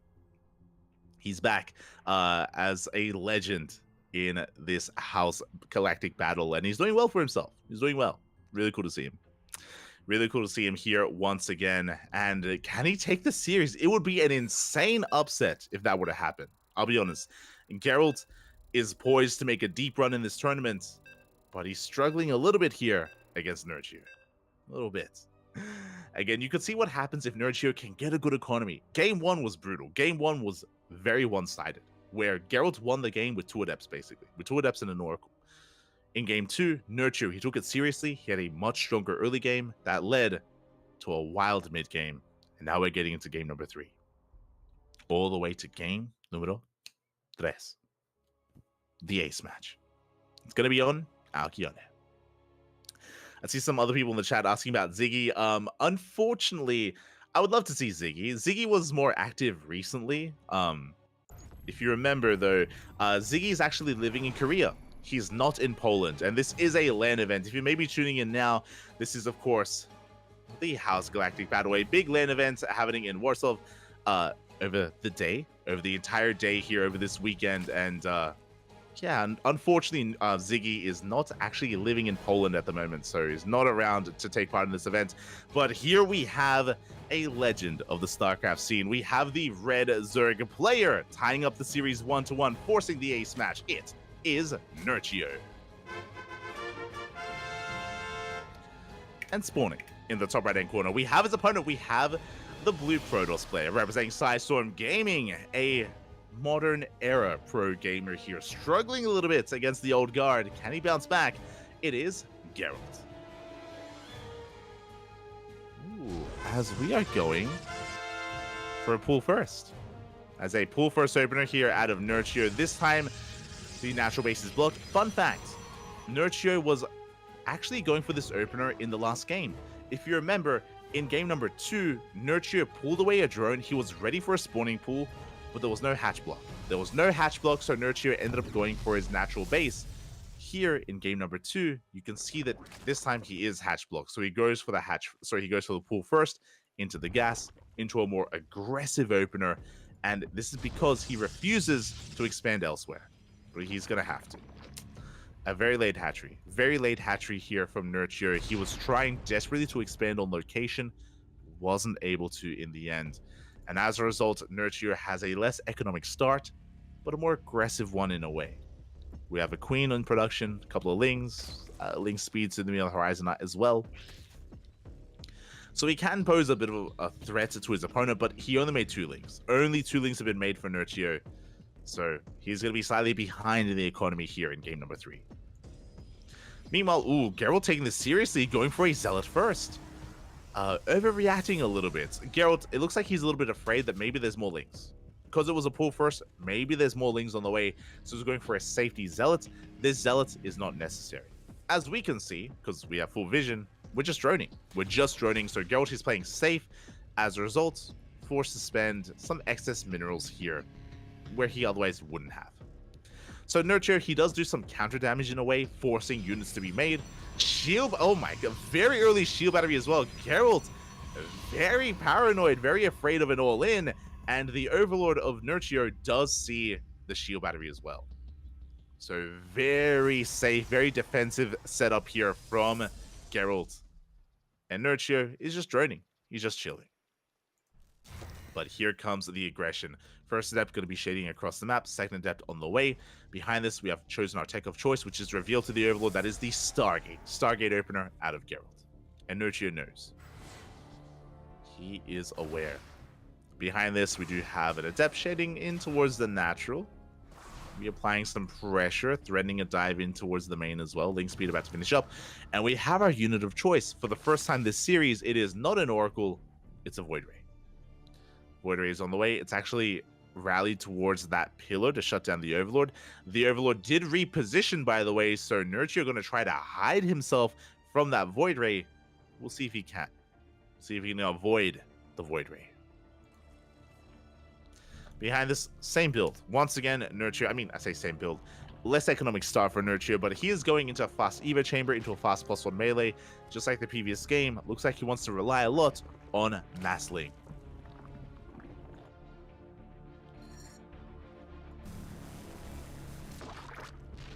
Ooh, the Overlord does get caught, and I love this out of Geralt. He opens up Void Ray, shuts down the Overlords. Behind this, Twilight Council. Twilight Council before third base. This screams Glaive Adepts. And you know what Adepts are good against? Lings. They're good against Lings, and there we go. We have Glaives on the way. Nurture playing safe, though. Upon seeing the Void Ray, does what you should be doing here. That is, you throw down a Roach Warren. You don't know what's coming out. You do know that the third base is delayed, though. So it could be Glaives, it could be Oracles, it could be Skytoss, could be anything. So Nurture wisely does go for the Roach Warren. Oracle is revealed. Third base soon to be taken. It is delayed thanks to these Lings. +1 melee is still on the way. But again, this Roach Warren is going to be invaluable here to Nurture once he realizes what's going on. Speaking of, the Lings, they arrive once again. Good control there from Nurture. Does shut down that probe. This is something that we did see in the ZVZ. So if you weren't here earlier today, we casted Nurture versus Trifax in the ZVZ, and Nurture had very clean Ling control. And you could see even there, just very precise micro, focusing down that probe, delaying the third base even further, and now we have Roaches on the way. Meanwhile, do we have Queens? That's the better question. We only have 3. This is something that we have noticed, that we noticed in game number 2, and even in game number 1. Nurture, he doesn't really prioritize his Queens here in ZVP, and that is dangerous. That is very dangerous, especially in the Stargate meta. We have Oracles that are going to be harassing, and Queens are paramount here when it comes to defending in the early game. So we don't have a lot of Queens available here to Nurture. Hopefully he can keep up with the movement of the Oracle and the Void Ray. Meanwhile, Roaches are amassing as we speak. Nurture, he's aware of how late the base is. He is maybe pieced together that it is going to be Glaive Adepts. Speaking of, the Adepts are coming. Stage Trap comes in. Up! Ooh, catches one drone. Ooh, and we take down the Oracle. Bit of a slip up there from Geralt, maybe a bit of nerves, but that was not a worthwhile trade for Geralt whatsoever. But we're not done, because here come the Adepts. We do have Roaches. Roaches are in position. We can zone the Adepts away, but we're looking for to complete the shade. We shade into the natural, and the third base damage is being done. Again, this is how Geralt took the first game through his Adept harass, and so far, pretty good. He kills 6 workers. 6 workers go down. More Roaches are in production. Adept shading towards that third base as well. We take control of the high ground, and drones, even more workers are falling. And this is becoming too much. This is becoming a bit much here as Adepts, they do manage to shade away. 11 drones go down, and we're not done. We still have 4 more Adepts up and running. Nurture, he did a great job at delaying the third base, but here defending against the Adepts has been struggling. Oh, even the Queen goes down to the Adept as well. As we still have an Adept in the main base. Roach is going for a counterattack, but we have a Void Ray to defend, and not much at home, to be fair. A Ling run-by could be deadly. Roach is less so. They're just too slow. They're being shut down by the Void Ray. Adepts, they shade once again into the main base, into the third as well, and this is becoming too much. Another Queen goes down. 5 more workers, and the Glaive Adepts, they're just pulling Nurture apart. He just cannot keep up. Not with just roaches. Again, he's been avoiding making those lanes. Stuck re-droning, and as he makes a worker, he loses a worker. Nurture down to 14. And again, I do really like this from Geralt, going for Glaive Adepts. Again, recognizing that with Adept Micro, that's where Geralt was able to come out on top in game 1, and he just doubles down here in game 3. And Nurture's economy is in shambles. It's absolutely in shambles. Looking at the unit loss tab, 27. 27 drones went down here. Nurture, his economy is hurting so bad, and Geralt, he's up 20 workers. He's up 20 workers in a PvZ is devastating. We're still not done. We're still not done. As Oracle gets in between the bases, doesn't get too much done here at the third. But the Adepts still threaten the mineral lines here of Nurture. Lings are now amassing. And this time we have a much better position here. As I say that. A brutal position behind the mineral line as the Adepts kill 5 more workers. No reaction out of Nurture. He doesn't pull away, and as a result, he loses too much damage. These are just 2 Adepts, and they kill 8 drones. Nurture is all in. Nurture, he should be completely all in, but he's working on a hive. We have a hive on the way. We have infestors in production. It looks like Nurture wants to go for a longer game, but the problem here is that Geralt is miles ahead in the economy, and that is reflected in the tech and soon to be the army as well. We got +1 attack on the way, charge, disruptor production well underway as well for Geralt. Geralt, he is in control of this. And Nurture, lesser. Far lesser. We're hoping for like a miracle fungal. If we can land a good fungal on the army, if we can avoid the Novas, if we can get a surround and clean up the Stalkers, there's a lot that needs to go right. There's a lot that needs to go well. Let's see if we can pull it off. Rocks are being knocked down. Geralt's rotating over towards the 4th base. He is going to be rotating over. Do you have those fungals? There he goes up. Up. Ooh, big connection here on the infestors. We are going to be forcing a recall. We do get a fungal, but the recall does evacuate half of those stalkers. That was almost a good catch from Nurture, but it does take a big nova to the face. Meanwhile, here on the front lines, we have the gold in control of Geralt. We have a gateway explosion, disruptors, not just disruptors, but alongside them, colossi on the way as well, and a dark shrine. May as well take in every direction. Honestly, if Geralt really wanted to, we could probably take up into Sky Toss. I wouldn't be opposed to that kind of transition either. The pressure is on Nurture right now as he's trying to recover. And he is droning, don't get me wrong. And Geralt is over-probing here, up to 93 probes. Oh my god. A little bit too much. This is going to be hurting Geralt a little bit once he maxes out, because his army is going to be smaller than it should be. And as I talk about a Skytoss transition, Fleet Beacon is on the way. Fleet Beacon is on the way. We are getting ready for Skytoss. Meanwhile, Nurture going Ling Bane into Ultra. I'm not opposed to it, but it's just really late. It's just really late tech here from Nurture.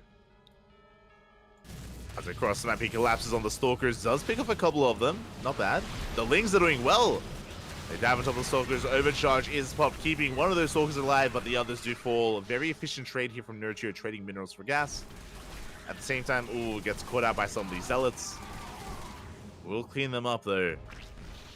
The Dropper Lord's threading the bases here of Nurture, trying to force a warp in, but only one Stalker warps in. There we go. Forcing, ideally, an overreaction. But again, these Dropper Lords are empty, and we're just buying time. Ultras are coming out. Ultras are on the way. Again, very impressive that Nurture has been able to survive here until Ultra Tech, but he's still behind. He's still catching up. He still has a ways to go. Nice fungal here on the Zealots. Do clean them up. And despite getting a Fleet Beacon, I don't see +1 air attack, and I don't see carriers. Not yet. Don't see them yet here from Geralt. He's still committed to a ground-based army, which means Nurture still has a chance. Still has somewhat of a chance here. There it is. Mothership is on the way. Minus 300, minus 300. Honestly, a pretty useful unit here as the new modern mothership. Can cloak units, can recall, pass the army into a main. Here we go, Geralt pushing in. Nurture going for a counterattack, catches an immortal. But this space is going to be going down, and Nurture, he's being cornered. The Novas! Big connections here on the Ultras. But at the same time, here comes some reinforcements. We're going for a surround. The Ultras, they collapse on the army. And have we overextended? We do catch the Stalkers, the Disruptors as well. Can we get on top of the Colossus? It's so close. We clean up everything else regardless. A very efficient trade here from Nurture. And we spoke about it earlier. Geralt was maxing out, but he has too many probes. He's on 90. He's almost on 100 probes. Stalkers come in. We shut down the Ultras. Oh, Geralt, he still can maintain himself, though. I mean, he's got a massive bank. He can remax again and again. That was a very good fight, though, out of Nurture. Very good fight. He resets the Robo army, which is something that I didn't think he could pull off. So very impressive. The problem here is his economy. He's on 3 bases.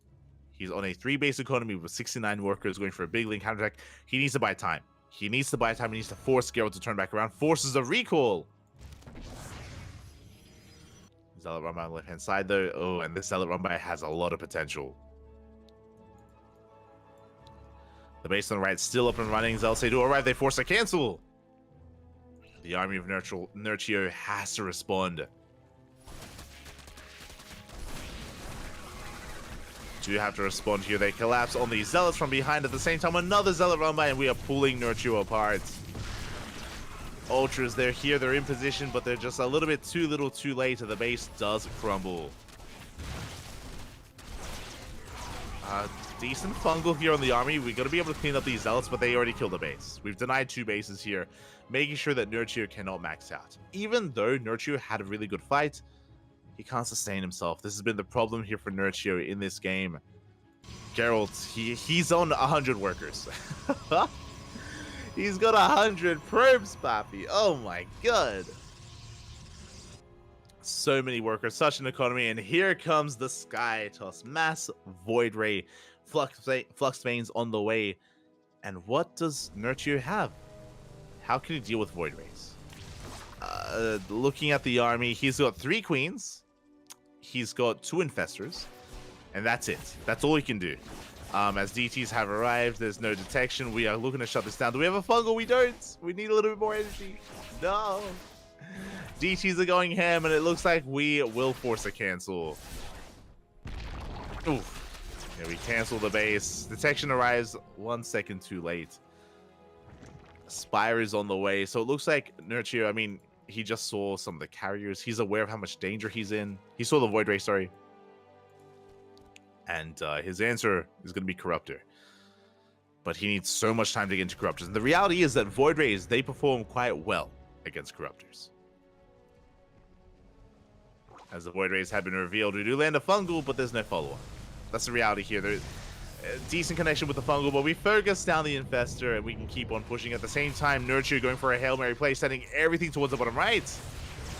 He collapses on this fresh mining base. Ooh, detection was dealt with. DTs are being warped in, and there is no detection to deal with this cloak. Oh, there we go. Overseer comes in. It does arrive. We can keep going. We shut down the base. At the same time, a big counter-attack. We're going for a pseudo base trade. We kill 1 base, but Geralt, he kills 2. Kills 2 hatcheries, and he's not done. The Void Rays, they go ham. They're going for the natural, and there's nothing to stop the Void Rays.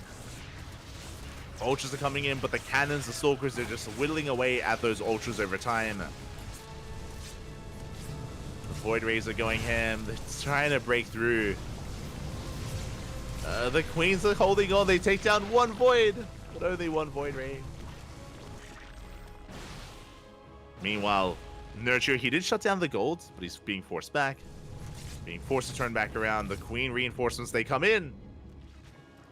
We do shut down another Void Ray. Oh, and almost another. Nurture down to 52 workers. He does have 1 fresh base here towards the bottom right. Meanwhile, Geralt expanding towards the left.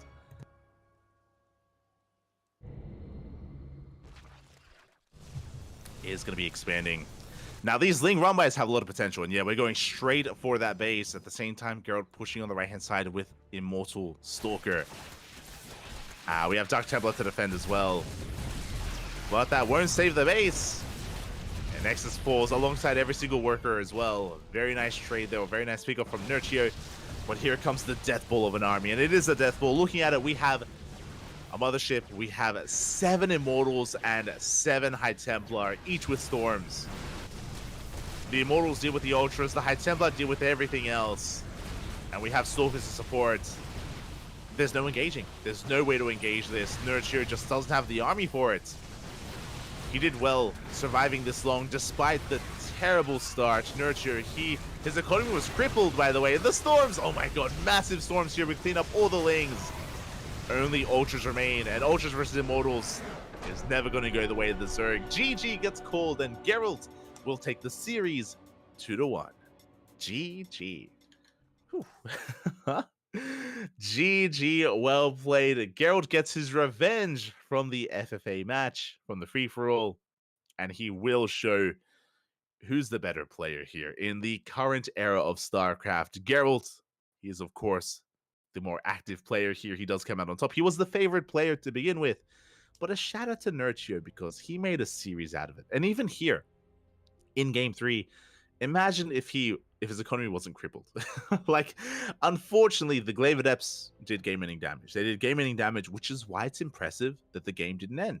That Nurchio, he was treading water and barely holding on the entire time. He was never really ahead, is the reality. Like, he was, catching the army. He was going for Ling run-bys and ultra counterattacks, which was good. But again, like, it still just wasn't enough to overcome the disadvantage of Nurchio losing so many drones early on. Just was not enough. Impressive though, nonetheless. Impressive. Was a great series, was a great playoff match, as we have some results to go over. As you can see on the screen, an exclamation mark B in the chat if you guys want to have a look at the Wikipedia page. We have a Laser who took down Bapi 2-0.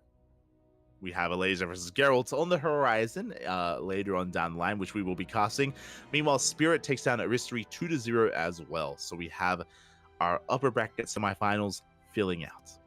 But we're going to be going on a short break. When we return, we have Mishu versus Christianer up next to determine who faces off against Spirit. See you soon.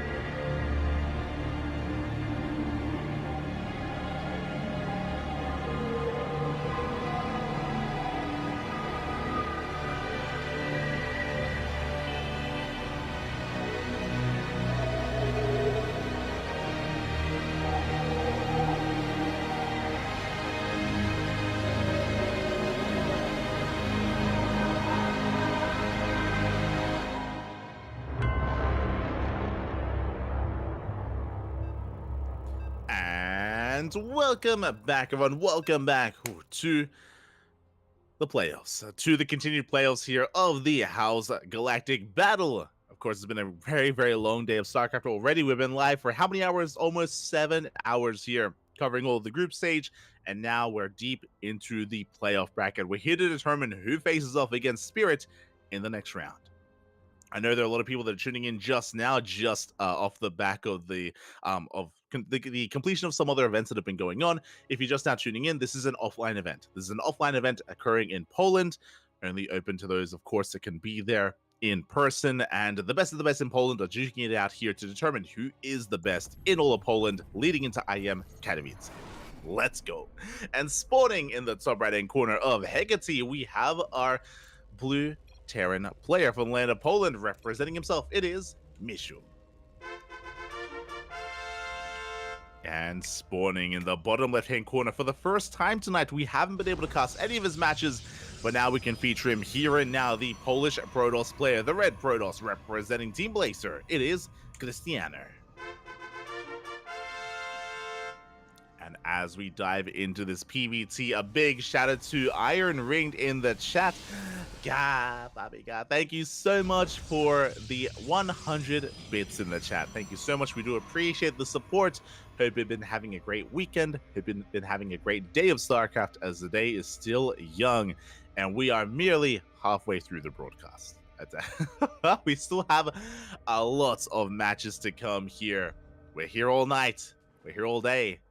Always, Papi, always. Let's go, Papi, let's go. As we're diving into this TVP, and again, coming into this, Mishu is our FFA champion. If you were not here at the start of the broadcast 7 hours ago, you would have seen that we did have a show match at the start of the night. We had a 8-player free-for-all, including a bunch of these players, and Mishu was the champion from that free-for-all. He did come out on top, flexing his mass BC, just rolling over so many players before him.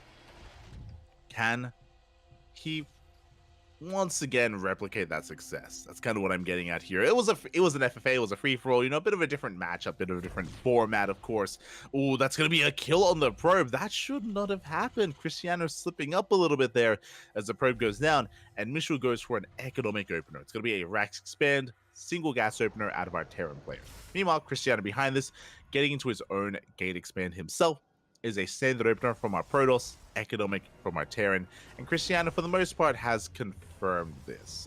Did dip into the main base earlier. He saw a single gas geyser. He was laying the natural base as well. So Cristiano should be aware that he's relatively safe and sound. Doesn't have confirmation of the base that's being produced as we speak, but should be aware of it nonetheless. Should recognize that it's most likely a base, most likely an economic opener. Meanwhile, Reaper does dip into the main, gets into the mineral line. We're going to be threatening some of these probes. The Sim City too good, though, as the Reaper gets locked in. We get some extra hits, and with the completion of this shade, we can focus down that Reaper. Can we avoid the Adept? We go for the Jukes, but the Reaper will fall. Good movement there from Cristiano. Again, really good Sim City, walling off behind the mineral line, kind of luring the Reaper in, and did shut it down. And I believe the Reaper did not see the tech. Now, looking at the vision here, the tech was not revealed. Mishu doesn't know if it's a Stargate or a Twilight Council.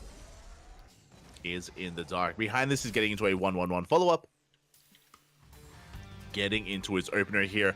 It looks like there's no add-on swap. A little bit odd that we have the reactor on the racks and we're keeping it on the racks, which means there's no add-on swap into Hellions, there's no add-on swap into Reaper, sorry, into Windmine production. Just continued Marines.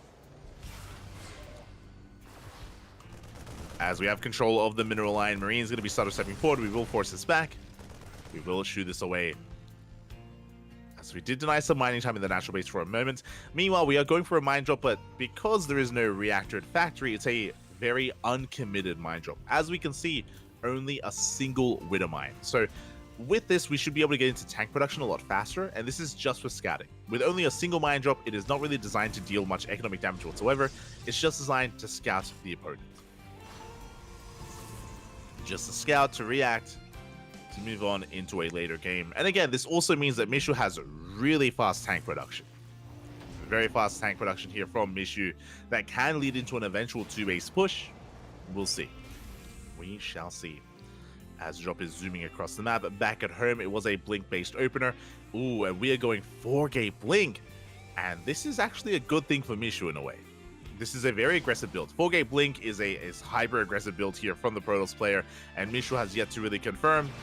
Oh, medevac is going. No, the boost! The boost is too little too late. The medevac gets completely shut down, and we do not get eyes on anything. That is a disastrous start here for Mishu. No scouting whatsoever, but he sees the Stalkers, so he knows it's at least 3 gateways. And because of the early tank production, he already has a pretty good setup. He has 1 tank on the high ground, soon to be a tank on the low ground as well. He's already prepared somewhat for Blink Stalkers. Bunker on the low ground, Sim City underway, 2nd bunker on the way as well. Mishu assumes it's the worst, assumes it's 4-gate blink, and he's preparing for it.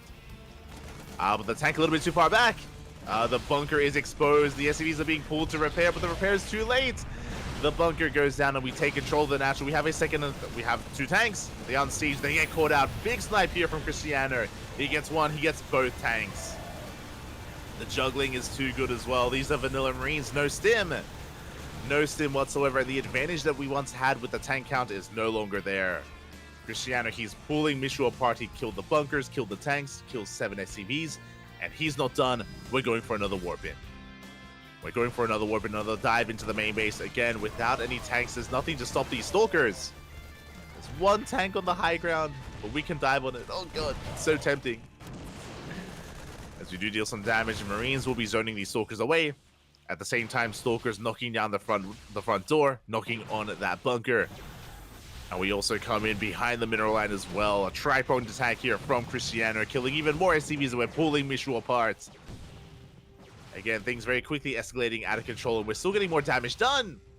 Late reaction out of Mishu. 7 workers fall. And we can just head into the natural as well. We just dip into the natural. We deny even more mining time. We delay the eBay. And Cristiano, he's expanding, taking his 3rd base and getting further and further ahead. We have 2 more gates, so 6 gates in total. We have the Robo, Immortal production. We have the Bay on the way for eventually Colossus and Disruptors.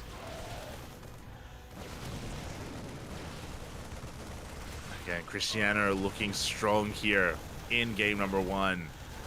And again, because of the build, because of how things did start out, because of the delayed repair, things very quickly just snowballed out of control here. We delay the 3rd TC. We have even canceling the 3rd base. Oh my god, we dive on top of the tank. A bit of an overextension. We will lose every single Stalker.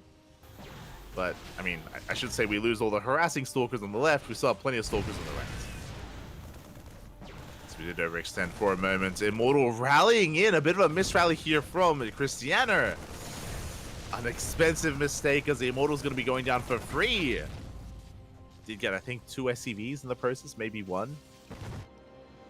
So Cristiano has to calm down. He has to just settle things down. He's in a good position. We just need to make sure that we cross our eyes. Cross our eyes? Dot our T's? Yeah, that's how we do. Make sure everything is on the up and up, and make sure that we're at least, you know, maintaining our lead. As we do go back into the natural, we deny the gas guys. There are still 18 SCVs going down. And even if Cristiano were to lose all these Stalkers, he still has a massive lead. It's a mistake that he can afford to make. Behind this, Colossus production well underway. We have the Colossi extend the Lance. We are good to go.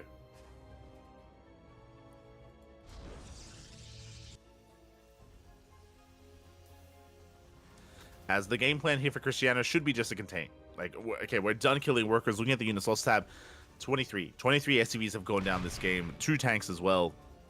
And from here, we can just chill. We can calm things down. Contain the Terran player. We're taking a 4th base on the way. 2nd Robo. Stargate for Skytoss. Oh my god. I was not expecting the Stargate play, but it makes sense. Stargate does make sense. It's a little bit greedy here, but we can afford to be a little bit greedy in this situation. Stargate will be eventually for the Fleet Beacon, for either Carriers or Tempest. You see Mishu here just stuck, contained to these 2 bases. 3rd TC now being floated over.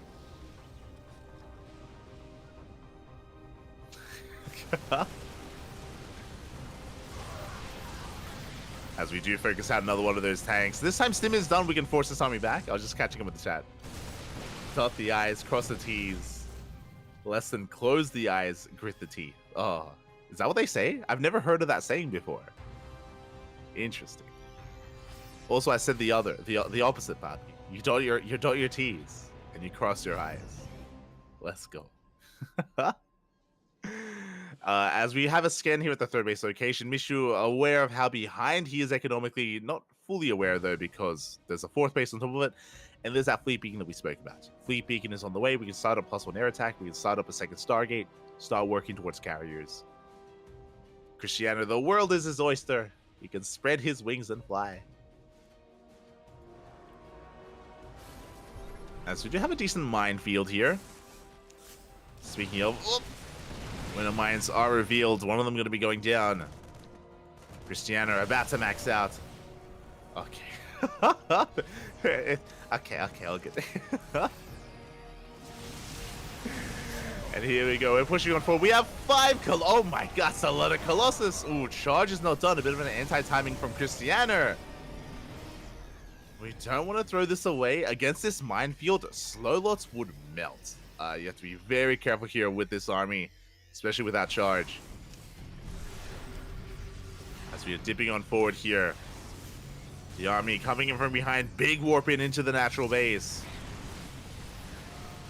As we dive on this, big mine shots. But there's just not enough on the ground. And Mishu, he had to respond here to the drop towards the natural, which means he loses control of the base. He loses control of his third base. GG gets called, and Cristiano will take game number 1. GG. Just a very solid execution there from Cristiano, able to deny any kind of scouting, able to shut down his opponent, and able to, of course, snowball out of control with his 4-gate Blink Stalker. Again, just the Reaper was shut down, the drop as well. Even though we started really early tank production, the SCVs weren't ready. They weren't ready to repair. If we were aware of how aggressive the Protoss was being, we needed those workers on that bunker sooner. We had to buy time with the bunker for the tank to reposition, and then suddenly we have a much stronger defense. Suddenly we have a much stronger hold. Alas, not the case here.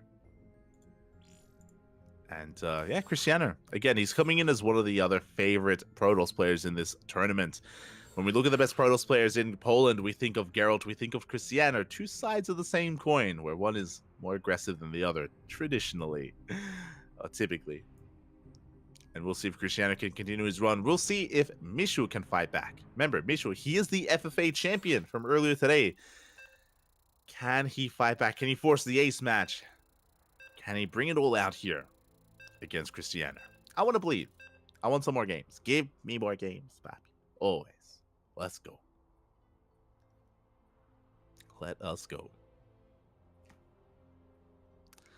As game number 2 is going to be taking place on Oceanborn. We're diving into the sea. And can our Terran player, can we make a series out of this? Can we fight back? Can we force the ace match? Gibbs, papi, Gibbs. Meanwhile, as a reminder, the winner of the series plays against Spirit in the next round. So things don't get easier from here. Things get harder as the tournament does progress. And here we go in the bottom right-hand corner of Oceanborn. We have our blue Polish Terran player. It is Mishu.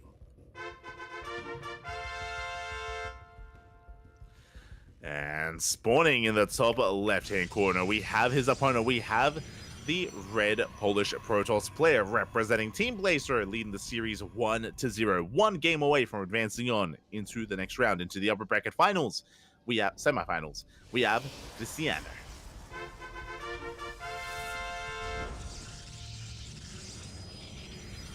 Here we go. Again, our series does continue, and we load into Oceanborn, an interesting map to say the least. On a map like this, of course, the rush distance by ground can be quite short. We have seen a lot of aggressive plays on this map just because of how vulnerable the third base is. This third base, again, quite vulnerable merely because there's no ramp leading into it. To get onto the same point of elevation as the third base and as the natural, you enter through the center of the map here instead. So yeah, it's a little bit less defendable than some of these other maps, at least the third base is.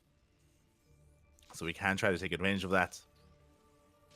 As for now, the Probe Scout does slip in. To wind the game back a little bit here, if you do recall, we did have an economic opener for Mishu in game number 1, and looking to be the same opener here in game number 2. See the SCV moving down to low ground, and we should be seeing our expansion in a couple of seconds. The probe comes in, but we will not deny. We will not delay, and the CC is on the way. So once again, economic opener here at a Mishu. You know, Cristiano has options. Does have options available to him, as in game 1 he went for a Twilight Council into 4-gate blink. Here in game number 2 we could go for a Stargate opener, we could go blink into 2 gateways into a faster third, we can go for a safe 3-gate opener, we can go for a Robo opener as well. That's a little bit more uncommon and unorthodox, but still viable, very much so. As we are hiding our tech, this should not be a Stargate, and it is a Twilight Council. So once again, should be blink. Should be blink. I wonder if Cristiano is feeling a little bit spicy here as the Reaper does dip in, and we do get eyes on the tech. This time, Mishu is aware of the opener. So a much better scout here, much better Reaper from Mishu in game number 2. Adept is trying to keep up. And what I was about to say, as we do not commit to the shade, is that we have seen some players go for DT openers. Dark Shrine openers are also seen every now and then in this matchup. Very uncommon, but not unheard of, as there it is. Blink is on the way. We're not spicing things up too much. Reaper gets in, does get a probe. Not bad. Probe does fall, but the Reaper will fall as well. Trading 1 for 1. Looking at the vision of Mishu. Again, he did confirm the Twilight Council. Hasn't seen much else behind it, though. And the question becomes, do we double down into 4-gate blink again? Or do we go for something different? Do we go for something like 2-gate blink or even 3-gate blink? There are different variations of Twilight Council openers, and we have our answer. We have 3 more gates on the way. 3 gates in the main, 1 gateway here at the natural, 4-gate blink, 2 games in a row. If it ain't broke, don't fix it. And Cristiano, it worked in game 1, going for it again here in game number 2. Now back at home, once again there's no add-on swap, which means once again it's only a single Widowmine drop here from Mishu. There's no additional Widowmine production. So once again going for and opting for scouting information. Now Mishu, even though we saw 4-gate blink in game 1, there's no guarantee that it's the same thing here in game number 2. So Mishu, he needs to get in and he needs to count gateways. The goal here to count how many gateways there are, to recognize how greedy or defensive he needs to be. Now we can see once again early tank production here from Mishu, and he should have a better position overall. Here on the high ground, here behind the bunker. Bunker is done. I want to believe that his defense can be a little bit better here in the next game, but again, it's on Mishu to really whip that out. As the drop is poised to go in, it looks like we were just waiting for the booster reset before committing. And Cristiano, he is pushing across the map. He does have his prism. He's got 4 gateways behind this. He is moving out across the map with a terrifying army. And what do we have at home to defend? We have 1 tank in position protecting the natural, but with the war prism we can gain high ground vision and go into the main. Bunker on the way in the main base, but there is no tank. We're still a couple of seconds away. We are merely seconds away. We will dive into the main base. Tank does pop out. Will cover the production, but not the mineral line. As we do get behind the mineral line, Stalkers engaging with the Marines. Oh, do overextend. Big volley's going to be going up here on these Stalkers. 1 Stalker goes down. Bit of miscontrol here out of Cristiano as he's focusing back at home. Focusing on the drop, which he will shut down. Good reactions out of Cristiano, but he does pay a price for it. His army, loses a Stalker. Oh, he's hurting a lot here. You can see a much stronger defense overall by Mishu. Tanks are in position. Tanks to keep up with the rotations. We have plenty of bunkers. 2 bunkers on the low ground, 1 on the high ground. Mishu barely loses any SCVs. 3 SCVs went down, as opposed to the 23 of last game. So Mishu, he's holding his own. He is now holding his own. Stalkers, they come into the right-hand side. Tank is within range. Was within range. Stalkers, they do find a good angle of attack here. They wedge themselves into the natural. And Mishu's going to have to reposition. Loses the depot. Oh. As the tank does cover that mineral line. Does cover the gases. Ooh, bit of a miss rally there from Mishu. As he's going to have to re-rally, reposition. Third CC is on the way. Likewise, third Nexus also on the way for Christian. Ooh, these tanks are looking exposed. Tanks are looking a bit exposed. We could try to dive on them. Instead, we go for the Gas Geyser. Secure damage.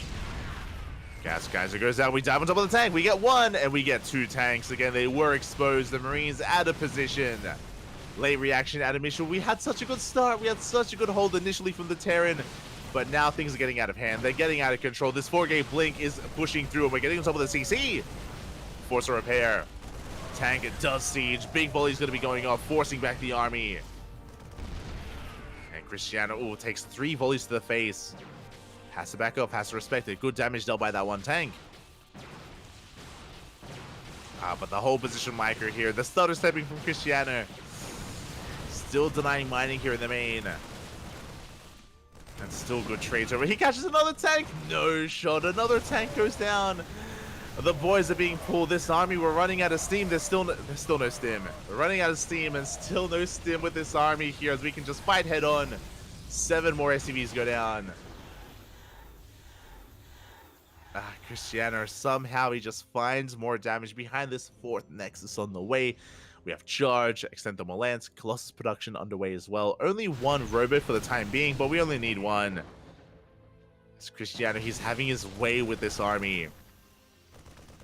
Again, very quickly things can snowball out of control. Unfortunately, Mishu, he was caught out and he lost 2 tanks. He lost 2 tanks, one after the other, and as soon as he lost the tanks, he lost control of his main. Lost control of the main, and lost control of this game as well.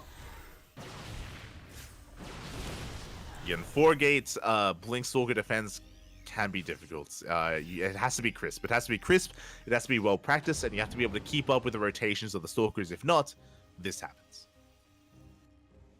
It's a good start from Mishu. But the finish, less so. As we get another tank. No shot. Another tank goes down. 1 tank for 1 Stalker. Good trade for Cristiano. Gets a Marine. Oh my god. Calm down. Across the map, we do come across a drop here of Mishu. Now Stim is done for our Terran player. We catch a couple of Stalkers. We're forcing a defensive warp in. Oh my, speaking of defensive warp in, that's a lot of Zealots. That is a game-ending amount of Zealots here. Good control here on Cristiano. He baits out the mine shot, gets into the main base, goes to the mineral line once again. Distracting the army, and we're just waiting for another warp in. We're waiting to pull the trigger. Because I don't know how Mishu survives against this. Now the scan did take down an observer. Observer did fall. But here comes a death bull of an army. It's coming, Papi. It's coming. And is there any stopping it? We do have a couple of Widow Mines. If the Widow Mines are perfect, if the Vikings find a really good angle on the Colossus, then maybe. As we come in with reinforcements, we force a bit of friendly fire as well. Good split there with those Zealots. As we collapse on the army, the Colossi going ham here, just swiping away at the Marines, at the Marauders, at the SCVs. GG gets called, and Cristiano will take the series 2-0, advancing on to the upper bracket semifinals. GG. GG, well played. Again, a solid performance out of Cristiano, and a good warm-up. A good warm-up here for his PvT. He's going to need to be warmed up, because up next, in the upper bracket semifinals, Spirit. Spirit has been patiently waiting for either one of these players. The best Terran in all of Poland is up next. I was going to say Poland versus Cristiano. Spirit versus Cristiano is going to be coming up after the break, followed by another semifinals match, followed by a Laser versus Geralt. Up next here on the CranKy Ducklings. We'll see you soon.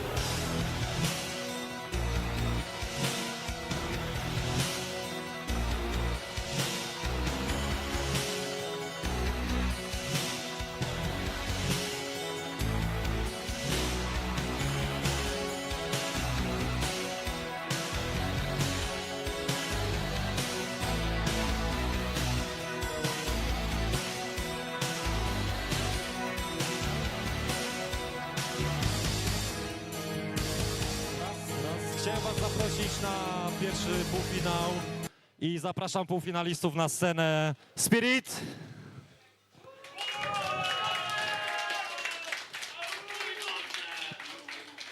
I drugi półfinalista Krystianer. Zapraszam. Panowie, piąteczka. Powodzenia.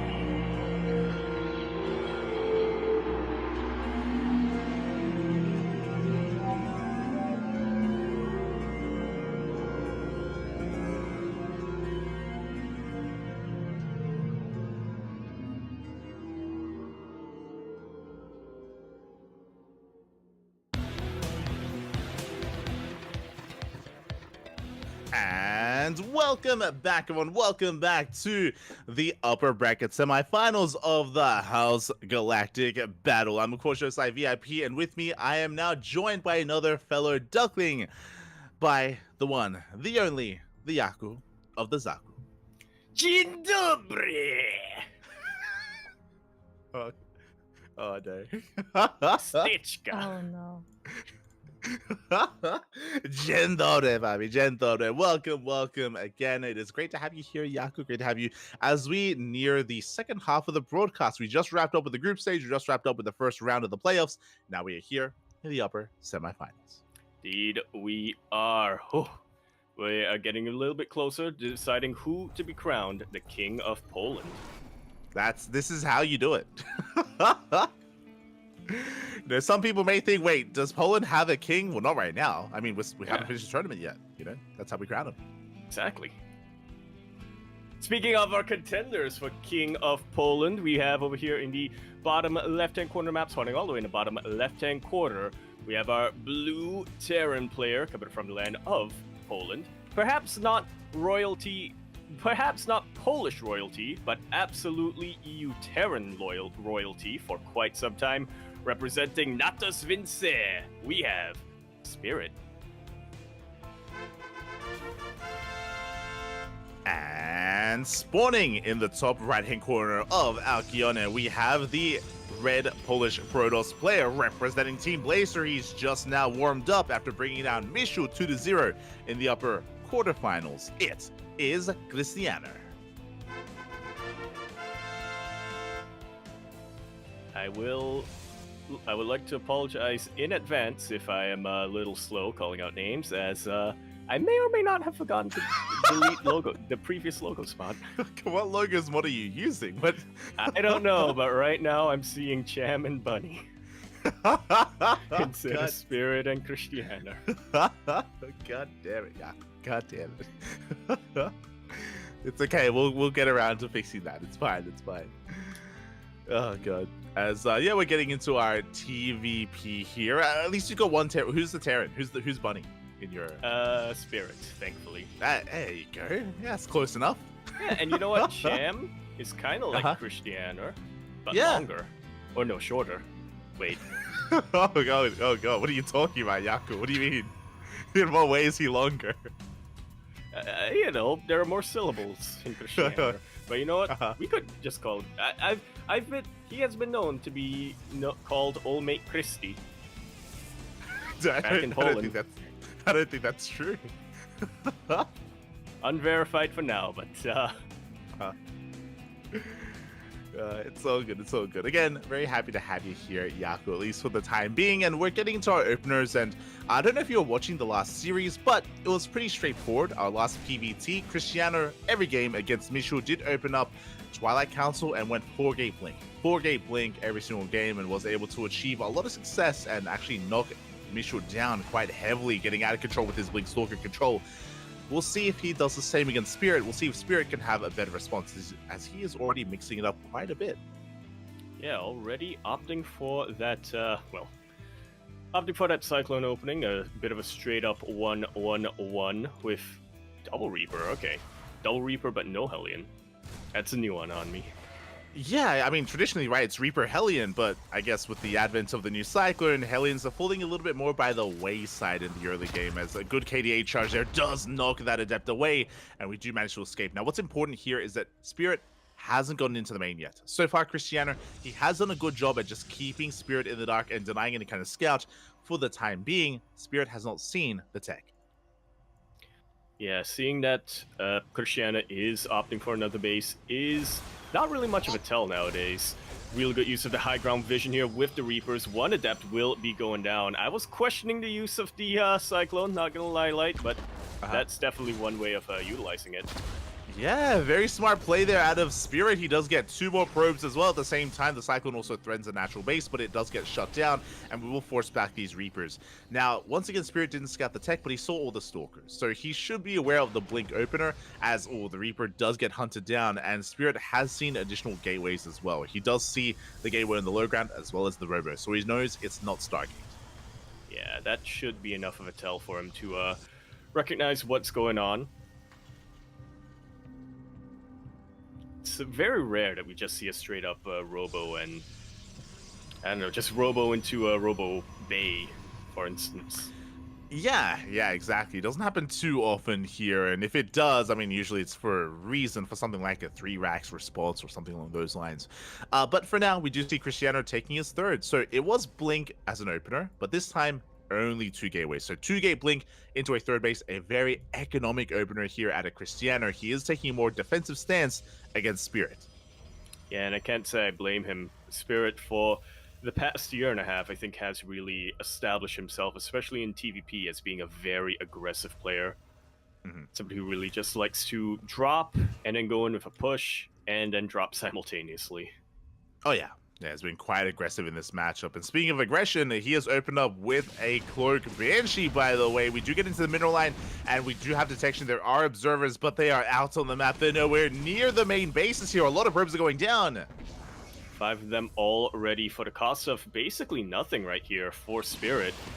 My heart breaks a little bit for Cristiano here. You could tell he was gearing up for a mine drop with how he positioned those stalkers, but yeah, unfortunately, Spirit had other plans. Yeah, the Banshee opener so far has paid for itself here. We've gotten how many worker kills so far? 8 in total. And now we have a second Banshee soon to join the first. And now suddenly we can pose that much of a greater threat here to Cristiano. Cristiano being very proactive though. He's looking for the Banshees. Yeah, he knows he needs to stop them before they get into his base. He knows that the potential of 2 Banshees to just start one-shotting probes and then micro away is absolutely high. So he is hunting them down, and he will be able to get one. And the other he one. gets the... Yeah, he gets the high energy one at that. He gets a second one as well. Very nice pick off here. Fool me once, shame on you. Fool me twice, never fool me again. As Cristiano, he does shut down both Banshees and regains map control. And he is absolutely making full use of that with his Blink Stalkers as well. Look at that massive gateway explosion back on home. Cristiano knows that he is safe. This is a time for him to start ramping up his production. Exactly. His third base is up and running as well. He's applying some pressure. His goal here is to contain his opponent. Maybe find a couple of pickoffs here and there, but there is a tank. It is, of course, covered by the SCVs as well, so we can repair just in case we dive on top of the tank. There's also the bunker covering this location as well. And up in the main base, we have a third TC well underway. Yeah. Gonna slowly turn into an orbital command and eventually land in that third base. Stim is about to finish up here for Spirit, so pretty soon is going to be the time for him to start chasing this back, and if he has enough momentum, pushing this all the way back into Cristiano's side of the map. Oh yeah, exactly. He will soon break free and establish that third base. When it comes to Cristiano, he does pick up a couple of stray workers. He tried to apply some pressure to this base. He does see the Unsiege. He sees the Marines. He's aware now that we are going to be inbound. We have Stim. And we have +1. Combat Shield still a little bit of ways off. But that is not going to stop a Terran player, least of all Spirit. Yeah, he does force back the army. Third base is being established. Meanwhile, across the map, we do have a mine drop, a very unorthodox timing for the mine drop, trying to catch out Cristiano, but he is paying attention. He avoids that mine shot as well, and he does defend. Nicely done. A little bit far from detection range, but at the same time, it's far enough away from anything that's actually vulnerable to a mine drop. Oh, yeah, exactly. As it looks like the winter mine is going to be saved here by the medevac. No, never mind. We just run past the medevac, run past the winter mine. At the same time, here we go. We're hitting the third base. Both players are. Yeah, Spirit going to be able to take out that fourth base. A bunch of reinforcements here for Spirit. Will be able to chase away these stalkers. Spirit loses 8 SCVs, but he will keep that third base alive. Cristiano, meanwhile, will be knocked down to an even base count for the time being. Loses a couple of his probes, a couple more probes here, so they're actually an even base and worker count for the time being. Yeah, which is a better thing for Spirit. Again, he has got mules on top of that. Again, that was a big blow to the economy for Cristiano, losing his base. He was out of position. He was not ready for it. He also lost a lot of stalkers here across the map. And now Cristiano is pretty committed. He's pretty committed with this push. We need to trade well against this. We have a lot of Zealots. We have 2 Colossi behind this. Can we get on top of the tanks? Yeah, very powerful army, but positioning is everything. A lot of these Zealots actually getting wiped out before they can really get on top of anything. A couple of ghosts are now out. EMP does land, and it softens up the Colossus significantly. Cristiano making a little bit of headroom, but with the pulled SCVs, Spirit will be able to chase this back, even killing... Oh, I was going to say killing the Colossus, but that was some clutch juggling coming out here from Cristiano. That was some very clutch juggling, some hot pickups there out of Cristiano. He does preserve both of his Colossi. None of them go down. He killed 7 SCVs, but he merely traded with the army, and he was hoping to do a little bit more. He was hoping to deal more critical damage here as Spirit does hold, and Spirit maintains his economic advantage as well. He did lose SCVs, that's true, but he has mules on top of that, and he is working towards his 4th base as well. He's working towards expanding on the right-hand side. The pressure is still on Cristiano. Absolutely. That would have been a good push if not for the fact that he lost basically all of his Zealots and most of his Stalkers as well. Exactly, and now we have to resort to this drop play. Zealot drop into the natural base, kills 1 SCV. We do have a Zealot runway on the right-hand side. We try to get on top of the tank, and it looks like, the tank goes down. Not too bad. Not too bad. I mean, that tank is definitely helping out a ton when it comes to the defense here, but we are starting to move to the point of the TVP where, you know, the Terran player does want to start getting rid of those tanks, getting a couple more Ghosts, getting some Liberators as well. Exactly, and as you mentioned, Liberator production, there it is, +1 ship weapons on the way for the air units here of Spirit. We do have Viking production well underway as well, and eventually we are going to be working towards those Liberators, and Cristiano, he's still doing everything he can to make sure Spirit stays back at home. He's going for all these Zealot run-bys, these Zealot counterattacks. The War Prism is still alive, we can still threaten another dive, but we're hoping to try and hit Spirit when he's not really paying attention as he catches these Zealots. Yeah, pretty good pickoff here from Spirit. Just another potential base covered for him here. Exactly, yeah, these Zealots are not going by unnoticed. Back at home, though, we are going to be refining our army. Remember, at least we kept the Colossus alive. The Colossus, they survived, and now we can freely get into Disruptor production. Meanwhile, the Hydro comes in once again.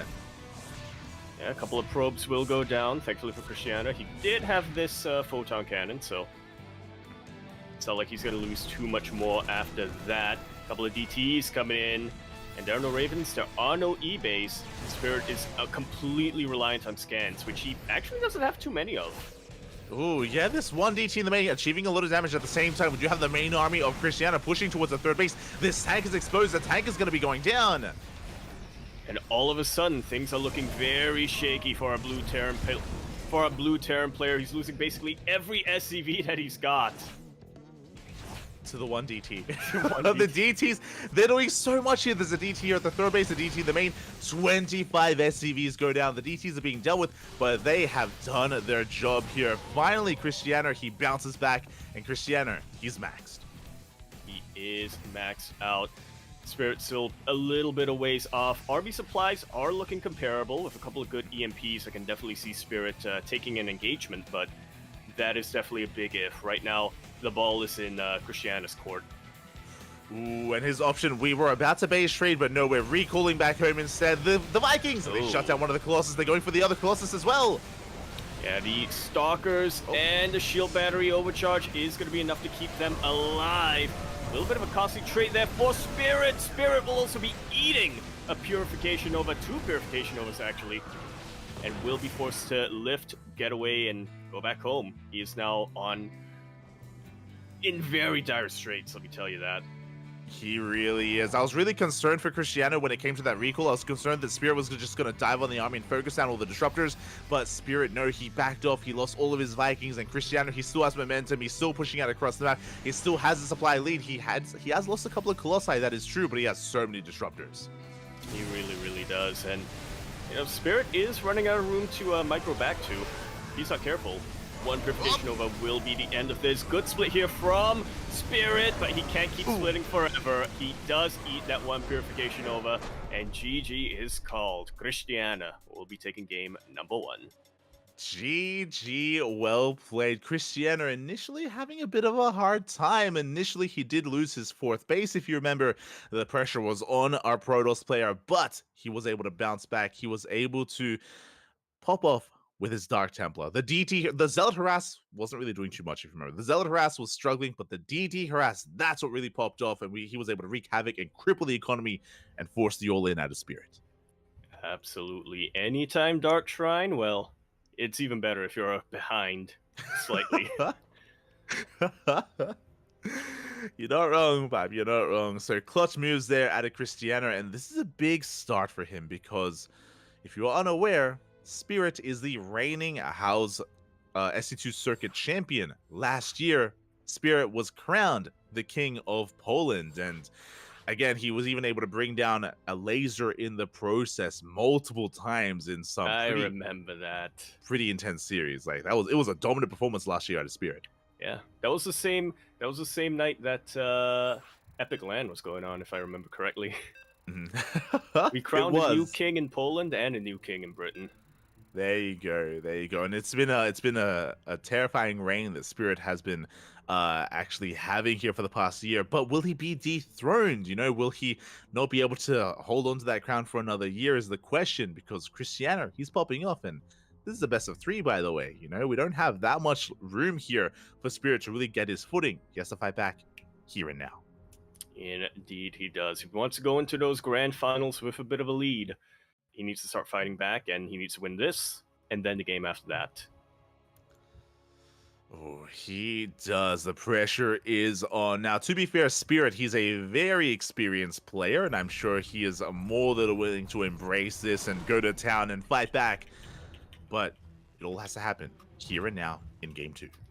One map here, potentially, as we load into Oceanborn. We're over here in the bottom right-hand corner map, starting all the way in the bottom right. We have a blue Terran player coming out from the land of Poland. He is, of course, going to be representing his team Na'Vi.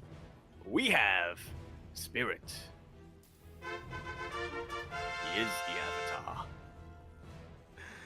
And spawning in the top left-hand corner, we have his opponent. We have the red Protoss player representing Team Blazer, leading the series 1-0. Again, Cristiano, he is one of the other stronger Protoss players in this tournament. Can we cause an upset? It is Cristiano.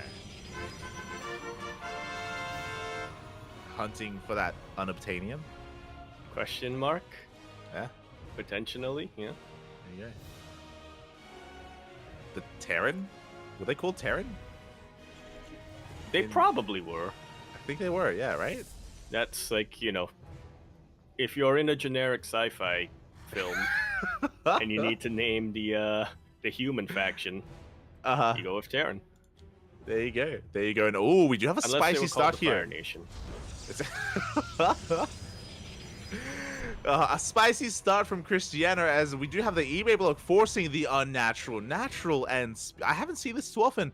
I'm not too sure if you're aware of this, but this opener from Spirit has been rising in popularity in the new patch, and in recent times Protoss players have been one to very quickly scout and actually deny the eBay to make sure this scenario doesn't take place, because this is where Cyclones can have some fun.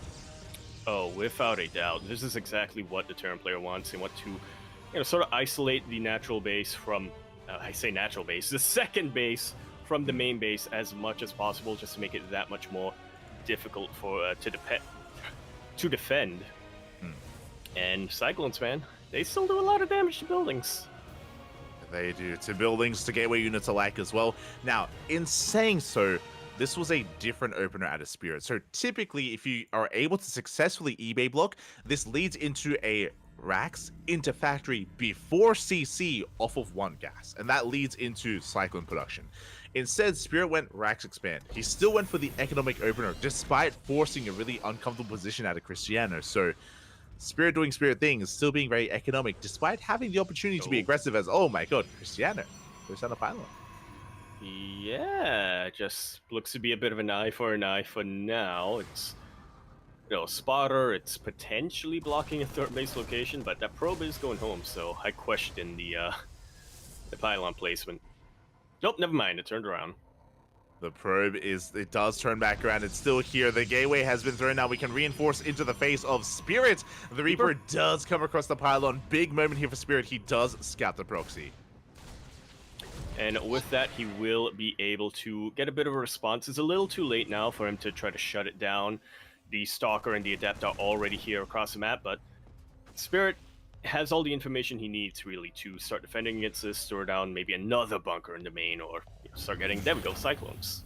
Yeah, there you go. The Cyclones are on the way. We have the 1-1-1 follow-up. Reactor and Marines are amassing.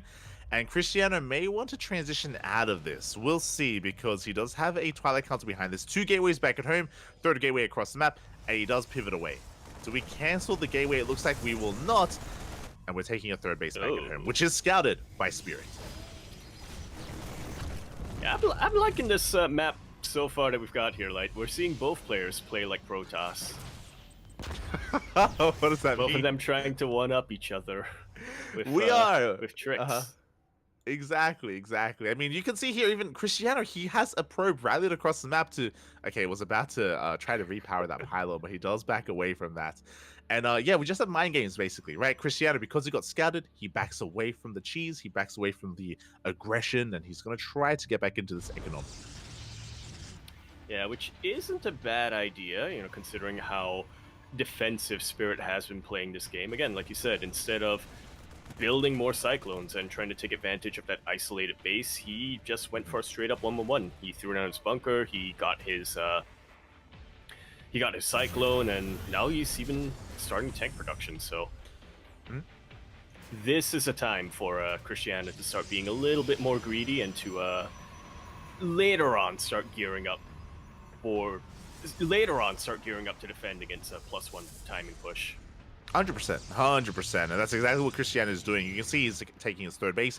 He's staying on a low gateway count, only 2 gateways, and he's already taking up into a robotics base. So he is being quite greedy. Now the Cyclone has arrived, and we do manage to pick off a couple of probes here. Oh, pretty good trade so far. Cyclone will be shut down, but 3 workers go down in the blink of an eye. And as you mentioned, behind this, we are building up a very hefty tank count. We have additional tanks on the way. We have Banshees as well. This time only 1 Banshee. We haven't overcommitted into it with additional Banshee. Oh wait, sorry, 2 Banshees, as the first one is already waiting for its partner. Cloak is researched, and instead of a 3rd CC, we throw down 2 more Raxes. This is very aggressive coming out from Spirit. This is a Spirit that I know and love.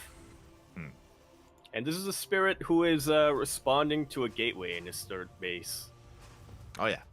The gateway is still there in the 3rd as well, as the Banshees are amassing here soon to dive in towards that natural base of Cristiano. Now, Cristiano does have detection. He has 1 observer, but the observer is with the main army. It's not at home to defend. His bases are quite vulnerable here to Banshees. Yeah, and 2 Banshees do one-shot probes. This entire mineral line is compromised. Yeah, a bit of a late reaction, a late recall here from Cristiano. He does come back home, but he's in a lot of trouble. That's going to be 9 dead workers, 11, 12, and counting. And we're going to get even more damage done from here. These have more than paid for themselves. Without a doubt. The Observer actually isn't with this army? No. Oh no! Cristiano! He recalled the army. He missed the Observer with the recall. Well, Cloak Energy is about to run out, so that should be the worst. The worst should be over here for Cristiano, but 19 probes. 19! Yeah. Cristiano had 69 probes for a second there. And they were gone in the blink of an eye, practically. Yeah. I mean, you can see here that both players, I mean, Cristiano still has a worker lead, which is crazy, right? That's how far ahead, that's how greedy he was. But that also goes to show how powerful this 2-base all-in is. The boys are being pulled. Spirit, he's going to be knocking down his opponent. And Cristiano, he is reprobing, he's resaturating when he should be focusing on his army. He should, but does he really have the resources to do so? I mean, he is trying to get more Colossus right now. But his income is just very, very low. SCVs have been pulled, as you mentioned, and this is exactly where Spirit wants to fight. Yeah, exactly. Within range of his tanks, he depowers the robo, shuts down the prism as well. Very nice target firing here at his Spirit, and he zones the ground army away from the natural bases. We do lay siege upon it. Colossus trying to come in from behind. We do get a warping of Zealots as well. But that Colossus is so bad, it's so bruised. Yeah, it really is. The Banshees from earlier actually helped distract the main army as well for a little bit. There's only 1 Colossus, and that's the only Colossus that Cristiano will have for the rest of this game. Robo goes down, everything goes down. It's a little bit of a hefty army. I mean, Spirit's army is very stimmed, but it is still a lot of firepower. GG is called. Spirit will be taking that game with a 2 base SCV pull. That's why he's my king of Poland. GG, well played, Spirit. He fights back, tying up the series 1-1. Again, that last game was quite intense overall, and the Invisible Man, the Invisible Units so far have been the MVPs here of this series. Game 1, it was the Dark Templar. Game 2, it was the Cloak Banshees. Yeah. Man, and I want to point out that in both times it was neither player having or rather it was both players having detection but not where they needed them to be at. Spirit, Yeah. one too many mules, didn't have enough scans as for Christianer. And I kind of want to watch that replay and see how that recall, where that recall was thrown down. Yeah, because right, we saw the observer was with the stalkers. Like the observer was providing some high ground vision for the stalkers to blink into the main, and the recall was delayed. So I assumed that he was waiting for the observer to meet back up with the stalkers and then recall. But clearly, the recall missed the observer, and that meant that the Banshees did even more damage. And yeah, it was just a really rough position for Christiana, and things very quickly escalated in favor of Spirit. But now we're getting into the ace match, and we've seen both players look strong. We've seen both players have their moments in the sun. But how will the story end in Game 3? It's going to be Banshees versus DTs. Banshees, though, they can shoot down. And DTs, they can't shoot up. They can't, but you know what they can do? They can morph into Archons. True. There you go. Archons. They can shoot up. We'll see how this all comes together here. We have our map of choice. We're going to be loading into Solaris as the ace match. How fitting indeed. As we load on in over here onto Solaris, where over here in the bottom left-hand corner map, spotting all the way in the bottom left, we have our red Protoss player coming down from the land of Poland, representing Team Blazer. He is Christianer. And spawning in the top right-hand corner, we have the best Terran player in all of Poland. We have the reigning House SE2 Circuit champion representing Team Na'Vi. Fighting back, forcing the ace match. It is Spirit.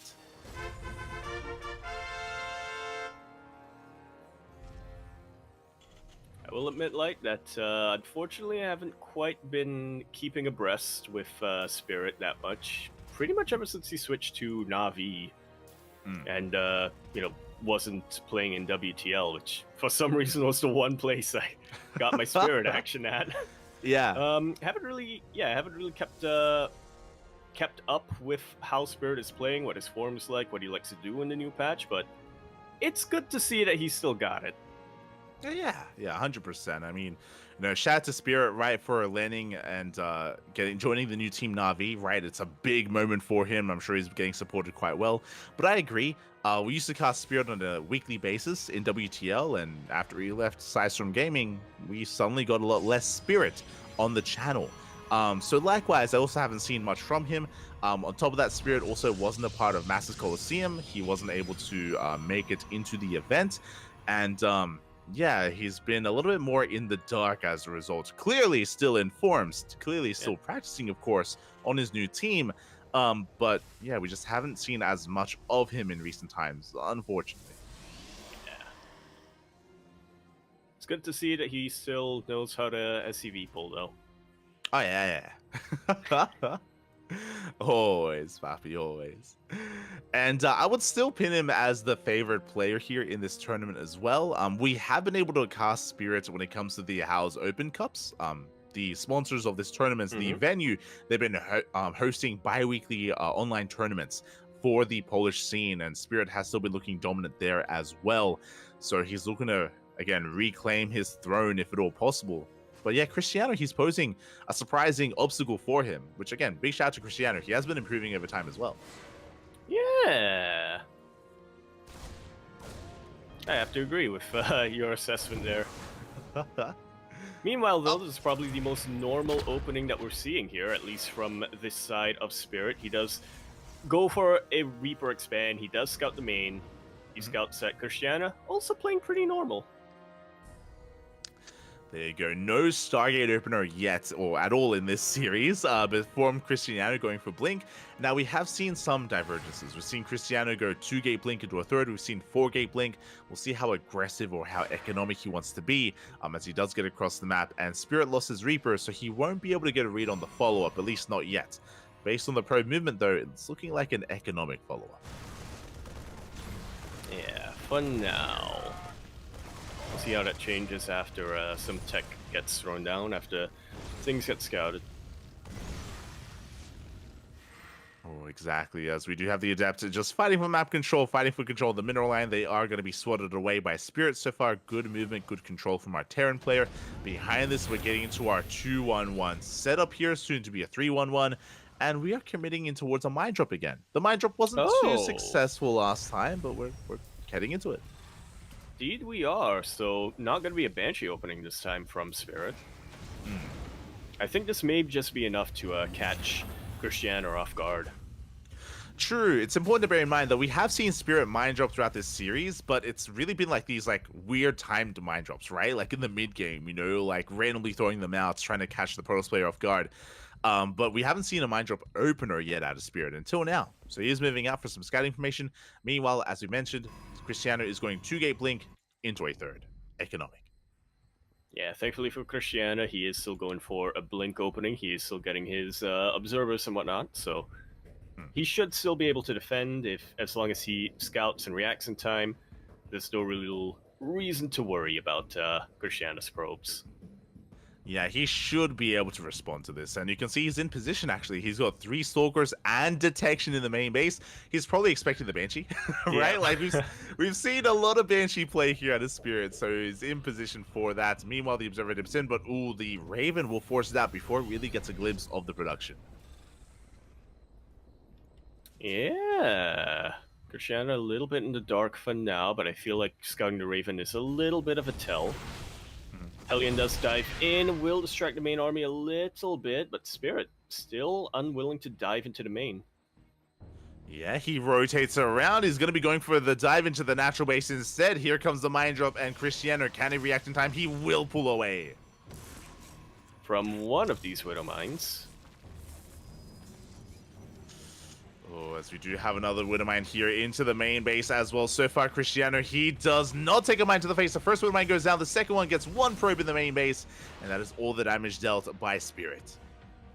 Yeah, that is tough here for Spirit. He was absolutely angling to try to get some damage done with his Widow Mines. He is able to get a full scout into the main base, but I mean, you can tell just by rotating into the natural that he wanted something more dramatic to happen. Oh, yeah. He was hunting for more damage. He does confirm the third base. He confirms saturation. Mine drop coming back in towards the main base. Cristiano, he does react in time, but the probes. Ooh, the mine shot actually on burrows here as we're a bit greedy, and it goes down without killing another probe. Yeah, I don't think the auto turret got too much damage either. Very proactive defense here from Cristiano with those zealots. Very nice, very solid defense so far at Cristiano. He gets away with a more economic opener. He is ahead in set economy, but Spirit, he's not done. He is not taking this lying down. He loads up for a double drop to support that Raven. Yeah, I think he scouted earlier on. He knows that, he can't fight Cristiano's army head on, but he does still need to try to do something to slow down the economy. That's 4 gateways in production right now. Soon to be 6 gateways total. The mine! Widow Mine will land, will pop off on a couple of these probes, but Spirit going to be losing 2 medevacs full of units as well, so was it worth it? We'll see. Yeah, that's a big question here. 11 probes went down. I mean, that was a pretty big blow to the economy of Cristiano, but as you mentioned, it wasn't a free trade. We did bleed out a lot of units to make that happen, and do we trigger a counterattack is the question here, as once again, the Raven comes back into the main base trying to keep the attention of Cristiano back at home. And you know what? It's actually kind of working. Cristiano is, not turning all the way around, but he is anticipating a multi-prong. He is pulling back to a rather defensive location with his 3 Colossus. This is absolutely what Spirit needs right now. Buy himself time until he gets a large enough army that can really deal with that. That's his 3rd base? Yeah, 3rd CC gonna be done here in the main base, thankfully. It is done. That's a Ghost Academy on the way here towards the natural, but I don't know if you saw, he threw down extra bunkers. Like, after the aggression had ended, he was expecting a counterattack. He was expecting an all-in out of Cristiano, so he is so heavily prepared here for an assault. So very, very wise move here out of Cristiano to not commit to it, as it looks like he will finally get that Raven. Like so. Raven not quite able to pay for itself throughout the entirety of this game. Yeah, did get a couple of SCVs, but nothing too major here. Spirit, he scats with his Marine. He does confirm the 4th base, so he knows that he is safe to take his 3rd. Meanwhile, Cristiano sees it. With his Observer, he does get eyes on the base. He gets eyes on the army as well. Cristiano, he wants to apply pressure to this 3rd. Yeah, and he knows that he can, just, not while the army is here to defend. Speaking of... Yeah. Goes to the main base, dives into natural with a handful of zealots as well. Cristiano hitting every single base right now. Spirit gonna have to fight and defend in 3 locations. 14 SCVs already go down, and he is barely pushing this back. Yeah, exactly. Spirit, he deals with the main army, that is true, but as you can see here, 15 workers have fallen. The main base in shambles here. Spirit, he can now turn back around. He can now deal with this. He did get a kill on the War Prism at least, but that was a lot of economic damage dealt here. He wasn't broken, but his economy did take a pretty big blow. Bearing in mind that Cristiano behind this gets his 4th base up and running. Yeah, he wasn't broken. He's just got a couple cracks in him, He does. Just damaged. And will those cracks end up going further is the question here, because Cristiano, he still maintains his main army, still has those Colossi, and now we have 2nd robot on the way. Double Disruptor production on the horizon here for Cristiano. I'm seeing a very similar outcome to game number 1 that we had earlier on. Oh, there's potential. Nova's going to be going up. Thankfully for Spirit, though, he does pull back in time. That Purification Nova won't be getting much of anything. Spirit actually able to take out 1 Colossus, so not too bad for keeping his army alive, but he does need to do more. Yeah, it was a good pick off here. His army is stimmed. He has to be careful to overextend because that Disruptor count is getting higher, so there are more Novas to be wary of. We have Zealots coming in from behind, but it looks like Spirit, he did turn around just in time to deal with this. Yeah, good EMP as well. Widowmine will not quite be able to deal with all of these Zealots. Now they will. Well, most of these Zealots. Yeah, I'm a little bit surprised. Oh, it feels like the armory is a little bit delayed. Still on the way because of that. We don't need detection to deal with those Widowmines. 2-2 still on the horizon here for Spirit. Still hasn't quite started up. Likewise, 2-2 hasn't started up for the Protoss player either, as Spirit is going to be committed to a Doom Drop here across the map. We're finally seeing a bit of a normal game here. Yeah. I think Cristiano might have caught nice at the Medivacs. No, not quite. Yeah, he is going to be sharking around looking for those Medivacs. He has the Observer. He sees the drop. He knows. Yeah, he wants to try to deal with that, but I think, I think with the Medivacs, Spirit was able to catch wind of those Stalkers as well. So, massive drop towards the south, not quite working out for him. He sends a single Marine forward and scouts that, at the very least, they're still 5th base yet, so he doesn't need to panic too hard. Oh yeah, he confirms the economy, confirms the lack of base. We do see Cristiano going for his own split push. We have an army towards the north. We have the harassing force here towards the south. Oh, Nova. Widowmine going to be going off on one of the Stalkers. Good connection here, and Spirit, he's aware of the location of this army as a result. Hey, you know what they call them? The Terra Novas. Oh, true. And That's here we go. Nova. Yes, Spirit, he's a little bit caught out of position, by the way. The army's going to be engaging the Vikings. They're going ham here on the Colossus. Looks like we can get one more Colossus. Barely, we don't. Not quite yet. Yeah, no +1 ship weapons just yet. A little bit harassed towards that 3rd base location. Will pull some of the army of Spirit back. Not all of them. Oh. Widowmine will be the one to kill the Colossus. Oh, the Colossus does go down to the mine. The corpse as well gets knocked away by the Nova. I don't know if you saw that. But here we go. We are pushing towards that third base once again as the armies are going to be engaging. As the army is zoned away, the Zealots, they go to town here in the mineral line. Yeah, a little bit of a premature landing here on these Vikings. That's still one Colossus that is still in play. The Colossus will finally go down. Purification Nova will land on a decent chunk of those Marauders and an even better chunk of those Ghosts. And another really good Nova as well on most of the rest of this Bio-Terran army.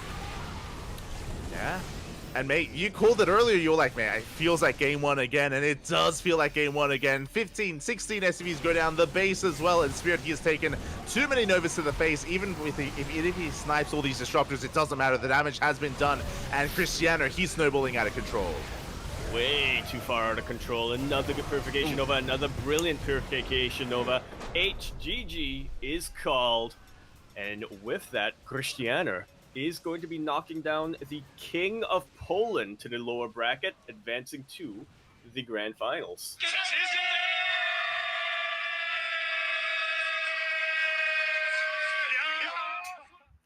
GG. Very well played here from Cristiano. A very close series that we've had between both of our players here, but when it really came down to it, when things were absolutely when things really went down to the wire, it feels like Cristiano was able to clutch much more consistently and a little bit better than Spirit here. Yeah, Cristiano, very impressive. This is a massive upset. As you mentioned, Spirit, by many, by myself included, is considered to be the best player in all of Poland, period. Not just the best Terran, not just the reigning House SC2 Circuit champion. He is meant to go far here, but he gets knocked down early on by Cristiano. A big result here for the Polish Protoss player.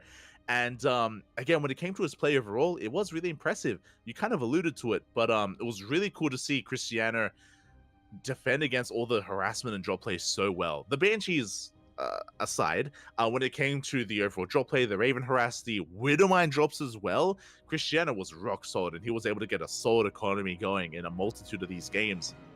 The Banshees, of course, they did catch him off guard in game 2, and that led into a big win for Spirit. But outside of that, like Cristiano, it's been really impressive to see his multitasking, able to keep up with Spirit and even pull Spirit apart at times. Yeah, some very solid reactive play coming in from him.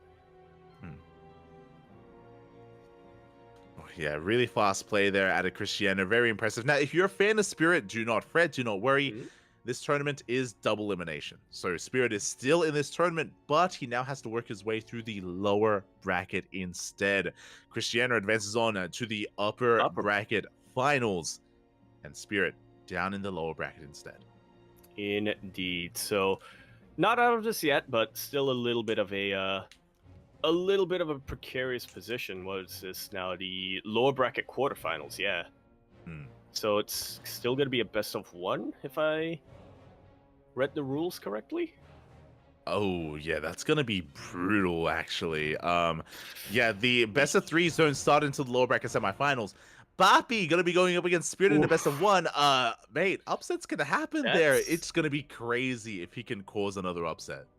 It's happened before. Well, not quite a full upset like that, but no, actually, I believe it did happen like that before at some time in eSpot. Or something like that. There was a similar. Don't remember if it was a best of 1 lower bracket or if it was like a round robin kind of thing. But Bappy was able to take one single map off of Spirit, and with that one map, he actually advanced forward. Yeah, there was another moving through. There was another big upset that you might be referring to as well. I think it was Rail. I remember I think it was in an eSport event where yeah, Rail was down there, and I think he knocked down Cristiano. I remember Cristiano being knocked down early on in one of these offline events. Like these PvPs can be wild, and I mean Protoss players in general in Poland are crazy. So gotta respect them. But yeah, from here we're gonna be going on a short break. When we return, we're gonna be getting into the next upper bracket semifinals match: Geralt versus a Laser. Yeah, another very, very exciting match against 2 very top players here in Poland. Stay tuned for that. See See you you then.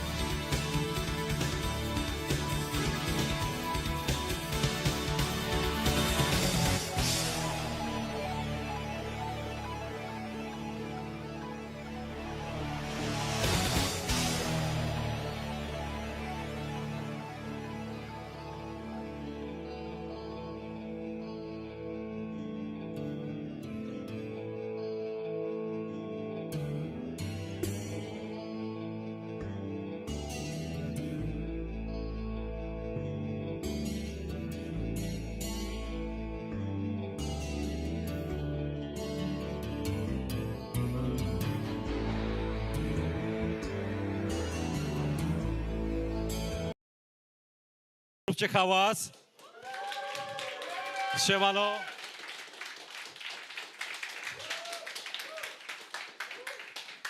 Fantastycznie. No i co? Zapraszam was na drugi półfinał górnej drabinki.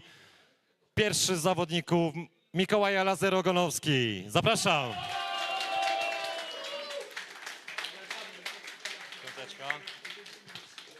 No i jako drugi Mateusz Gerald Budziak. Zapraszam. Powodzenia.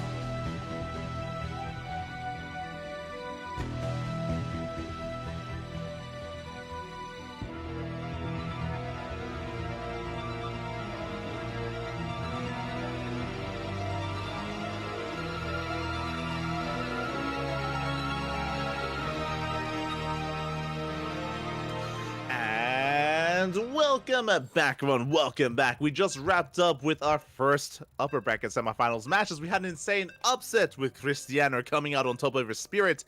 Can we get another upset? As we are here continuing our broadcast of the House Galactic Battle. I'm your host, Live VIP, joined once again by Yaku of the Zaku. Dzień dobry. Dzień dobry. Indeed. Yeah, continuing on with our upper bracket semifinals here, this time with a bit of a PVZ, include with one player who I think we would probably agree has previously been a King of Poland, another one who has always kind of been on the cusp of getting to that level. Exactly. Has been the prince, not quite the king, as Geralt has been climbing the ranks here over the past year, over the past couple of years, and really cementing himself as one of the best in the region. But here we go. We're diving into game number one and spawning in the bottom right-hand corner of Hardled. We have our red Polish Protoss player representing Storm Gaming. It is Geralt. And over here at the top left-hand corner map, we have our blue Zerg player coming down from the land of Poland as well, representing Team Liquid. We have Eliza Lord.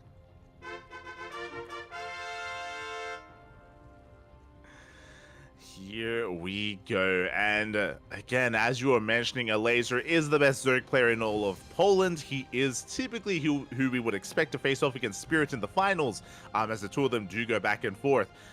But upsets have already occurred. Spirit already knocked down to the lower bracket, where he has to work his way through best of ones, by the way, against Bobby of all players, so it is not going to be an easy road for Spirit, and likewise, this as well is not going to be an easy series for a Laser. Definitely will not be. Geralt, I mean, we were kind of alluding to it earlier on. He has been a prince of Poland for quite some time, always been somebody who's been consistently top 3 or top 4. Never quite able to, really solidify himself as the best player, but I think the past couple of years he has, without a doubt, become the best Protoss player in all of Poland at the very least, and has been someone who we wouldn't be too surprised, if he was able to take out somebody like a Laser or Spirit.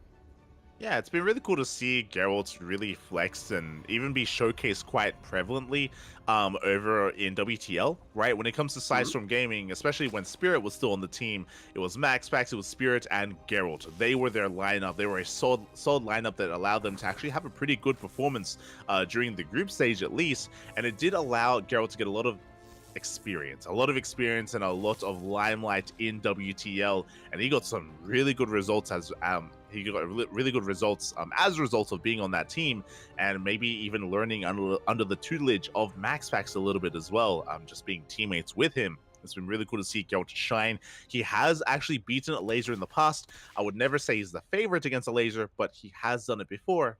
Can he do it again? Geralt being tutored by MaxPax sounds dangerous to me. But you know what? Maybe that's what it takes. Maybe that is what is needed here to really establish himself, really take it to some of the best players in the region, and come out on top. Oh yeah, exactly. We'll see if it does pay off, and we'll see if Geralt can really make a name for himself in this tournament and go far like he should. We'll see.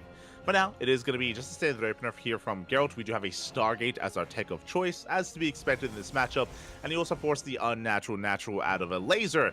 A Laser, of course, trying to keep up here with Geralt. We do have Adepts shading between the bases, threading the mineral lines as Lings are on the way.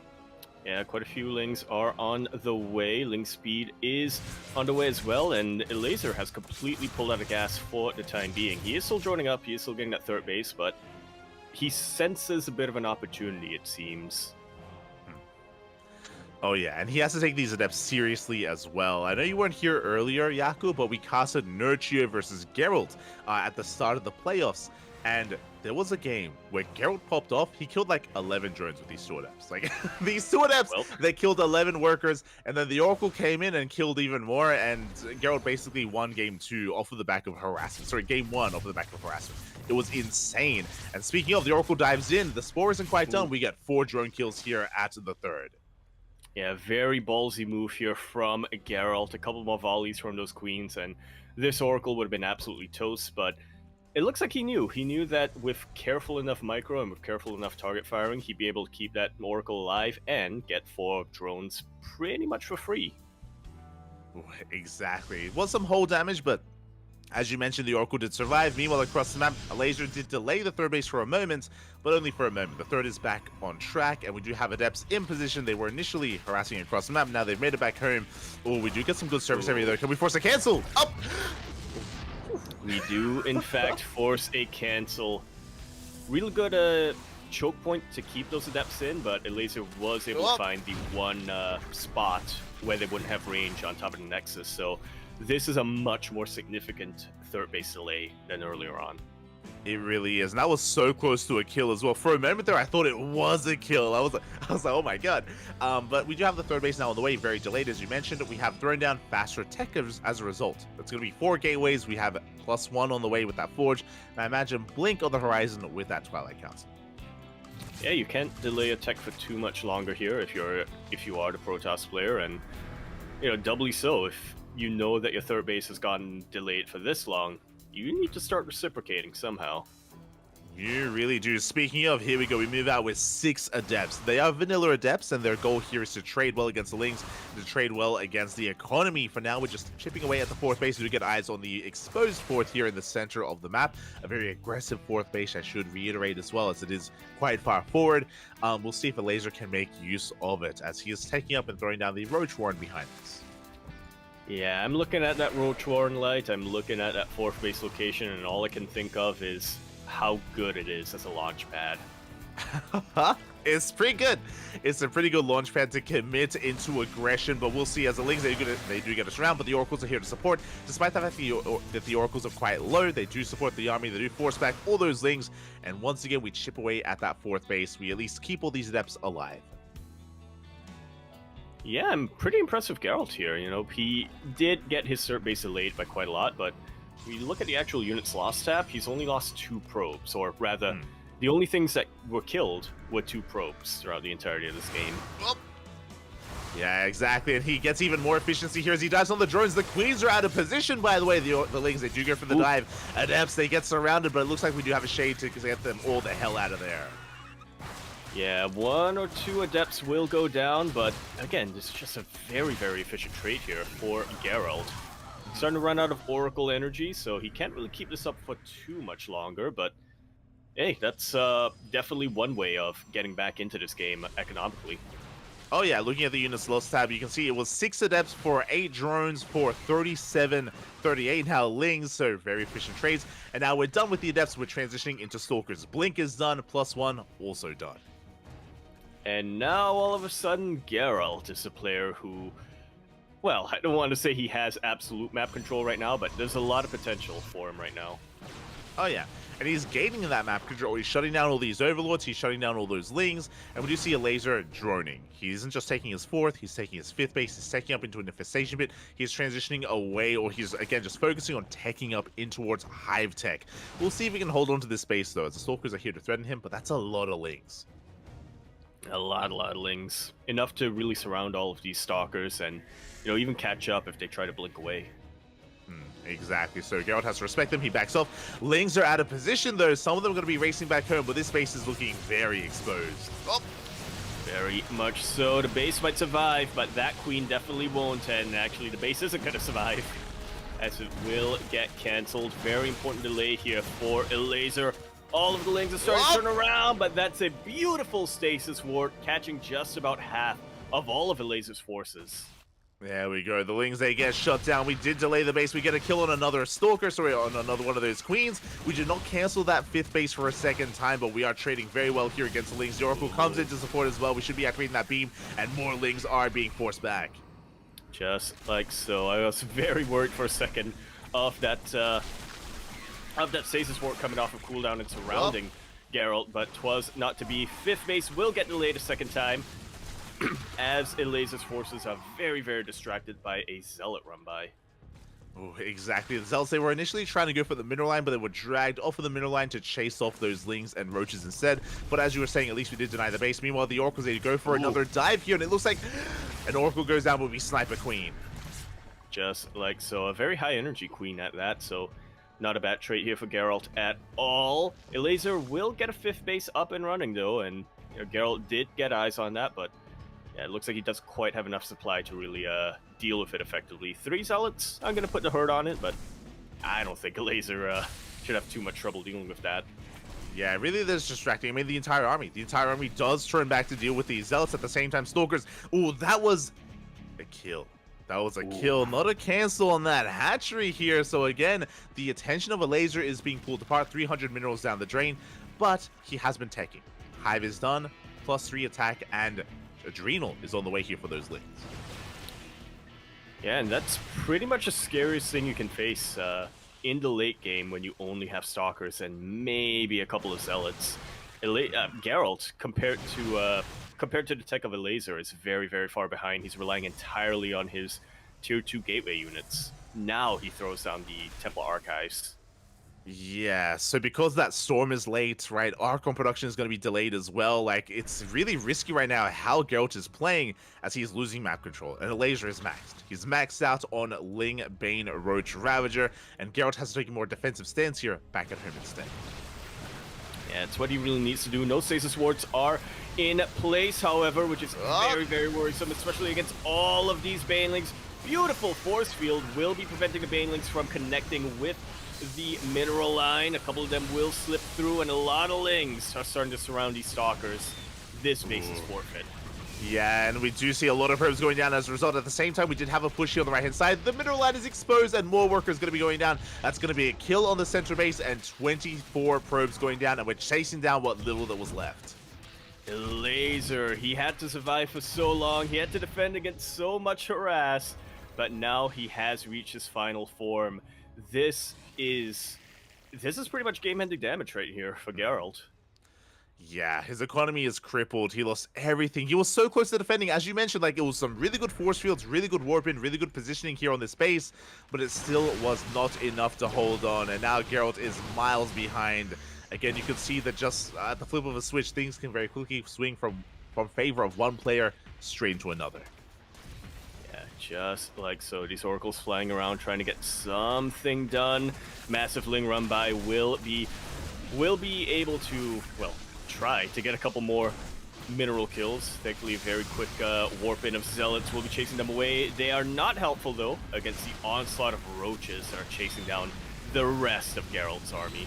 Yeah, the Red Ravager gets in top of the third base. We do have the Lings rolling in towards that fourth as well as we do crash in. Probe's going to be falling left and right. And again, a laser, he has broken his opponent.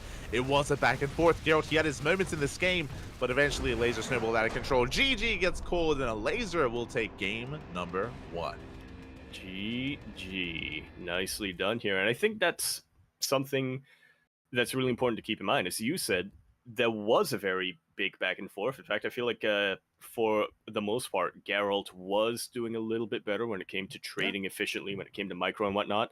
The key difference, Elazer was thinking long term. He threw down his infestation pit in like 7 minutes 30 seconds. He got his hive at something like 9 minutes or something like that. Geralt, on the other hand, only after the 10-minute mark did he throw down that Templar archive. So while he was doing a really good job of trading efficiently, while he was microing his heart out, while he was harassing very, very well, Elazer was thinking more long term. He knew that he could afford to, try to. He knew he could afford to get his bases denied as long as he defends and as long as he gets his hive up and running. Exactly. That's a really good way to put it, Yaku, where, again, a laser, he was thinking of a longer-term solution here to the problem of Geralt, and Geralt was there in the now and was achieving a lot, but was outscaled. Over time, he was outscaled by his opponent, and a laser snowballed out of control. Maybe Geralt just a little bit too tunnel vision and hyper-fixated on his aggression. He was doing damage, but he wasn't doing game-ending damage. He wasn't killing a laser. That was the problem. He was playing very committed, very all-in almost.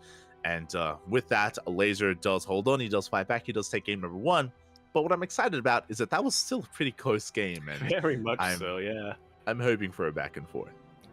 Yeah, I definitely think that there were moments in that game where if Geralt maybe was a little bit more aggressive, if a laser was looking away for even just 1 split second, we would have seen a very different result. I think Geralt would have been able to carry that momentum all the way into a victory. But, a laser was really on the ball that game, and so he was able to survive into the late game where he was really able to overwhelm his Protoss opponent.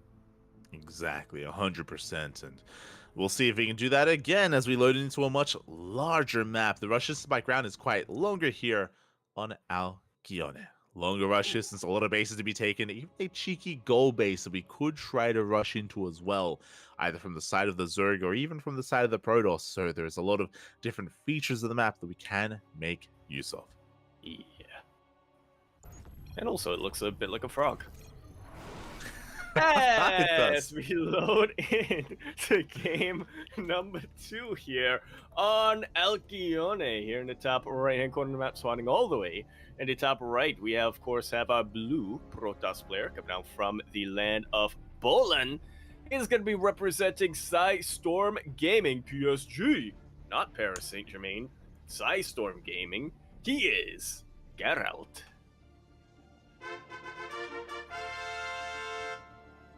And spawning in the bottom left-hand corner, we have his opponent. We have the red Zerg player representing Team Liquid, the best Zerg player in all of Poland. It is a laser.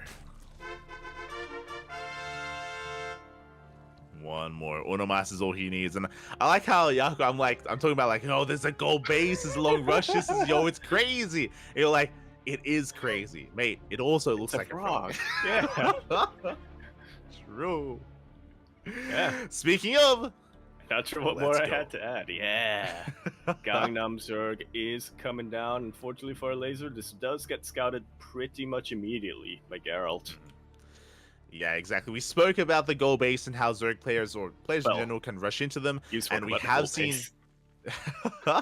A laser, he has rushed into that goal base very quickly here, as he has been known to do.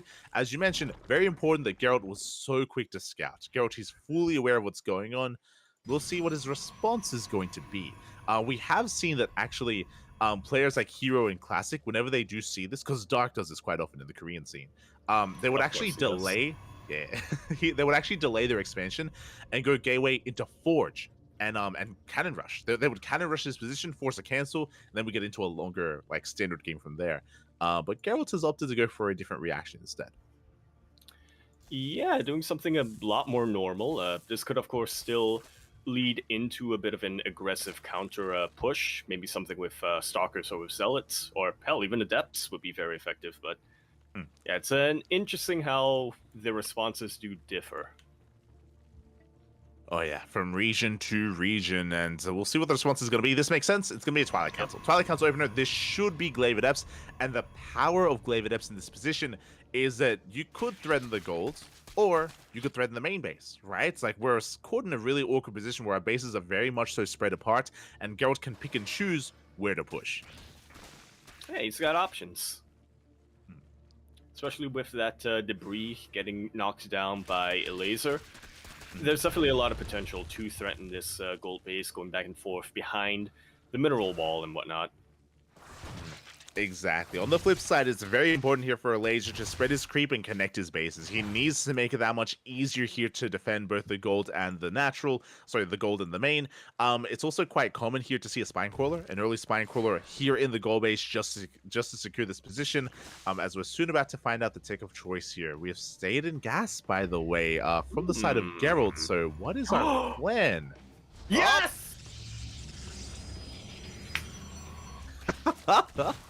Beautiful choice here coming out from Geralt. You know what? When you take it a gold base, you're not thinking of DTs coming in to mess up your day. True. There we go. It's going to be a DT opener instead. We have not pulled out of gas, so Dark Templar going to be on the horizon. This is a good way to harass these mineral lines. There is a spore at the gold, to be fair, but what about the main, and what about the would-be natural base as well? There are other options to harass. Likewise, these DTs can also be morphed into Archons, and we can find some other value from them in that way as well. Yeah, oh, the possibilities here for Geralt. They are endless. He could even group together his DTs, and if a laser isn't quick enough to body block, that spore can go down, and there will be zero detection there. They're still there, so no overseer potential. A laser is making use of that gold though, so he is getting he is teching up into roaches fairly quickly, but what are roaches gonna do if they can't detect the DTs? True. That's another really important thing about this position is, one, because we've taken the goal base, this is not for a standard game. This is not for a long game. Like, a laser, I'm pretty sure he's planning to go all in. Like, he's taking additional gases here. He's rushing into that roach warren, and we're going for a big Ling roach all in. I imagine we're already going to be denying the space. But there's no lair. It's a lair tech push. It's a lair tech based aggression here from our Zerg player, which means there is no mobile detection, means we can even use DTs defensively back at home. Yeah.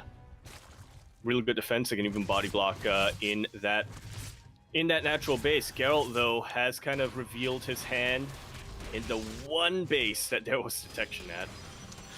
Yeah, there was already a spore crawler here at the goal. DT is going to be rotating over towards the main base, and the main base is also one spore. There's no spore here in between at that natural base location. Geralt is going to find out the hard way. At the same time, though, Lings, they do get a kill on the Cyber Core. Very big pick off here. We do get a snipe on the tech. Meanwhile, Laser still hasn't droned. He's still cutting workers at 38. He's spreading creep across the map.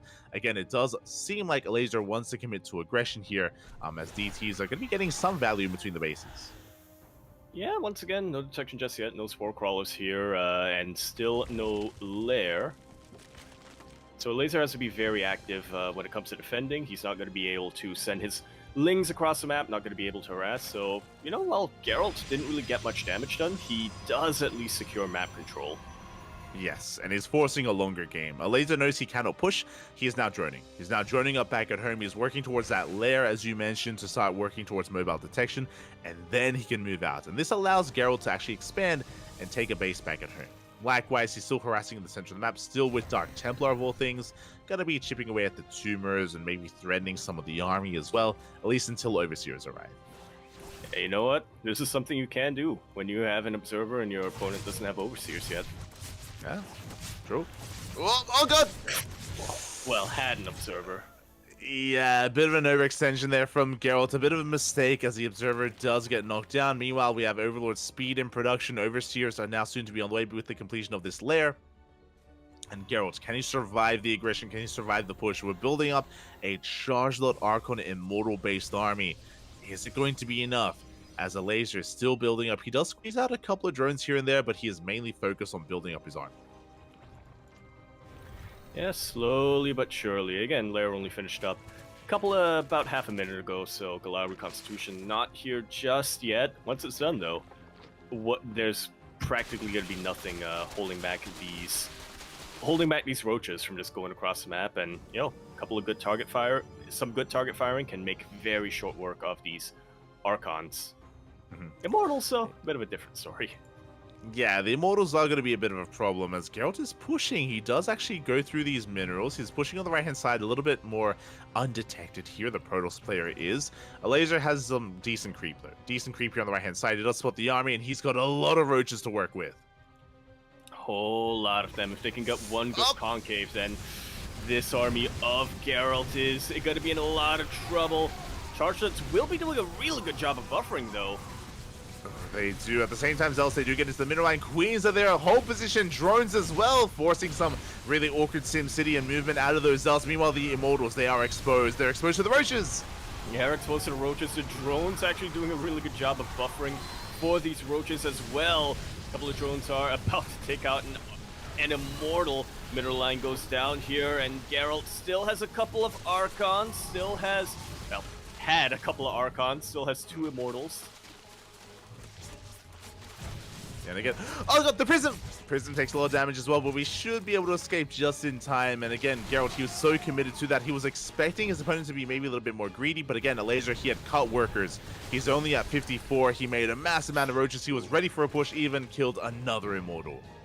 Just like so. Decent damage on that mineral line, but a very expensive move out here for Geralt, and now he has practically nothing to defend against a counterattack from a laser. Yeah, he's got 1 Immortal that he's saved. He's got a Disruptor. Disruptors, they're the great equalizer. There's potential there, but honestly, even if we get 1 juicy connection, it may just not be enough here for Geralt. He's shocking around for it, though. He's hoping to find the army a little bit more caught off guard, but Laser, he's pushing. He is pushing. He is looking to end it right here, right now. Purification Nova does get dodged by all of these roaches, and that's a massive wave. They are coming in from every single angle. Another Purification Nova that doesn't connect with anything at all. Yeah, we collapse on this position. We have DTs that are going ham. That is true, but it doesn't matter because the army is being broken. We're pushing towards the mineral line as well. Overseers are on the way. There's no detection here. We have broken the third. Broken the third. Pretty soon going to be breaking the natural. Pretty soon going to be breaking this game. Question mark. GG is called, and a laser will be taking that series 2-0, showing they still got it.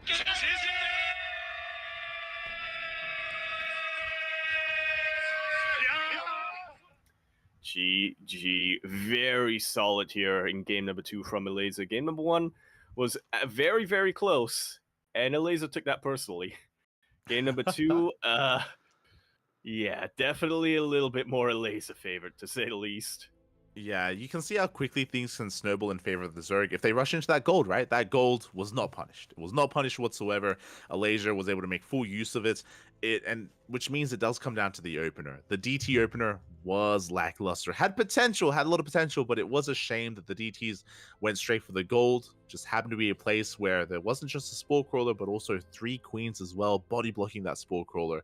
Alasia was perfectly fine. He deflected the initial DTs, and they just didn't deal the damage that we needed them to make a series out of that, to make a game out of that. Yeah, not quite, unfortunately. Again, if a few things went differently, you know, if those DTs showed up in the main base, for instance, as opposed to the gold base, then we would have seen a much different story. But unfortunately, Geralt had a choice to make, and it was 50-50 on whether it was the right choice or not. Yeah, exactly. So unfortunate that that did occur, and with that, we will not get an ace match. That's a 2-0 here in favor of Laser. And again, a Laser, he was the favored player. You know, he's one to make it far in this tournament, and Geralt was unable to stop him here. But game one was really impressive. You know, game two was more one-sided just because of the openers, but game one was back and forth, and I do hope that Geralt can potentially even have a rematch if he's able to work his way through the lower bracket. Yeah, potentially, as we actually have an update here. Looks like Spirit did take out Papi 1-0 in the lower bracket quarterfinals, so it's going to be waiting in that semi-finals for either Geralt or Mishu. There you go. Mishu. Mishu! Yeah, my condolences to Papi. Like, he did well for himself. He actually knocked out Nurchio in that lower bracket, but did go down to Spirit in the end. So my condolences to Papi that we weren't able to see him on the main stage. Meanwhile, we're going to be going on a short break. When we return, we will have the upper bracket finals, a Laser versus Christianer, not Spirit, up next. Yeah, very different ZVP on our hands. We'll see you then.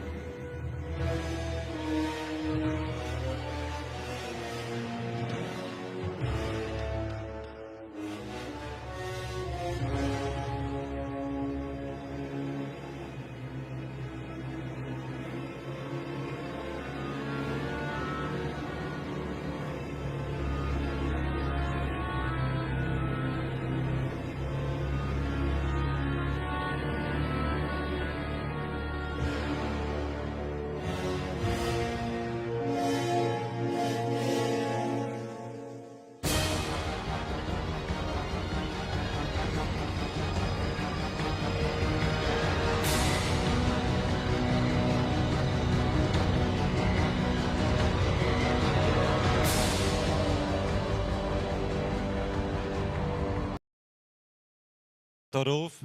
Pierwszy zapraszamy Mikołaj Larzer-Rogonowski.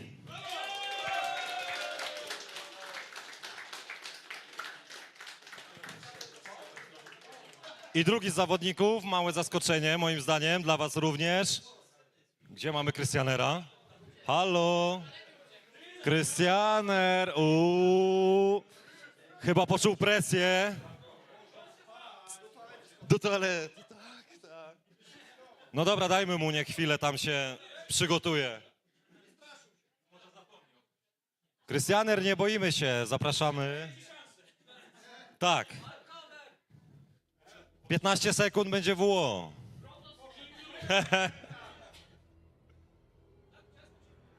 A jeszcze chwilkę. W ogóle jak się bawicie? Super, dzięki.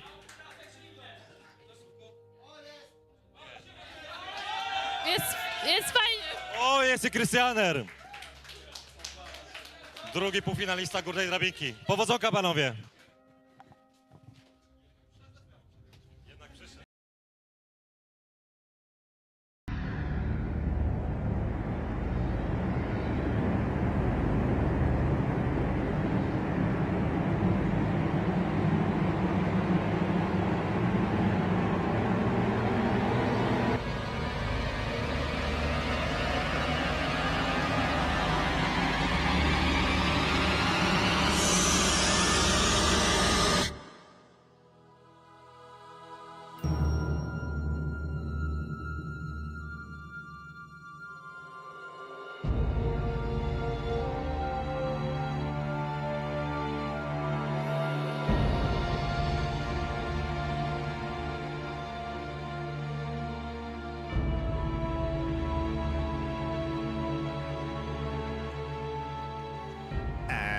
And welcome back, everyone. Welcome back. Hope you enjoyed that brutal OSC because we have returned here with the upper bracket finals of the House Galactic Battle by Enderfee. I'm, of course, your host, Live VIP, and with me, I'm joined by the lovely, the beautiful, the Yaku of the Zaku. Dzień dobry. Beautiful. As we have been bearing witness here to this tournament so far, the playoffs have been underway, and we've already had one big upset by one of these players. Our Protoss player, Cristiano, was able to bring down Spirit of all players, was able to knock him down to the lower bracket. Can he cause another miracle upset? That's what we're about to find out here as we spawn into game number 1 here on Oceanborn. We're here in the top left-hand corner map, spawning all the way in the top left for game number 1 of this best of 3. Keep that in mind. Best of 3 upper bracket finals. We have a blue Zerg player coming out from the land of Poland, representing Team Liquid. We have Eliza. And spawning in the bottom right-hand corner of Oceanborn, we have his opponent. We have the red Polish Protoss player. He just took down Spirit to make it this far. Representing Team Blazer, it is Cristiano.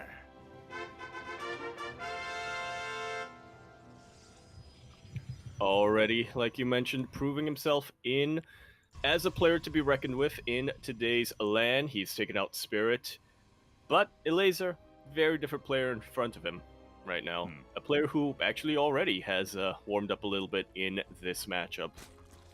Yeah, and that is scary because I would say that Geralt and Cristiano are comparable in skill. I do think that Cristiano is a little bit more aggressive in this matchup, but in saying so, likewise, so was Geralt in that previous series. He was very much so in the face of a Laser, was trying to be in the face of him in both in Game 1 and Game 2, but Laser was able to survive the onslaught, was able to weather the storm, and come out on top. And I'm sure Cristiano was watching. I hope he was watching that series because that could give him a little bit of insight as to how he should approach a Laser. Indeed, it does. If they ever get onto Alcyone, which I don't believe they are, I would have to double check the vetoes, but if they ever get on Alcyone, he knows where to send the DTs. There you go. Specifically the DTs. Until then, though, we're getting into our openers. We'll of course see Unnatural Natural here on Oceanborn. Oceanborn is going to be an interesting map. We have seen a lot of aggressive plays on this map. Reasoning for it is the rush distance by ground is shorter. Likewise, this third base is more exposed as well. There's no kind of ramp or point of elevation that you have it at your advantage. You can kind of get to the same point of elevation here through the center of the map, which is why we do see a lot of Queen Rochel lins from the side of Zerg, and likewise a lot of gateway-based aggression from the side of the Protoss. Yeah, and speaking of which, this is also already a pretty good sign, or already a pretty good start for Cristiano, being able to force out the unnatural natural like this. So we'll see where this goes. Not opting for a Twilight Council this time, actually sticking to a Stargate, which is still very, very effective, but I would have expected something a little bit different from forcing out the unnatural. Yeah, it's going for a standard opener here, despite the initial start of a laser. Is going for a Stargate, should be for Oracle. We have seen a rise in popularity of Void Ray openers, and Cristiano was even embracing that previously in some of the online cups of the House Open, but it is going to be the Oracle, not the Void Ray. Yeah, nice and standard things here coming out from Cristiano. No Fleet Beacon whatsoever, so I just want to see Proxy Tempest again. You're an animal. No Tempest, no Sky Toss here. Meanwhile, the NFSA shaded into the main base. 2 workers already going to be going down. We get 3, we get 4. Can we get 5? We barely cannot, but 4 drones for 2 adepts. Not a bad trade here for Cristiano. Yeah, not bad at all. Of course, the major point of contention there is that he doesn't have those adepts anymore, so yeah, he might have wanted to keep them around a little bit longer for, scouting, to apply a little bit more pressure, but in the end, they are gone, and they did get some damage done. Yeah, the biggest downside of losing those adepts is that you can't expand. You cannot, it's so difficult to expand back at home without warping in additional adepts, which is why we see, instead of a third base, we have a Twilight Council and a Robo on the way. The Oracle gets 1 drone in the main base, takes a lot of hull damage here in the main. Cristiano is forced out. But again, this is a very aggressive follow-up. Twilight Council, Robo, we have 3 more gates behind this. It's going to be 4 gates in total here. We are taking up even further towards a Templar Archives. That is a very aggressive upgrade here coming out from Cristiano, and one that he can just about barely afford on 2 bases. But like you said, if you're not able to expand, you might as well tech up elsewhere. This does mean that Cristiano will be gearing up to have a very powerful army much earlier on. Exactly. So Cristiano's economy is pretty late. There's a very late third base from our Protoss player, so he's going to be struggling a little bit economically as a result. But as we did point out, a lot of tech has been prioritized here. We're rushing into faster Archons more than anything. This should be Chargelet Archon Immortal overall, and this is the style that Cristiano is known for. He actually has beaten a laser with this, where we're building up a death bull of an army. Archons, Immortal, Chargelets. On 3 bases, we're going to have a pretty hefty army, and we will eventually push out. Yeah, and this is, like you said, just a very potent timing, and one that can very much so catch the Zerg player off guard. It's one that they do kind of need to be prepared for, and one that they need to be building up a defense for, namely by building up more roaches and raptors and whatnot. Oh, exactly. As for the time being, Lings, they do threaten the third base. Oracle does defend back at home, and meanwhile the Archon jump gets into the main, but the Queens are in position. And they will be able to chase away this Warp Prism. Cristiano thinks about it for a second, notices the extra 2 Queens that are in position, and decides not worth it. Backs away with that Warp Prism. Exactly, does back away. Meanwhile, Laser already making a wave of roaches as well. He does confirm the main art of these probes. He's aware that Cristiano is droning, is probing, but a Laser isn't. He's cutting workers early at 53. He has not saturated his third base. He has undersaturated it, and he's building up a massive army, and this is what we spoke about. Queen Rochel lins are definitely a thing on this map, and we are now moving out across time. A Laser being hyper-aggressive. He has been scouted. But what can he really do to stop this? Well, he can warp in a couple of sentries, try to make use of force field, get a couple of shield batteries, maybe a bit too late for shield batteries. Regardless, he can defend, but it's going to be very, very difficult to say the least. I say that as the laser turns around. Yeah, he's turning back around, which is odd as well. He's droning, by the way. A Laser, he did get scouted. He sees the position, he sees the Immortals and the sentries, and he thinks better of it. And this is a very good position for Cristiano. I do think that Laser could have committed, 100%. I do think he could have committed. This backing off of a Laser is huge, though, because his drone count is very low. Like, he cut workers early on, and he's still not recovered economically. That he really has not. He's trying really, really hard right now to get a 4th base up and running, which is what he needs to do to try to stabilize economically. He is teching up pretty aggressively to try to make up for that, throwing down that infestation pit, now throwing down a baneling nest as well. But this is a massive, massive window where Cristiano is free to do pretty much whatever he wants. Whether he wants to expand, whether he wants to do what he's doing right now, which is harass Archons. The Laser's going to be leaving him alone. Really nice juggling out of Cristiano. He kills one of the queens. He shaves off a good chunk of lings as well. We do have a hallucination scout getting into the main base. We get eyes on the baneling nest and the morphing in hive. We also caught a glimpse of the infestation pit, so everything has been scattered. We confirm the 4th base. Cristiano knows his opponent is teching and droning, and I'm ready for the push. Because remember, we teched up heavily here for Cristiano, and look at how many immortals we have. We're making 2 immortals at a time. We're going to have a terrifying army, and we will soon move out. And I don't know if a Laser can deal with this. Yeah, that's still to be determined. Still warping in a couple more High Templar. Storm is about to finish up charge as well. +2 now getting started as well. So this is going to be a very, very potent move out here from a Laser, but one that's also not impossible to defend against with what Laser has right now, Roaches and Ravagers. Yeah, but a lot of his supply is actually across the map here, knocking down these rocks. There we go. Now he's going to be responding. He does see the army. Bearing in mind, Storm is done, and we have how many High Templar? 4 High Templar each, soon with 1 Storm each. Yeah, that's a lot of energy between all of them. All of them about half energy, so they're about to have 2 Storms as well. Good force fields here. Purification Nova? No, Corrosive Bile, the Zerg Purification Nova, will land on a couple of sentries, but not much else. That 4th base is killed, not cancelled. Laser only now starting his surround.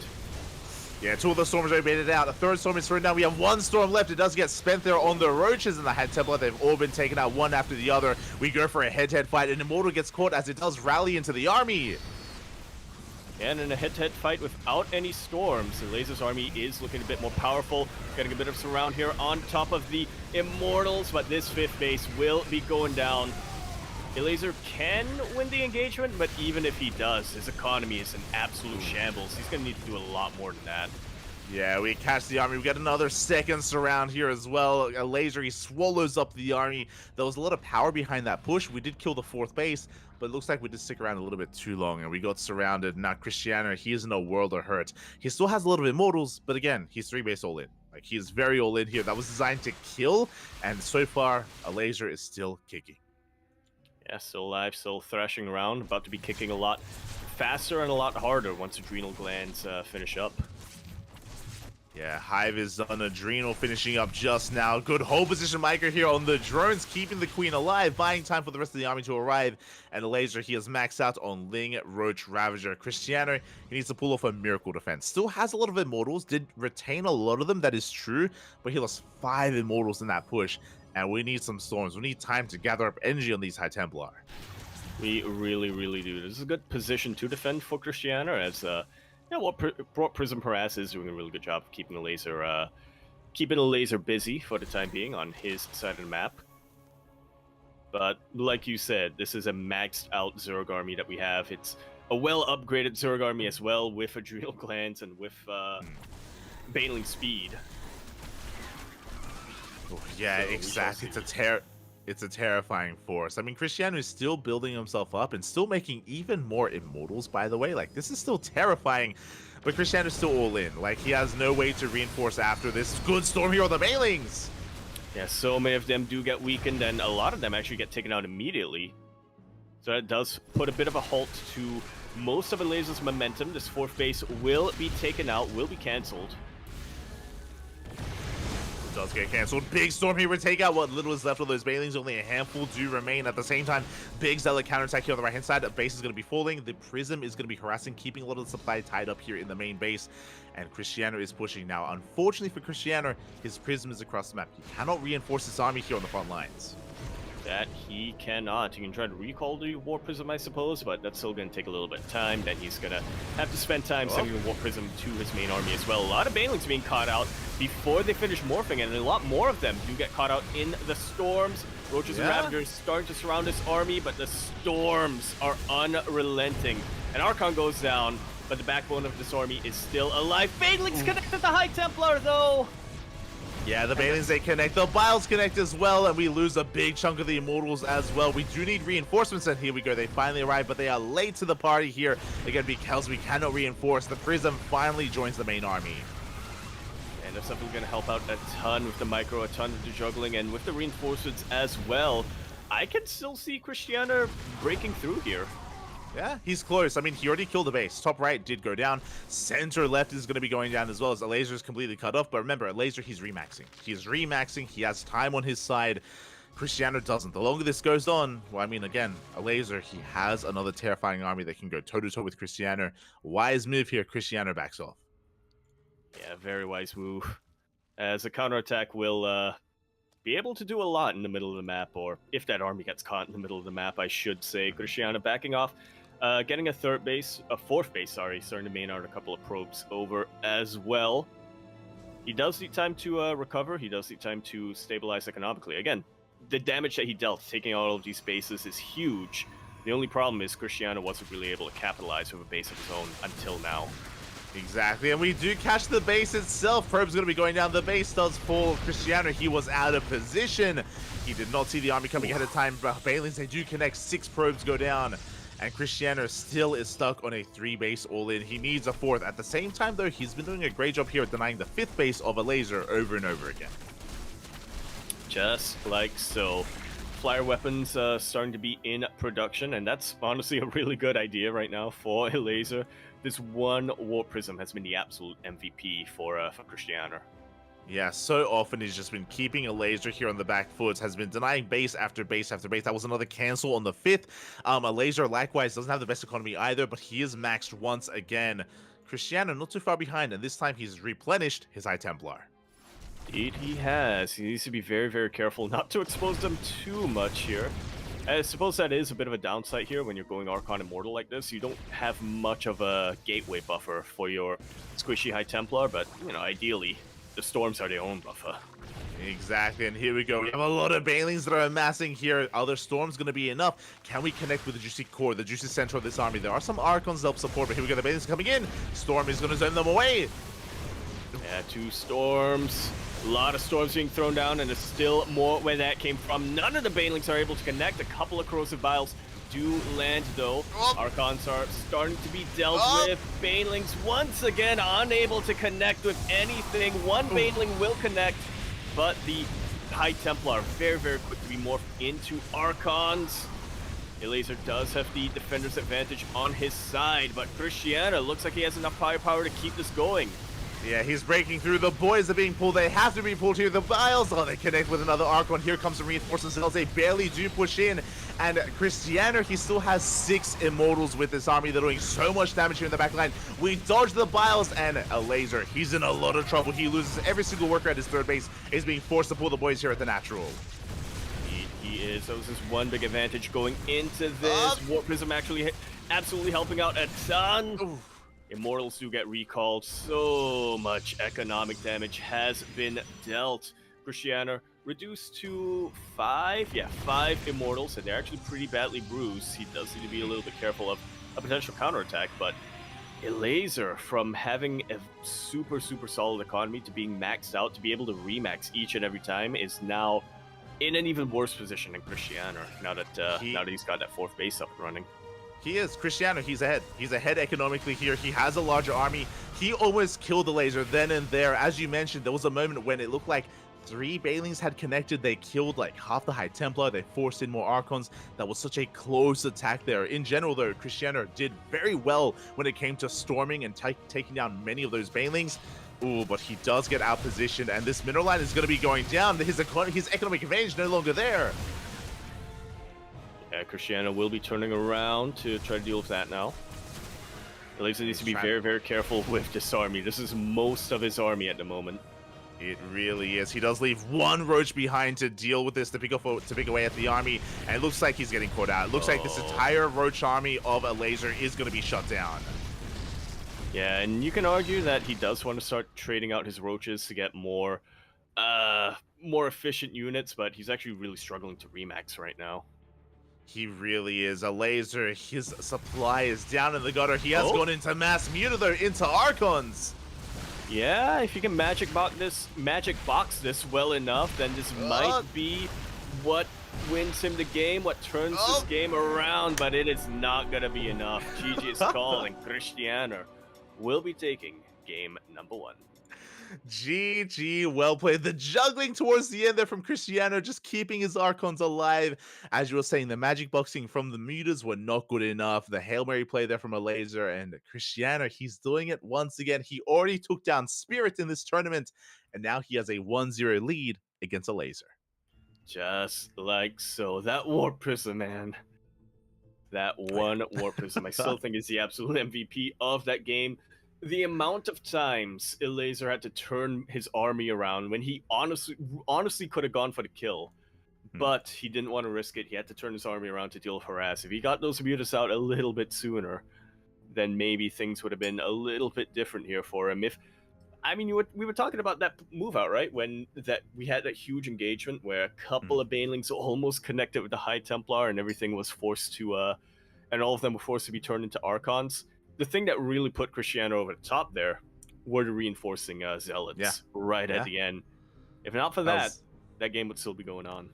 That was one of the few times where Cristiano actually had his War Prism with his army, and he could actually reinforce as well, and he was barely breaking through. On top of that, I have to give credit to Cristiano as well when it comes to retaining his Immortals. Even in fights where he was losing, and even in fights where he was pushed back, he was so quick to recall.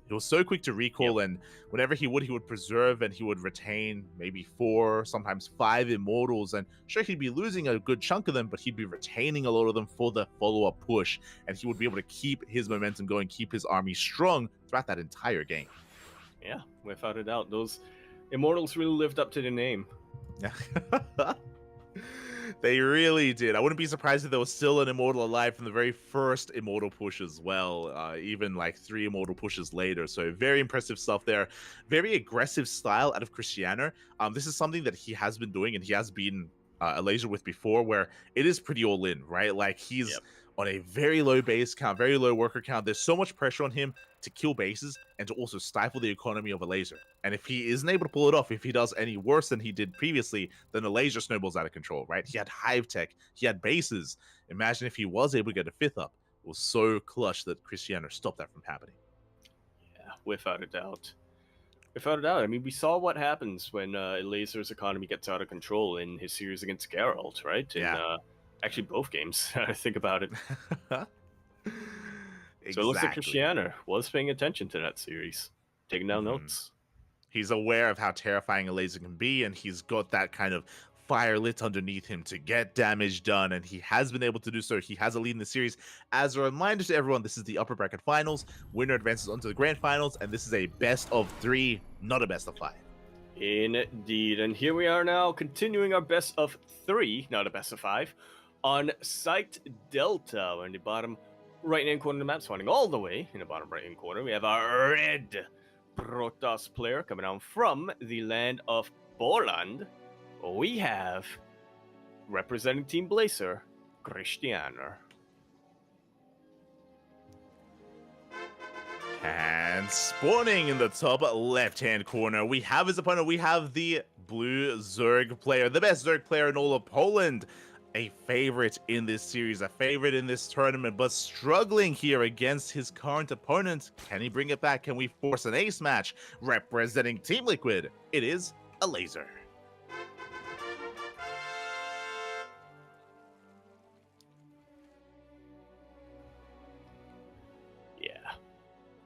Yeah.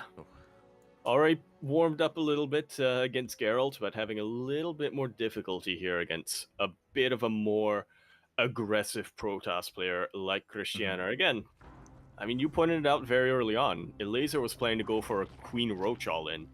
Yeah. But at the very last second, just turned around.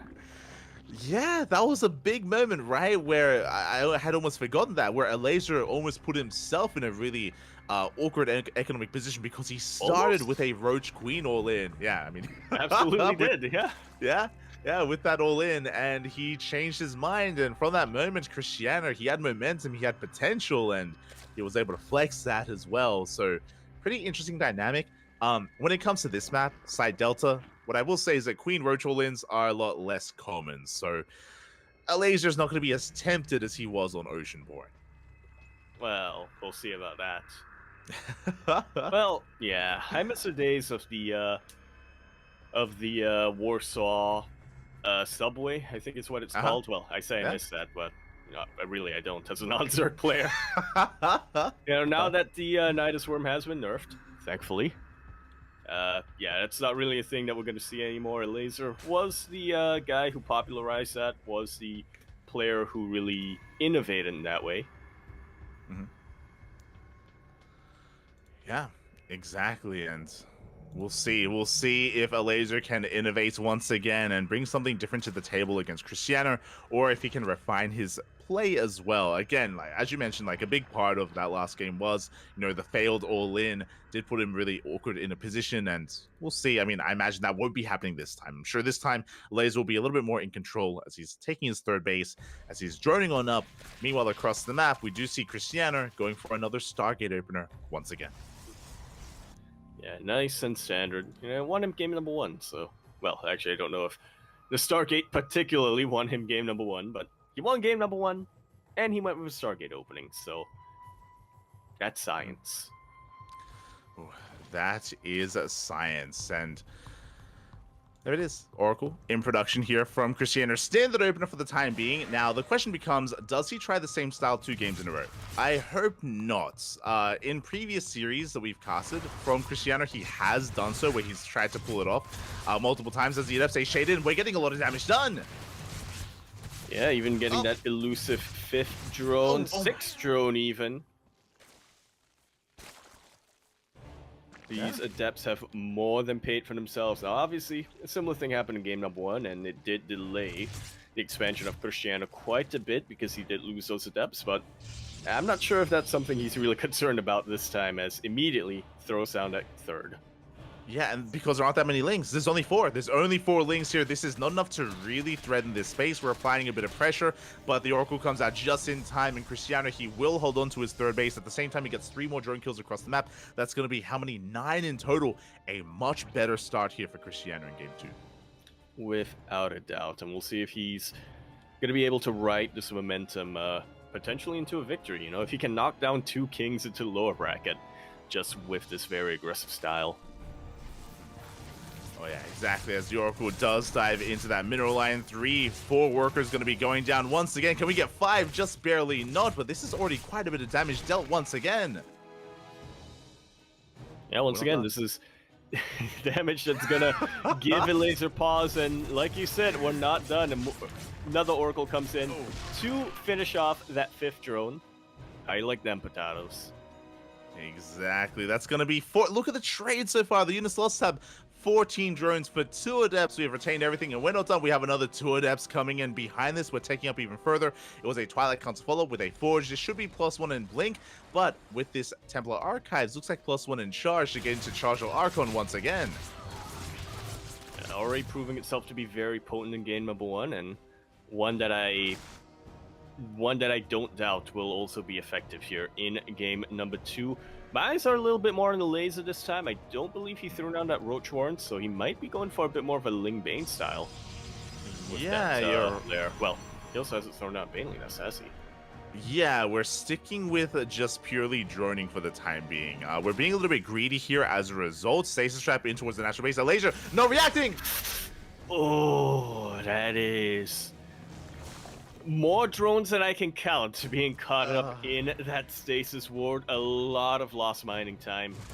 Way too much lost mining time, really, as we are working on our transition, as the laser is working on his transition after getting lair tech.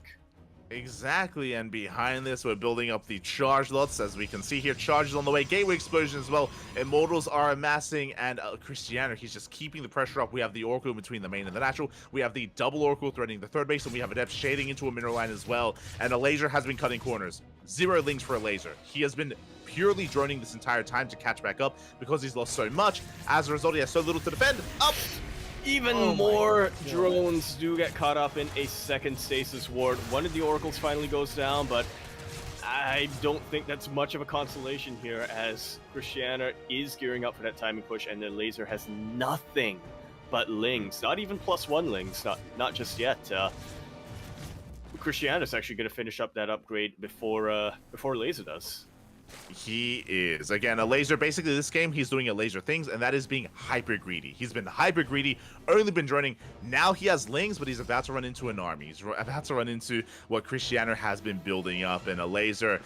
That greed is kind of catching up with him. As I say that, though, I believe he took down every Oracle. Yes, every single Oracle has finally fallen. A little bit of miscontrol there out of Cristiano, but that's because he's focusing on this, on his push. Exactly.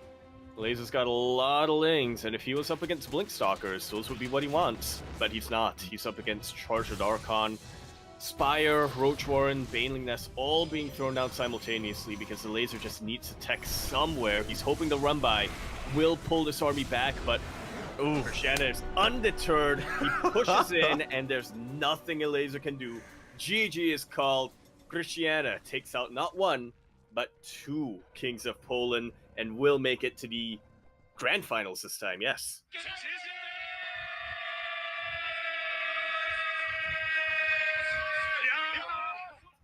Absolutely clinical. Let's go. GG, well played. As Cristiano, as a laser was just being hyper greedy that game, purely droning up, and we've seen a laser do this before. We've seen a laser play against many a Protoss player where he loses a lot of drones, but it's okay because he's just replacing them at such an alarming rate. But the aggression from Cristiano was wild. The non-stop stasis traps, dead workers, the Adept harass, the Oracle harass, all leading into that push. And as we saw, a laser had nothing to defend. He went for a big link counterattack where the wall was solid at the natural and the third base, and he had a forest of spore crawlers, sorry, a forest of spine crawlers on the way that had only just started. He had realized how vulnerable he was, and Cristiano, he smelled blood in the water. The Kingslayer himself, he takes down Spirit and a laser. Crazy. Absolutely insane, yeah. Taking out a laser 2-0 as well. That is not something that happens often in Polish lands like this, and you can see the crowd going wild. It is historic right here. He hasn't been crowned just yet. There is still one best of 7, I believe, that he has to go through, but hey, he's already been able to take out the two of his possible opponents coming up here. So I refresh the bracket real quickly. Okay, Spirit versus Geralt actually has been held for us, I believe. So yeah, there are 3 potential opponents in front of Cristiano: a Zerg player, a Terran player, and a Protoss player. He's already beaten 2 of them in this playoff bracket so far. His odds are looking very, very good going into the finals. This is a miracle run out of Cristiano. A miracle run here. This has not been an easy bracket. Not at all. He went through Spirit and Laser to make it to the grand finals. And again, he's beaten these players before, but to beat them both back to back on stage at an offline event, Cristiano, we know that he's been improving, he's been doing well, but I did not foresee this outcome for him to be the one in the finals. And this also means that Geralt, Spirit, and Laser, they're all going to knock each other out. Only one of them can make it to those finals to vie for that championship. Yeah, there can only be one. There can only be one. We're going to be going on a short break here while the players set up their setups on top of on the stage, of course, with the peripherals, with their settings. We're going to be going on a short break. When we return, Spirit versus Geralt, to determine which of these 2 is eliminated from the House Galactic Battle. Yeah, we shall see. It's going to be a best of 3, though. So that's not as stressful as the best of 1s they've just come out of. Yeah, they have endured. They have endured for this one moment. We'll see you soon. See you then.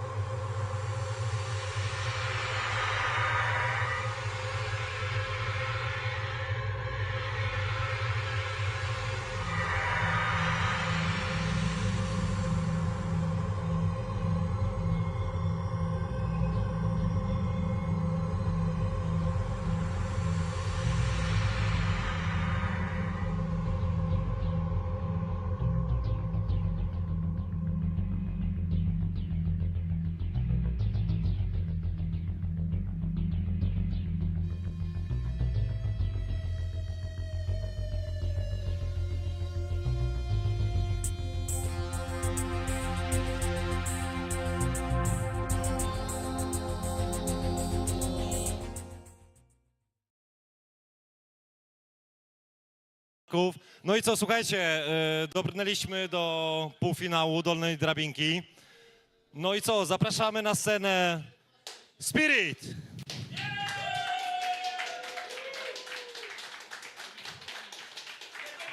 A jego oponentem Geralt. Powodzonka. No i co, ja oddaję głos do komentatorów, bo tam mamy małą niespodziankę, z tego co wiem, jakieś tam zmiany są, więc zapraszamy.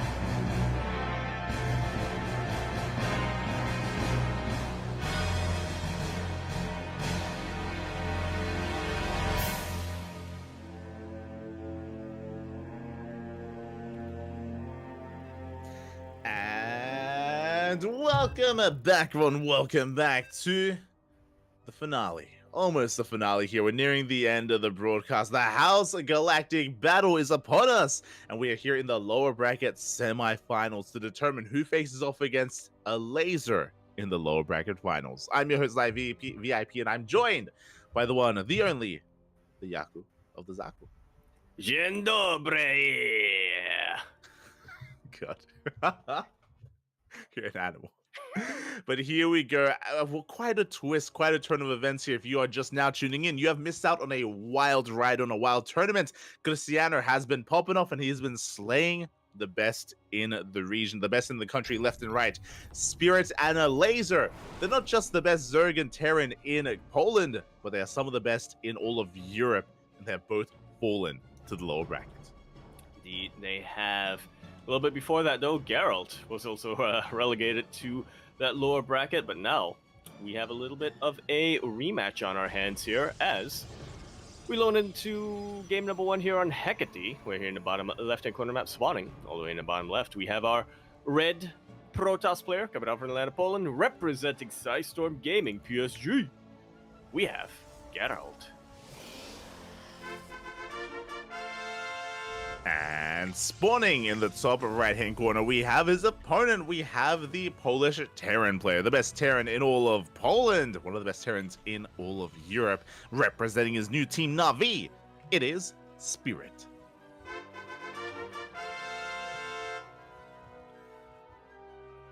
Not to be confused with the other team, NV.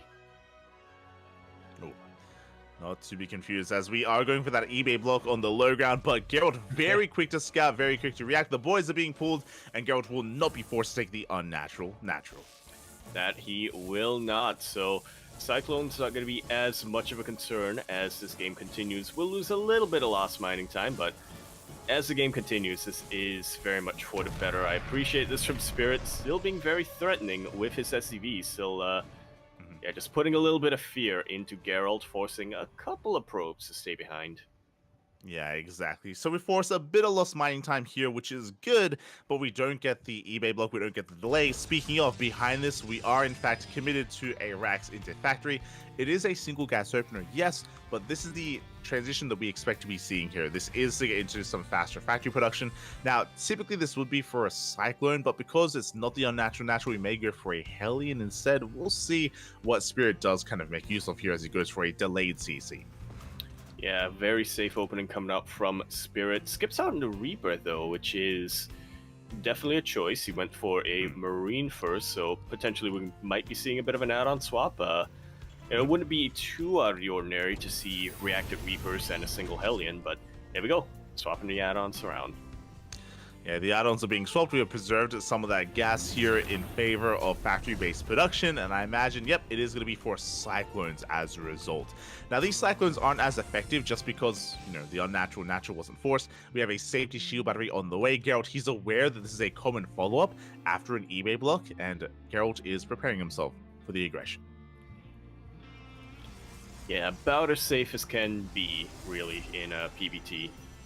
Opening things up with anyway.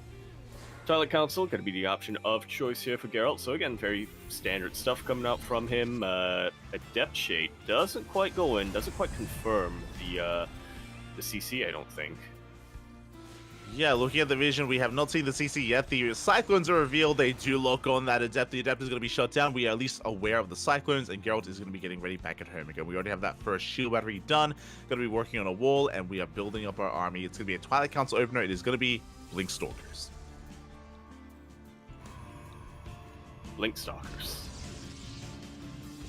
Okay, not getting the upgrade just yet, but you know, all signs are pointing towards Blink Stalkers here. Even getting the Robo facility as well, so there we go. Yeah, Blink is on the way again. We're focusing on the defense. The Hellions just try to run past. One Hellion will go down to the Stalker, and it looks like the Cyclones are going to be fended off here. So far, good defense out of Geralt. The one Hellion gets surrounded by the probes and gets shut down. Not something you see too often, workers killing the Hellions, but yeah, funnily enough, when they're not all lined up, they are able to survive a little bit, and they do get a good surround. They are able to make short work of Hellions. Fun fact, Hellions actually don't have a lot of health. They do not. They're quite fragile units here. Cyclones are forced back, and I love this out of Geralt. He forces back the army, and then he doubles down. He doubles down. Double gateway. 2 more gates on the way. That is 4 gates in total. 4 gate Blink Stalker. A very aggressive follow-up here from Geralt. Yeah, Blink Stalkers, as we always say, are a very versatile opening. They can be used defensively, and I think that's where Geralt was headed for the most part early on in this game. But the great thing about Blink is, especially if you're able to get a Robo facility early on, like Geralt did, they also have some very fantastic offensive capabilities very, very early on. Even if he's not able to blink straight into the main base of Spirit, he can still do a lot to contain him, still do a lot to try to slow down the eventual push, which is actually coming a lot sooner than I anticipated. Spirit, without any tanks, he has just been building up with his 2-on-1 here. Yeah, this is dangerous because, as you mentioned, there are no tanks to defend. So these Stalkers, they pick up some of the reinforcements. Marine's going to be going down. Spirit doesn't turn around, though, and we do have a recall available. We're going for a pseudo base trade. Spirit just diving towards that natural. Meanwhile, likewise, Geralt also dives into the natural, even towards the main base of Spirit. And there's no safety tank, as we have mentioned. So, yeah, Spirit is sending everything across the map. Forces a full-on recall, which is exactly what he needed here. Not quite able to get much economic damage done, like he planned to do it originally, but he is alive. Yeah, he is alive. I love this. We recall back home. We shut down both Cyclones. We can chase this all the way back. And Geralt, we're back where we started. He can go once again and threaten the bases of his opponent. The Prism takes a lot of damage, though. A bit of miscontrol out of Geralt. Does take a lot of hits, but he threatens the bases once again of Spirit. Yeah, that's quite a number of Stalkers here, and Stim Marines are great, but there's still a lot of potential here for Geralt to trade very, very efficiently, you know, if he uses Blink effectively. Yeah, picks off a couple of those Marines. At the same time, warping into the main base, and it will be cancelled just in time. It does get denied. Again, that Prism took a lot of damage earlier, and just like that, Spirit, he is holding, and Geralt, he's expanding back at home. Yeah, all of a sudden, a lot of weight has been lifted from Spirit's shoulders. Doesn't need to worry about a counter harass, doesn't need to worry about anything warped into his main base. He can just build up and get ready for round 2, which should hit with +1 and tanks. Yeah, tank production underway now for Spirit. He already has Stim, he already has combat shields. I believe Concussive Shell is already researched as well, so he has a pretty hefty bio army, and Geralt is transitioning back at home. Bay is already done, Colossi are on the way. Yeah, probably the best unit you can get here to defend against Marines specifically. Exactly, as Spirit, he fakes out a drop. He loads up here, threatening a drop. As a result, we are getting ready here back at home, and he is trying to dive on top of that observer. He does see it, he does know it's there, but he barely isn't able to keep up. Yeah, Geralt will be able to keep that observer alive. Doesn't quite catch the movement, but yeah, now he does. Now he confirms that a drop was a fake out, and he doesn't have to be overly defensive back home. Exactly. So really nice movement out of Geralt, really nice scouting. Meanwhile, it looks like we do have eyes on that observer, and we may try to scan and bring it down. For now, though, the third base is up and running, and Geralt does move out with these Stalkers. It looks like he's waiting for potentially a drop. Yeah, he's trying to catch that. You know, if he can take out 2 Medivacs Warfare units, he's pretty much has this game in the bag. It doesn't matter if Spirit attacks, if Geralt decides to attack, Spirit just won't have enough supply to deal with anything. He really will not. Meanwhile, Spirit going to be forcing back this army. Does Stim on forward, does force it back. Meanwhile, fourth base on the way for Geralt. Geralt, one step ahead here when it comes to the economy for the most part. He's able to sustain himself. He's able to get into triple Colossus production. Upgrades on the way. We've got the second forge, +1. Geralt looking pretty good right now. He's keeping up with his opponents, but what about when the armies do clash? Again, Spirit is still going to have quite a hefty army, and he, I believe, has teched up, into Ghosts. Yeah. Right what you need at this point as your Protoss player is about to finish their transition into the mid game. Really good moves coming out from... these are some really good moves we've seen coming out from Geralt. Really good responses, I should say. Spirit, he does like playing aggressive, and he was trying to be aggressive this game, so yeah, for Geralt to just, you know, try to contain and slow down Spirit as long as possible while he expands, that's gonna put him pretty far ahead as we get into the mid-game. Yeah, and the Observer tells him everything. He sees the army out of position. We pick off a turret, only a turret for the time being, as the army does stim on over. As he drags the army over, we have a scan, and we barely do not catch a glimpse of the Zealot run by, but it is still there, ready to dive in. This Observer is giving Geralt so much information when it comes to the army movement. And Spirit knows that it's there. He knows that it is there. He did catch it earlier on, which is why he tried to fake it out, but he just doesn't have what he needs to really deal with it. Yeah, but he does end up sniping one of those Colossi. Big pick off there from Spirit. Very nicely done, as Geralt has to rebuild, but he's already on his second robot, making 2 disruptors at a time. He is still keeping up with his opponents, as we do dip in. Again, we're trying to get a read on where exactly the army is. We do catch some of the reinforcements, and Zealots are poised for that run by. Oh. Yeah, gonna be able to catch a tank pretty much for free. Gonna not quite be able to catch the ghost, but still, forcing out an EMP like that is definitely helpful. Oh, exactly. A Spirit, he comes in from left-hand side. He does collapse on that small force. He does clean it up, but still lost that tank, as you mentioned. Meanwhile, Geralt, he's aware of the movement. He's keeping up with the rotation of this drop. And we'll be able to get it! To get it! There we go. Spirit forced to back away, forced to stim away even.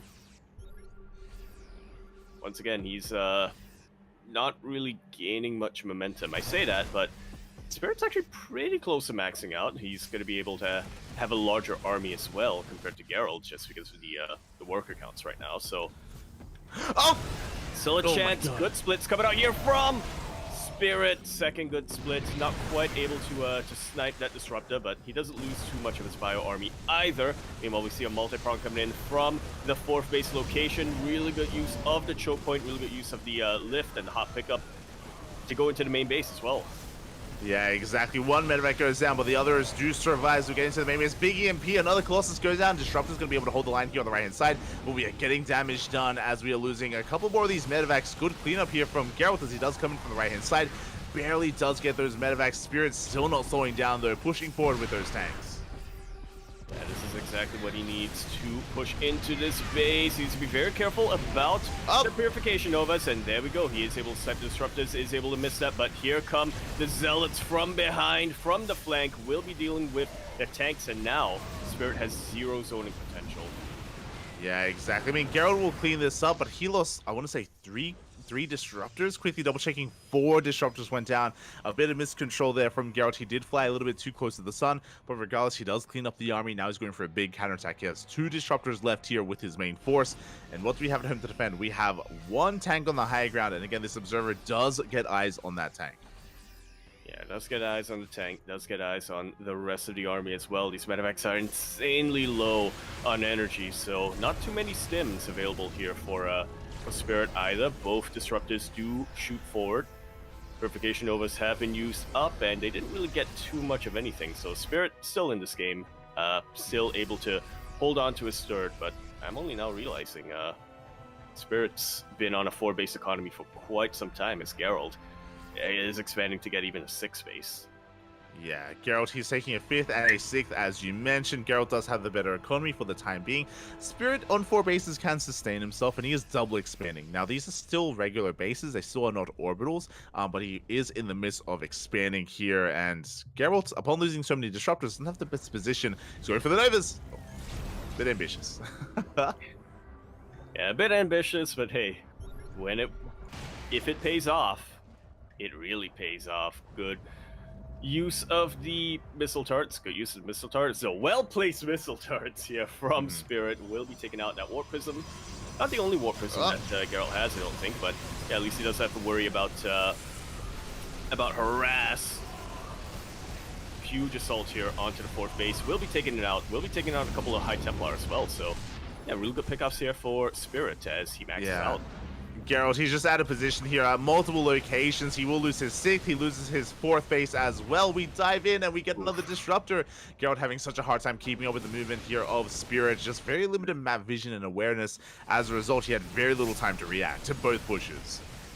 This, I gotta tell you, Light, is the Spirit I know and love. This is the Spirit I remember in TVPs who just non-stop comes at you from every single angle. This is what was a little bit missing in his match against Cristiano, although I suppose in that match, Cristiano didn't give him a chance to multi-prong. Yeah, Cristiano was the aggressor in that series. As the start, Cybercore is going to be going down at the same time. We push in the right-hand side. Big EMP here on the Nexus, and once again, another base goes down. Geralt, he has a good army. He can take a fight, but he's just one step behind when it comes to the movement of Spirit. And any head-on engagement, Geralt should win the fight as long as he's able to connect 1 or 2 Purification Novas. He should win a head-on engagement. Loses the Colossus that was super exposed. Everything. A lot of these high-tech units are starting to fall, and that's really starting to eat into Geralt's income. It really is. I mean, Geralt, he still is almost maxed out as well. He still has an army. He wants a fight. He has Storm, by the way. He has every form of splash damage. Storm, Disruptors, and Colossus, but he just cannot keep up here with the movement of Spirit. And here we go. Now we're going for one big final push right through the center of the map. At the same time, Geralt avoids the center, and we may miss each other. We may end up in a weird base trade. It all depends who turns around first, who commits, and who doesn't. Yeah, we shall see as Geralt going to be the first player to connect or to get his army into position outside of that third base location. Spirit, meanwhile, is moving back. Not a lot of anti-air in that main army, though, so yeah, Geralt has to turn around. He is the first player to turn around as he doesn't have a recall available. Yeah, no recall. He turns everything back around here, and he does get spotted by Spirit. Spirit, he does siege up, but his army's pretty far forward. Huge EMPs right onto that choke point. There's absolutely zero shields on that Protoss army. Tanks still in the back line, a little far away, but they are still getting a lot of huge volleys in. Yeah, the tanks to the left is so exposed. They're going to be cleaned up here by the charge lots. The drop, though, it escapes. The tank was reset, but the Marines, the Ghosts, the Marauders, they do manage to escape here in the drops. Yeah, the tank count did get reset, but we're kind of at the point where tanks aren't really what you want as a Terran player. We can see Spirit is remaxing, and he's remaxing on Liberators and Ghosts. Yeah, exactly. And there's almost nothing left here for the Protoss. Big storm here on the Bio Army. Decent connection with that Purification Nova as well. But the reality is that Geralt has nothing behind this here. His economy has been stifled. He's still trying to get things back up and running. Doesn't have a large bank to work with. He needs to try to find some damage, but this is his army. He barely has anything left. At 2 Colossus, bunch of Archons. Really starving for minerals and not so much gas right now, although his gas income is suffering quite a lot. He has a little bit of a bank there. Geralt just doesn't have many resources in general. Yeah, throughout all this, Spirit, he's been expanding freely. You know, he's got a 5th base. He's getting a 6th as we speak on location. EMP grazing one of those Archons. We can maybe take a fight here at the choke point. Geralt, he still has a chance to maybe pull some things back here, but things are looking bleak for the Protoss. Oh my god. The Ghosts kamikaze their way in to just throw down EMPs on everything. All of them die, but it was worth it in the end because, my god, this Protoss army actually still putting up a bit of a fight. That might have been too much of an overextension here from Spirit. Ooh. Yeah, Novas, they connect. We clean up the army. Geralt, he barely holds on with the bare minimum here.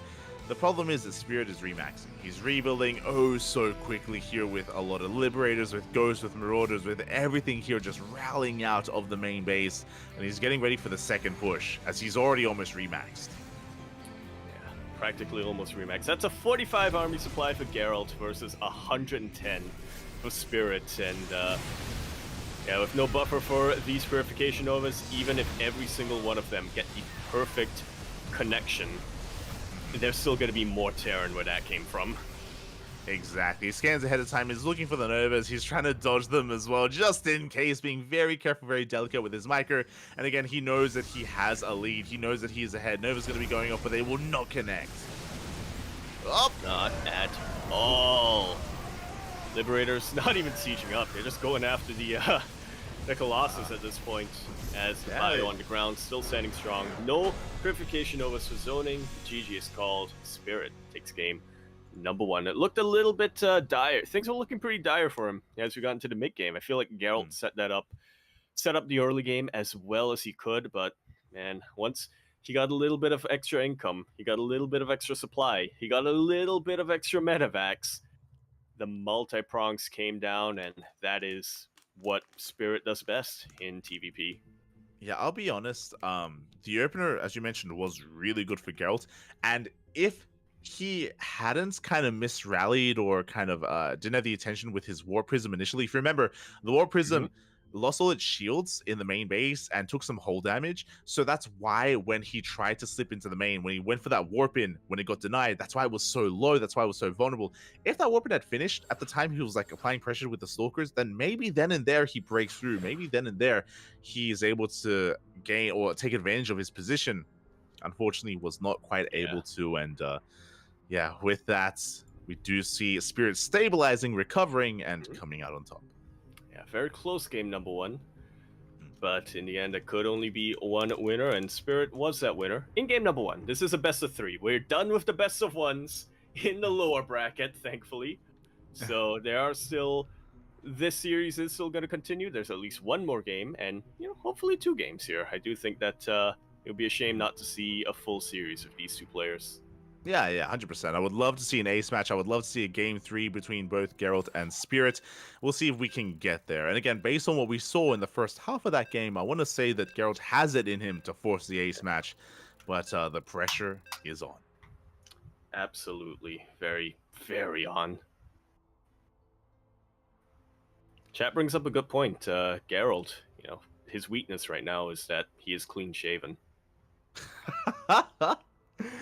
Exactly. You know, he's playing with a debuff right now. His face is cold. It's freezing. Despite that, still playing strong. So, yeah, really impressive stuff here out of Geralt. But when are we getting that beard again? You know what's going on? The mustache. Ooh. Yaku could never. If he ever was able to grow a mustache that magnificent in his lifetime, he would never let it go. Exactly. As we get into game number 2 here of this best of 3 lower bracket final, here we have in the bottom left-hand corner map, spawning all the way in the bottom left-hand corner, we have our red Protoss player coming down from the land of Poland, representing Storm Gaming PSG. We have Geralt. And spawning in the top right-hand corner, we have his opponent. We have the best Terran player in all of Poland, representing Team NV. It is Spirit. With a solid lead in this series. Go on. It was such a feels bad moment for me when I started shaving regularly, and no one could tell the difference. I don't believe you. Nobody Why are you lying noticed. to me right now? You're like, no, yeah, lied. I shave say regularly right now. It's like once every 2 weeks.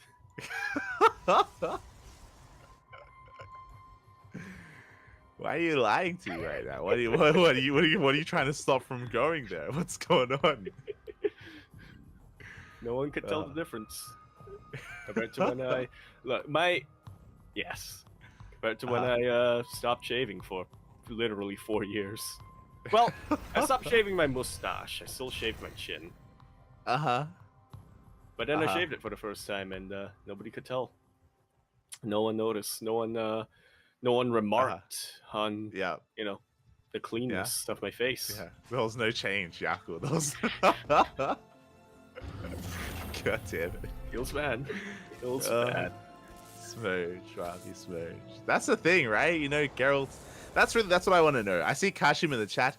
If we could, you know, we need to know this answer as we do recall this pro back. I mean, it does not make it back. Aye. Very quickly, Kashim, if you could, we need to know, when is the comeback happening with a mustache? You know, if you ever have an opportunity to talk to Geralt about it, what is happening? Because everyone wants to know. Everyone loves it. It was beautiful. It was amazing, and now it's gone. He decided he needed to make things fair for everyone else. True. He felt bad for everyone. He's Exactly. like, that is what you're rocking? That's what's on your face? Oh no. And how he's just like, Why have I heard that? That is something I've heard way too often. Oh, Those are God. the exact words. I think you've said that to me a couple of times, actually. I'm sure I have. Those exact words. Oh, God. As we do have a more aggressive opener. Spirits, this is the first time in this series, in this night of StarCraft, where you opened up double gas. It was a double gas opener out of Spirit. Delayed CC on the low ground, faster factory instead, so the aggression is upon us. Double Reaper opener here out of Spirit. Does get across the map, but he is being hunted down. Can we take down one of those Reapers? Oh. One hit is all it takes, and one of these Reapers will go down. We do have another Cyclone here to back things up, and actually the units of Geralt are a little bit exposed. Yeah, we do punish that Adept, trading a Reaper for an Adept. Not a bad trade here for Spirit. He catches that Stalker, but we have a shield battery. With the help of the shield battery, we will stand strong against this, and we need one more shot. Barely the Cyclone does survive. The aggression is subsiding here. A bit of a trade, bit of a back and forth. Once again, blink for Geralt. Yeah, very, very safe opener for the Protoss player. In that last game we saw, Geralt did open up with Blink, and he was planning to use it defensively, but because he had an opportunity on his hands, because he was able to really deflect the initial move out of Cyclones and Marines from Geralt, he just started turning the tables, started applying pressure on him, containing him for a very long time on only 2 bases. Did well, did definitely do well with it. But now we have a very similar start here, as we do shut down every single one of these Reapers, as Spirit is going for a Mind Drop. We have 3 gateways on the way, 1 already done. It is going to be 4 Gate Blink Stalkers, once again 2 games in a row for Geralt, as the Mind Drop is spotted by the Probe. Ooh, unfortunate here for Spirit. Geralt going to be able to, especially with Blink, very proactively defend against this. Yeah, I love that he's keeping the Stalkers back so he can lure it in and then blink on top of that drop as well. As the drop does spot the Stalkers, will be retreating. Oh, we can see Geralt trying to hunt it down, but does miss the drop. Yeah, does miss it, but he's got to use these Stalkers for something, so he's sending them across the map. Warp Prism going to be beefing up the reinforcements a little bit, and if there's an opening, he's going to blink on through. Yeah, and hey, this main base here on Alcyon is very large. There is a spotter depot, that is true, but you can see that the tank is quite far back here protecting the natural base. And we are looking to dive into the main base, pick off the depot if we can, and potentially get even more damage, as Spirit does have time to respond. Just like so. Geralt, playing this out cautiously, did scout ahead a little bit with his Warp Prism before deciding, yeah, there's a lot of units back there. I don't want to mess with that. Yeah, it does pull back in the end. Meanwhile, we had Raven harass here towards the natural, which was shut down. We do have a medevac drop towards the main base, which was forced back as well. So far, good defense out of Geralt. Likewise, though, good defense out of Spirit, as he still hasn't lost much here. Just a depot and a Marine. Yeah, and those are expendable, really. Look at that, he's already rebuilding depots, so... There you go, Depot is already on the way. Stalkers, they try to apply some pressure, but we have a tank shelling away at the army, dealing quite a bit of hull damage as well. Meanwhile, once again, Raven diving in. Once again, medevac as well. The drop is poised to dive if we do see an opportunity. Yeah, but so far, Geralt isn't affording him any opportunities. Being very, very proactive with that Stalker placement. Spirit is playing this out a little bit cautiously as well, though, I gotta say. I feel like there are definitely times when it might have been worth it for him to just boost through the Stalkers and to try to land something, but yeah, I can't fault him for not wanting to lose his medevac too prematurely. Oh yeah, exactly. As Raven gets two probes here at the 3rd base location, sorry, at the natural location. Mind Drop comes in, and we can get a shot off here. It looks like, oh, we do unburrow though. It looks like good reaction out of Geralt. Eventually this mine is going to be cleaned up, but how many probes will we get? 1. This one. Numero uno, auto turret getting 1 as well. Yeah, that's so math. that's 2. Yeah. Impressive. I definitely didn't look at the killed probe count on the left side. I counted. Dude, the hard way. Here we go. The army has moved out, by the way, and Geralt missed it. He missed the move out. He's recalling back home, realizing his folly here. And can we hold the tanks have arrived, shelling away at that Colossus, taking a lot of damage, but we have the overcharge. You have battery overcharge helping out the Colossus a ton. Zealots do get taken out before they can really connect on top of the tanks. Tanks doing a brilliant job of zoning away the Protoss army from the 3rd base. Tanks will fall, but yeah, this 3rd base is forfeit, and Spirit doesn't have to end the game yet. He doesn't. He's chasing down these probes to the other side of the map at the same time. Marine drop here into the main base, trying to slow down the main army of Geralt. Medevac taking a lot of hits. There is a shield battery in the main base as well, but overcharges on cooldown. These Marines should be shut down. Yeah, Colossus back home will be able to deal with that. These probes, they just want to live, Spirit.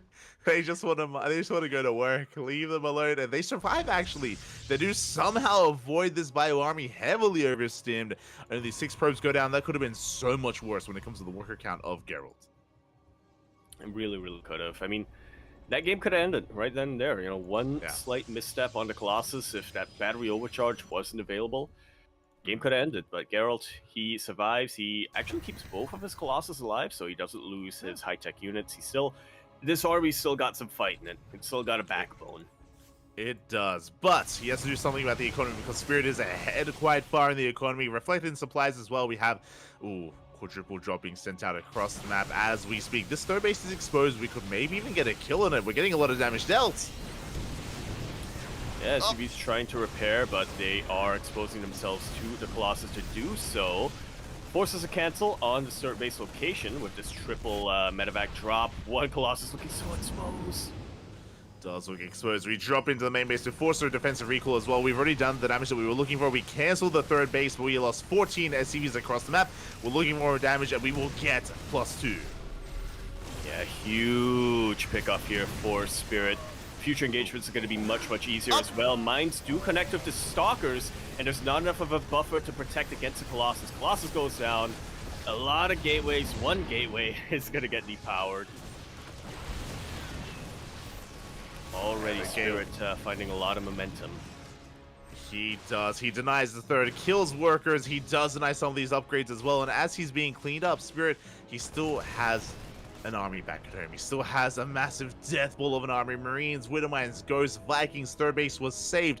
He lost a lot of SCVs, but he still has a better economy compared to Geralt. Geralt is lacking the mules that Spirit does, which means he's able to make up for that slight worker deficit and exceed it.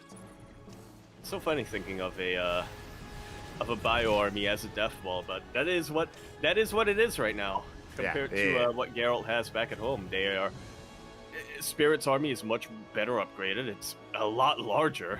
We're at a point where he can just stim to win, unless Geralt has the perfect positioning with these Colossus. Yeah, and Geralt has to do something crazy, so this makes sense. We're double expanding. We're taking the fourth base and the gold at the same time. Geralt has been on the back foot for quite some time at this point, and if he's able to sneak into this gold, then he can recover, if given the time to do so. Yeah, if given the time. I don't think Spirit is really one to give his opponents that time. 1-1 did finish up a little while ago, so he is working on 2-2. Spirit has an opportunity to push out right now, and it's not a bad time to push out. Geralt is in the middle of his transition, but he is playing it out very, very cautiously. He is just going for mine drops instead. Yeah, here we go. We have a mine drop moving towards the left-hand side. There are some Zealots poised to scout. They potentially can catch wind of this. We're scanning the third base location as well. We're looking to see if there's a fourth, and we have not checked the gold. We may have seen some of the transferring workers, which could be a bit of a tell here. So Spirit is moving out. We'll see if he does come across the gold. We'll see if he can deny it. That we shall. A little bit of vision, a little bit of a fight here for the Zelnaga Tower. Chase away. Exactly. Spirit just chasing back the army, distracting it. Here comes the mine drop from the left-hand side, and Geralt, he does pay attention. One mine will pop off, but not get too much damage. He wants Spirit's out for blood. Oh no! We connected soon! Get it! 6 probes go down, and a High Templar very, very low on health as well. Geralt's not careful that those mines are going to reset. Actually, it doesn't even matter. He's just pushing in with his main army. Yeah, he snipes that High Templar in the end. We do have another Nova going off, just going to be zoning back the Bioforce, but we have quite a lot of disruptors behind this. We have 3 Novas left. Now we have 2 left. It's easing connection as well. We are buying time, and bearing in mind that throughout all this, Geralt, he is mining from the gold. Yeah, as long as he can buy himself enough time, he's going to be in a much safer and a lot richer position. He can start getting more disruptors, ideally, more Colossus. One Purification overlands, the other one does get sniped. Really good splits coming out from Spirit right at the end here as the Protoss army is starting to collapse. It really is. The Vikings go ham here on the Colossus. The Disruptors fall as well. There's 1 Disruptor left. We're barely forcing this back, but the Vikings, they land. And even though Spirit has no idea the gold base is up and running, he doesn't even care as he does clean up the army. Only a handful of gateway units left here. Only 1 Disruptor remains.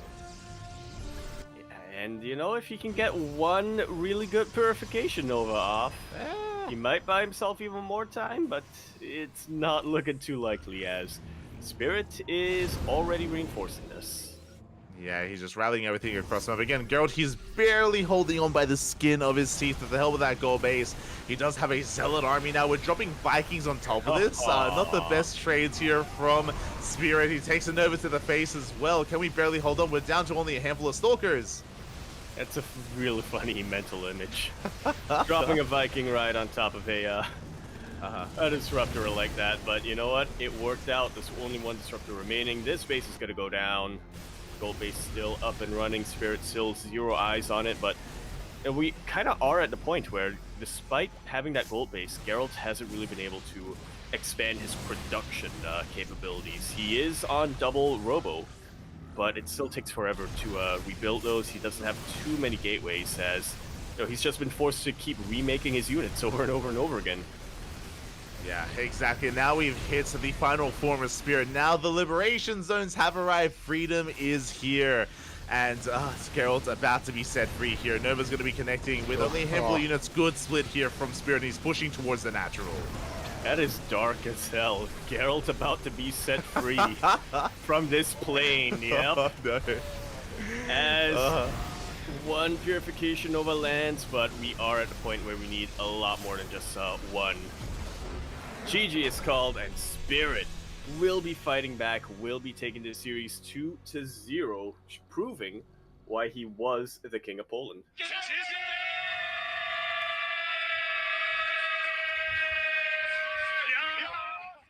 Why he's the defending King of Poland, I should clarify. GG, well played here. Yes, Spirit, he does bounce back here. He may have been knocked down to the lower bracket, but he takes down Geralt 2-0. My condolences to Geralt. Again, he looked good in game one, did look good, but here in the following series, we do see Spirit showing us why he is the best Terran in all of Poland, why he's one of the best Terran players in all of Europe, and Spirit advances on to the lower bracket finals. There we go. Advances on to face Elaser in not a rematch, actually. It's crazy to think about.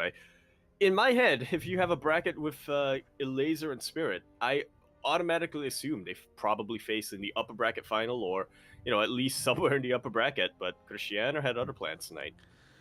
Oh yeah, he does have other plans, and oh boy, Cristiano, he's lying in wait. He can chill, he can take some rest here, waiting for either Spirit or a Laser to come at him, as they're going to be duking it out against each other to see who faces off against Cristiano in the finals. Indeed, we do. Apparently, a Laser was casting that match. Yeah. That we just saw, so already a little bit of an advantage on his hands as we get into that lower bracket finals. Mm-hmm. Definitely. And also, I also need to respond in the chat about whether or not the sun is rising here in Australia. So in Australia, it is 7 a.m., but what I will say, it's summer in Australia, and an hour ago, I did notice that the sun was rising. We've been casting for how many hours? For 11 hours so far. Yep. I was here when the sun set. We were casting when the sun set. We're casting when the sun rises. We're still going. We still are not done. We still have 2 more series ahead of us. We're going to definitely reach that 12-hour mark. Can we go further? How long can we go? Well, if Epic LAN is still going, if they allow us to cast. No, there's no Epic LAN right now. There is no Epic LAN, but the show must and will go on. We're going to be going on a short break. When we return, we're going to be diving into a Laser versus Spirit. We'll see you then. Let's go.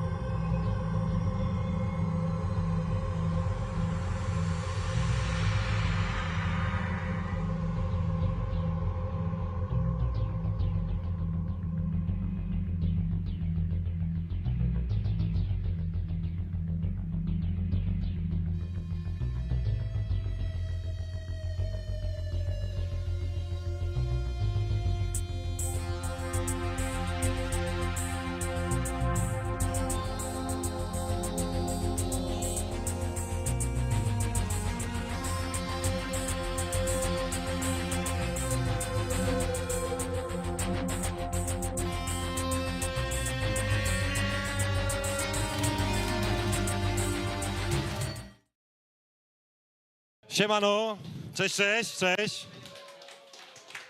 No i słuchajcie, przed nami finał dolnej drabinki. No i chyba nikt się nie spodziewał, bo tak naprawdę to byli pretendenci głównego finału, a spotykają się w finale dolnej drabinki. Czyli niestety jeden z nich odpadnie, drugi przejdzie do wielkiego finału. I przed nami Mikołaj Alarze Ogonowski. Good luck. I Piotr Spirit Walukiewicz. Witamy. Powodzonka. A ja oddaję głos do studia komentatorów niezawodnych Indii Z. Dziękuję bardzo. Halo, halo.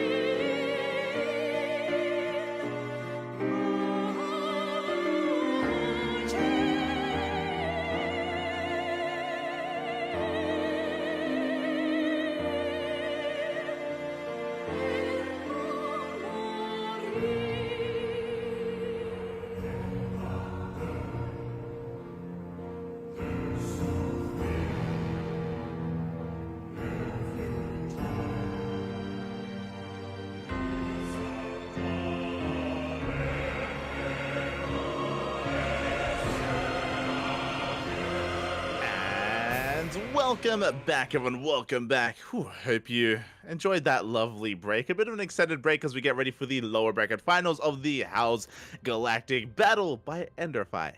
Welcome. I'm, of course, your host, Live VIP, and with me, I'm no longer joined by Yakov the Zaku. He has gone and gotten some rest. I don't blame him. It's been a long broadcast. We are reaching the 12-hour mark of non-stop casting, with some breaks in between. But I'm not alone. I'm joined by the one, the only, the casting Jersey herself. Welcome, Kura. Why, hello there. Also, chat quickly. Let me know if I sound well, because I do use a different mic than usually. So let me know. But in the meantime, we are already in our lower bracket finals. We are in the lower bracket finals, and here we go. Surprised to see these two players in the lower bracket finals. In the bottom right-hand corner, we have the Polish Zerg player, the blue Zerg representing Team Liquid. It is a laser.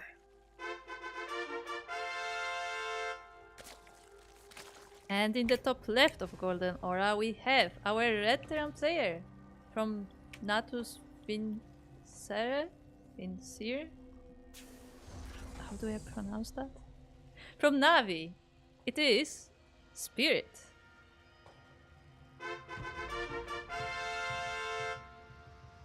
Here we go. And of course, it wouldn't be a Polish cast, a Polish broadcast, without our resident Polish caster. And of course, part of the CranKy Ducklings crew. Kura, welcome, welcome. Have you been enjoying yourself? You've been handling the production up until now.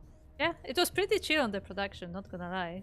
Like in general, the event has been going quite smoothly, so the production was going pretty well. And now I am in front of the mic, which is not my forte, but still, I mean, I cannot skip a Polish event, right? Exactly. You usually hear whenever we cast the house, the Open Cups, the bi-weekly events, we have been covering. You know, you've been here for the eSport events in years past, and even, of course, in the SE2 circuit of house as well. So thank you for jumping by. I appreciate the support. We're almost done. There's only 2 series left. We're nearing the end of the broadcast. But again, really surprised to see these two here in the finals. I don't know, do you have any thoughts on that? On seeing both Spirit and Laser fighting for a chance to make it to the finals? See, this may sound a little. I mean, I'm not that surprised to see a laser here. I'm more surprised to see yeah. Spirit here, because Spirit has Yeah. been on a roll lately. I mean, that's the whole reason why he got picked up by Navi in the first place. Like he's been like reaching the top, and then he gets knocked down. 100%. I do agree, especially because we have been casting a lot of a laser recently in those online events, and a laser has been looking shaky, right? Like we've seen a laser fall to Papi, we've seen him fall to Cristiano, we've seen him fall to Geralt. So not the biggest of surprises here, but as you mentioned, for Spirit also to fall as well is crazy. So Cristiano, he's having the run of a lifetime, and as we get ready for our openers, we have a very interesting build here from Spirit, which is what I expect. He likes to have fun against a laser. And Spirit, he went for a CC first. CC first into a hidden factory behind the mineral line. You just unlocked a memory from one of the previous lands. Yep. Oh no. Yeah, if you remember last year in the SE2 circuit, the previous LAN event for House, Spirit, he was wild. He went for these crazy builds here against a laser. And I'm curious how crazy he is here. He's known for standard play, but specifically against a laser, he went like 2-port BC, he cheese, he proxied, he was all in. Like, Spirit was crazy against a laser last time. I was just very confused where that factory was going. I guess he was looking for an overlord or something. Yeah. But I don't think I've Just seen check- that before, like behind the base. He was checking with the Overlord. It's going to be a third CC after the Starport, so a very aggressive build. I'm curious if this is going to be BC, and yep, there it is. Yep. It is going to be a hidden battle cruiser opener from Spirit. Yeah, Elazar will try to scout the base. I think I saw a few links on the map, but I don't think he will be able to get in the base even if he tries. So I guess he will be completely in the dark for this. And if you remember, Elazar is not one to make spores. So hopefully he has queens at least, because this will be rough. Yeah, a laser is usually really greedy in this matchup, so we have to be careful. Again, as you mentioned, I recommend checking out the VODs from last year, but Spirit has clowned all over a laser with BCs before, has beaten him with BCs, and it could happen again. Now, this time it's only one starport. Thankfully, this time it's not 2-port BC, so there's going to be less to worry about, but things to worry about nonetheless. I guess this is the day of the BCs after our free-for-all on the very beginning of the day, huh? Yeah, true. It started with the BC, it ends with the BC, and he is going to. Let's go! It is 2-port BC. I'm getting deja vu. It's 2023 all over again. Yep, we are going full BCs, and still, Elazar is not making spores. He has a few queens, but not a lot of them. He's going for lair, he's going for bailingness, but okay, we have spores now. We have some spores. We're doing it. Spores are on the way. The problem right now is that Elaser has no idea what's happening. He is still in the dark as to what is going on, and it could be a multitude of different things right now. It could be a 2-on-1, it could be 3CC, of course, it could be Banshee play. Elaser is in the dark and yet to figure it out. Behind this, when it came to his opener, he did saturate his third base. He's building up queens. We have a lair into Bailiness, a very safe way to open up. This will keep you safe against Hellbat pushes, is what I will say. Lings try to get in, but they only see Marines here at the ramp. That said, it's important to also keep in mind that Elazar is making quite a few of those links, as well as the Bailings. Oh, but the first BC is already in the base. The queens are trying to save their sister, and they will be able to do so. Yeah, Clutch Transfuser, the Queen will survive, getting a lot of damage dealt here to the BC. The BC is going to have to waddle the hell out of there. It will survive, but isn't able to achieve too much. The BC kills one drone, I believe. The Queen stands strong, and our Laser is aware of the opener, but he doesn't know how committed this is. We've been Mule to repair. He doesn't know that it's 2-port BC, not one. I almost want to say, do you think Spirit revealed that first BC a bit too fast? Shouldn't he like wait for at least a second one, maybe? I think he wants to catch him off guard with 2 more BCs. Like, I think he wants to, like, fake out a single BC opener. Meanwhile, the Queens, they come in to try to catch his guard. Oh, Spirit being very adventurous with this, and he might... Yeah, he will lose the BC. Yeah, just barely. The BC does not escape, and the Queens will take it down. At the same time, the third base is denied for the time being by those links of Elazar, and... I mean, Spirit is not doing very well with that. Yeah, I mean, really good counter damage here by Laser, but here come the next 2 BCs right into the natural base. Queens are in position. How many queens do we have? We have 11 queens in total. That is going to be enough. Yamato is done, though. We can Yamato down 2 of those queens. Yeah, and another of 2 of those queens looks like will be going down, so we are going down in the number of queens, but the transfuses are still available, so they will be able to chase them off, but for how long? Yeah, these BCs have gone to work. 6 queens just went down. More than half the queens have fallen. We get into the main base at the same time. We have a massive link counterattack. This time the Marines are in position. Yeah, the Marines are here, the tanks are joining as well, so they will be able to protect this base and actually clean up most of those links. Yeah, but we do have a couple of stragglers here in the middle line. SCVs are going down. We're getting a lot of damage done here. 4 workers do fall. At the same time, the BCs did survive. They killed how many queens in total? 7 queens, and they do manage to get out. Yeah, that's quite a number of queens, and how many does Elazer have right now? We are on 8 queens currently, so still a decent number, but those beasts will continue to wreak havoc among the bases. They will continue. Meanwhile, Clutch Transfuse, can we keep the base alive? It's getting quite low, and Spirit, he's pushing across the map. Elazer does have a good economy, I will say that. He does have a solid economy, but does he have a large enough army? He has Lings. Where are the Banelings is the real question, because we have a Marine Force moving out. Yeah, Oh, the we're catching the Banelings were tanks. all used up, but yeah, we do catch the tanks. We catch some Marines as well, and actually Spirit is forced to go back home. Yeah, exactly. Spirit forced the big up, and now the third base is exposed. We have to give up on it, as there's no saving this third base, as we do actually pull back. Elazer going to be respecting this position quite a bit, and Elazer has gone away with making workers. The BCs have dealt damage, that is true, but they haven't touched the economy. That's what's important. The Queens were able to sustain themselves, they did survive, they did defend, and the economy has been left untouched by Elazer. Yeah, like Elazer has lost a lot of queens, but it was just the queens. Like the drones for the most part were untouched, especially on the more western side of his bases. The BCs are coming in once again, but with Hydras now in the play as well, I mean, there's quite a lot of anti-air already. Exactly. Like, this build from Spirit had to snowball more out of control. Losing the first BC was huge. Like, imagine that push with another full health BC when the other 2 came in, and we probably are able to break a laser then and there and kill all the queens. Like, that would have been huge. That would have been so much extra DPS and an extra Yamato as well. Now Spirit is on the back foot. There are Hydras to keep up. There's plenty of Lingbane on the ground working on upgrades. Upgrades have been delayed because of the build of a laser, but it's all in production here, and so far we're keeping up. Yeah, we're keeping out. Even the potential drops or smaller attacks by Spirit are denied. The BCs are not able to find any way into the bases either, with the Hydras chasing them around the map. And yeah, Spirit doesn't know where to attack here. Well, I mean, he just cannot attack in. 1 BC got picked off. There's only 1 battlecruiser left. Of course, there's a bio transition behind this. We're getting our third base up running. 4 CC is on the way. But Spirit has lost map control. Now he's stuck at home, and now Elazer is free. He doesn't have to push in, by the way. Elazer, all he has to do is just chill and deny the 5th and just take every base on the map. Okay, this was a scary moment as Elazer was about to run into the base and Spirit was just unsieging his tanks, but in the end both armies just move back and looks like we have a pause. Yeah, both armies, they do back off here. So quickly to kind of take stock here at our situation, Elazer has maxed out with Lingbane Hydra. As we did say, though, the ideal is for Spirit to fight here with his defender's advantage, with reinforcements, with the high ground, with the tanks sieged up as well. So pushing in is going to be a difficult thing to do. Spirit can bounce back if he can take a fight. The question is, does Elazer push in? Does he give him that fight? And we'll find out. It looks like he's trying to set up a bit of a surround, but it will not be an easy position to attack into anyway. The Banelings are still being made, but Elazer is running in.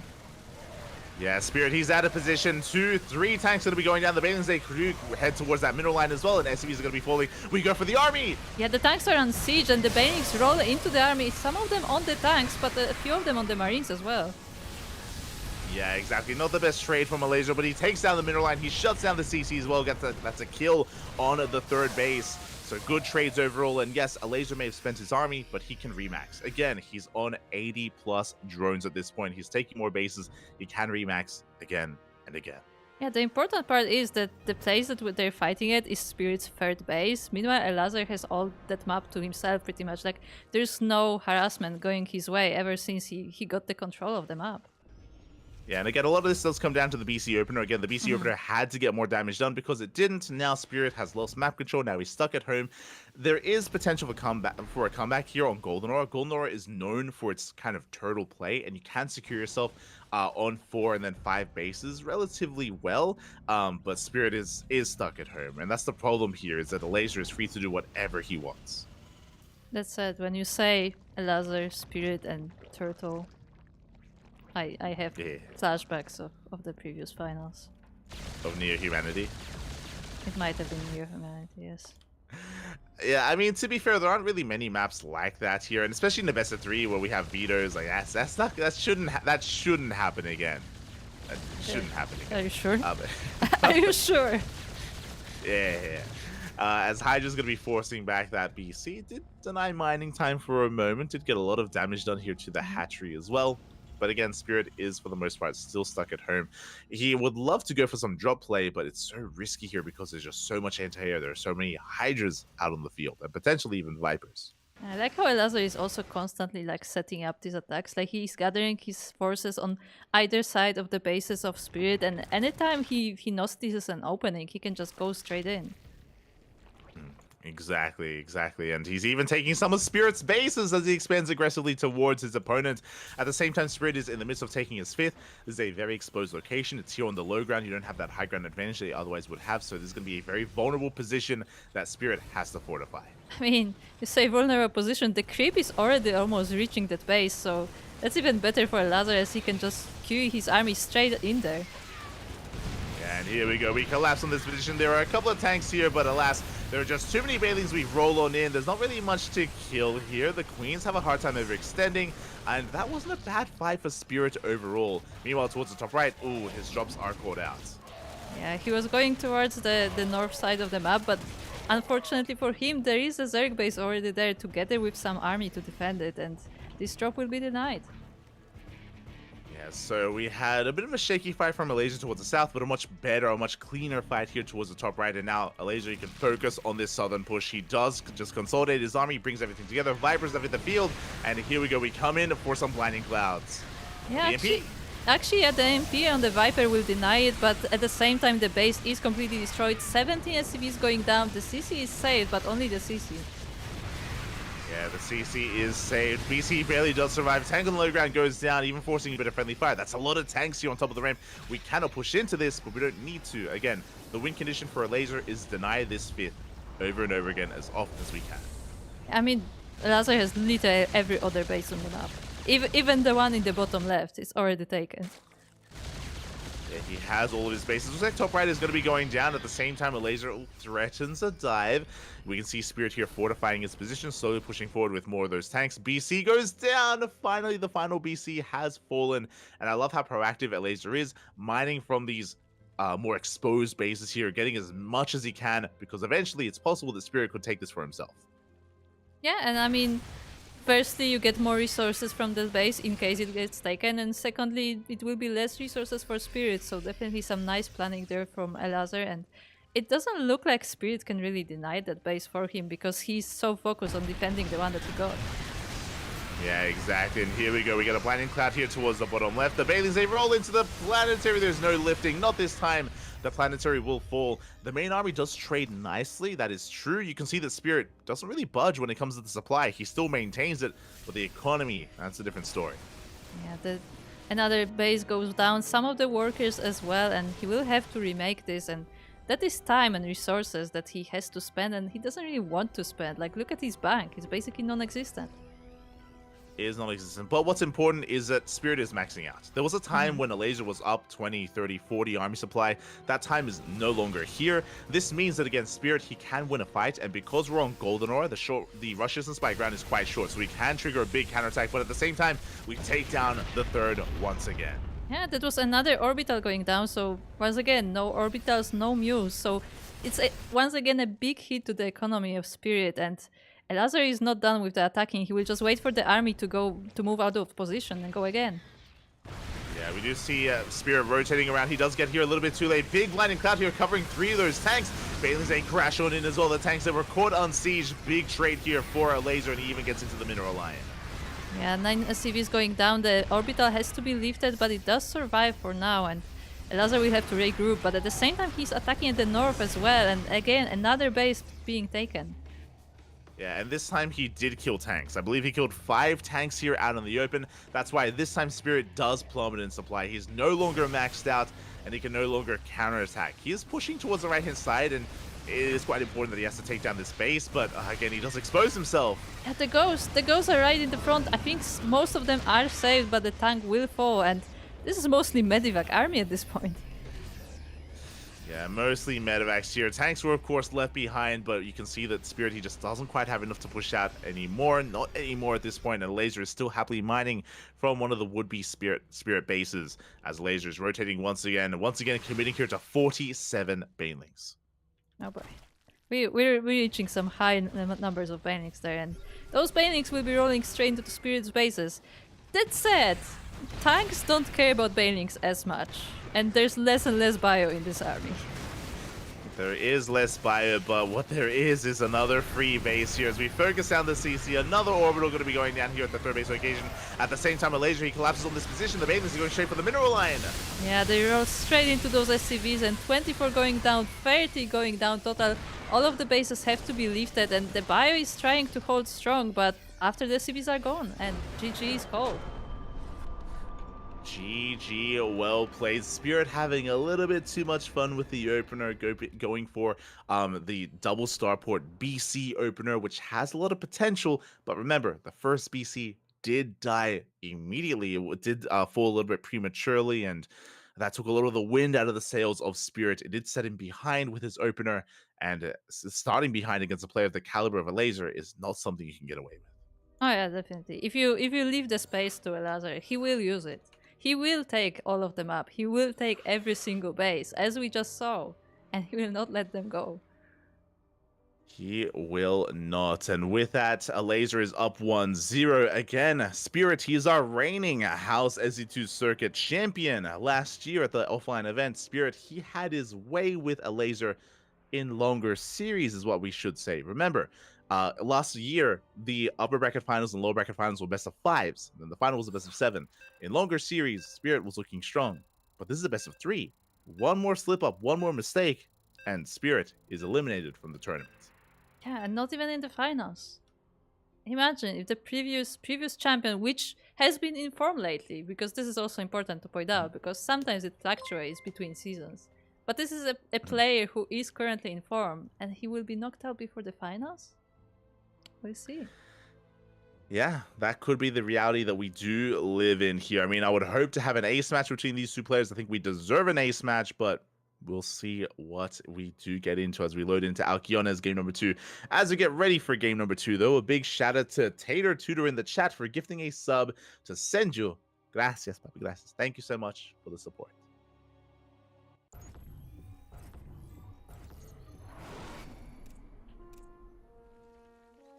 And we are now loaded into the second map of our series. It is Alkione. That is, we hope that's the pronunciation. And we are looking at our blue Zerg player, representing Poland and Team Liquid. It is a laser.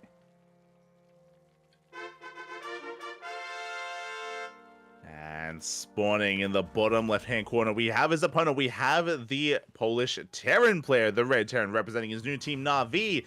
Again, he is our reigning Polish champion, the King of Poland, if you will. But will he lose his crown here tonight? It is Spirit.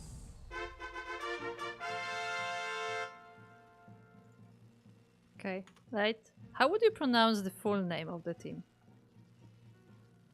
I don't know. I haven't seen it. Look at that. Huh?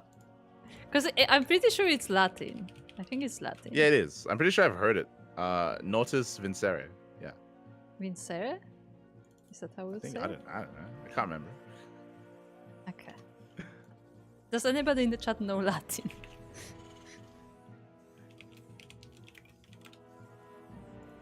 Hold on. I'm Googling how to pronounce. Uh-huh. Hold on. Okay, it's apparently in Latin it's natus vincere. In Latin? If you want to be authentic. Okay. Yeah, in Latin. It sounds more Italian than Hold on. Latin. But sure. Okay. So if you want to be proper, it's natus vincere. But I'm just calling it Navi. Screw that. Okay. Okay. I guess it's just Navi then. There you go. As we are settling into our openers here, it is going to be a Hatchcast pool from our Zerg player. Meanwhile, we do see once again CC first from Spirit, 2 games in a row. I mean, both of those players are generally rather macro players, so I guess he's not really afraid of Lazar doing anything cheeky. Yeah, exactly. And again, especially on a map like Alcyone, as large as it is a map that Spirit can get away with something like a CC first. Likewise, Laser isn't really an aggressive player either, so I don't really see Spirit being punished with this kind of opener, and I expect him to be doing this every game in a series whenever he can against a Laser. Yeah, I fully expect that, especially knowing that they generally their games don't end too early. Yeah, and this follow-up is very interesting, by the way, because the factory is quite far behind. It is not set up for an add-on swap. We're not going for Hellions here. We're once again going for a 1-1-1. This is once again looking quite similar to what we just saw, looking quite similar to a BC opener. Do you think it's actually BCs again? I'm curious here. I am curious. If we go for another tech lab on the factory, if we set up an add-on swap, it is going to be a CC after the starport. What I will say is that so far, this is a copy build. Like, this is the exact same build from game 1 from Spirit so far. Imagine if he just goes BC every game and he actually like wins the series with that. It's possible. It's possible. Starport is done. Yep, show us the fusion core. There it is. Same build. Yeah, we're going for BBs. I guess, look, Mishu started it. It's all because of Mishu. We're gonna blame it on him. True. For those that are curious what we're talking about, at the start of the night, at the start of the broadcast, 12 hours ago, we casted a free-for-all. There was a show match free-for-all, and Mishu, the Polish Terran player, did actually whip out and win the free-for-all, took down 7 other players with Mass BC. Mass BC is how he won the show match at the start of the night, and Spirit was inspired, clearly. And we're not exaggerating when we're saying that he took like several other players, because actually like they were so busy fighting between each other that the pieces just came and defeated them. Yeah, he was able to A-move with Mass BC. Meanwhile, so far the build is the same. I'm curious if we throw down another second starport, because this could just be a singular BC opener into a bio transition. This could also lead into mech, but so far this factory hasn't really been used for much of anything. My eyes are on this SV, and there it is! It is once again 2-port BC. Yeah, we're going BCs again, but do you think he will once again teleport that single BC in, or will he wait for the second one this time? I guess we will see the repeat of the first game, maybe? I feel like he needs to teleport the first BC in. As I mentioned before, I think it's really smart to fake out a single BC opener. But as we mentioned, he does have to preserve it. He has to babysit it, make sure he doesn't lose it this time. Yeah, because as we were focusing on what Spirit is doing, Elazar has already taken his 4th base. He's already on 4 bases, he's already working on his stack, he's working on his Banelingness, he's working on even on the spores. How many queens do we have? We have 9 queens right now. Yeah, so far, Elasia has been droning heavily. He's been quite greedy here, getting fully saturated on 3 bases. He has been skipping some lings. But what I will say as well is that, here we go, the first BC is teleporting straight into the main base. Elasia is playing safely once again, going for a lair. He's not going double Evo chamber, which is, I think, what Spirit hopes was going to be happening. Yeah, and this time the queens are in position, and 5 drones will go down, but the BC is already very damaged, and I'm not sure if it can actually escape. Off of creep, he should be able to escape here. The queens cannot keep up, but that was some very, very smooth targeting out of Spirit here. He intentionally did target every single drone. 5 workers go down. The queens, they come in for a flank. Up! So close! It's like 2 shots away, maybe 1. How much is it per BC shot? does escape. Quite a lot, and Spirit, he does escape. He does escape this time with the BC. This is a much better start for Spirit. The downside here is that he's stuck and he won't be able to mule to repair. He's stuck between queens and more queens. Yeah, like last time he was able to drop the mule, although that didn't save the BC, but now he will just have to wait for the teleport. No, he's trying to sneak by! No, he's trying to. There we go. He does catch a glimpse of the queens. He will back off. We do have 2 more BCs on the way. Now, these 2 BCs, they could try to free this battle cruiser. They could dive in. Yep, they could just go straight for these queens. Once he brings them down, then this one can be free once again. He's actually just dropping the mule. He's gonna stay here. He's just gonna see what he can do with these 3 beasts now here. The queens are waiting to defend, but there's only a few of them, and the hydras are only on the way.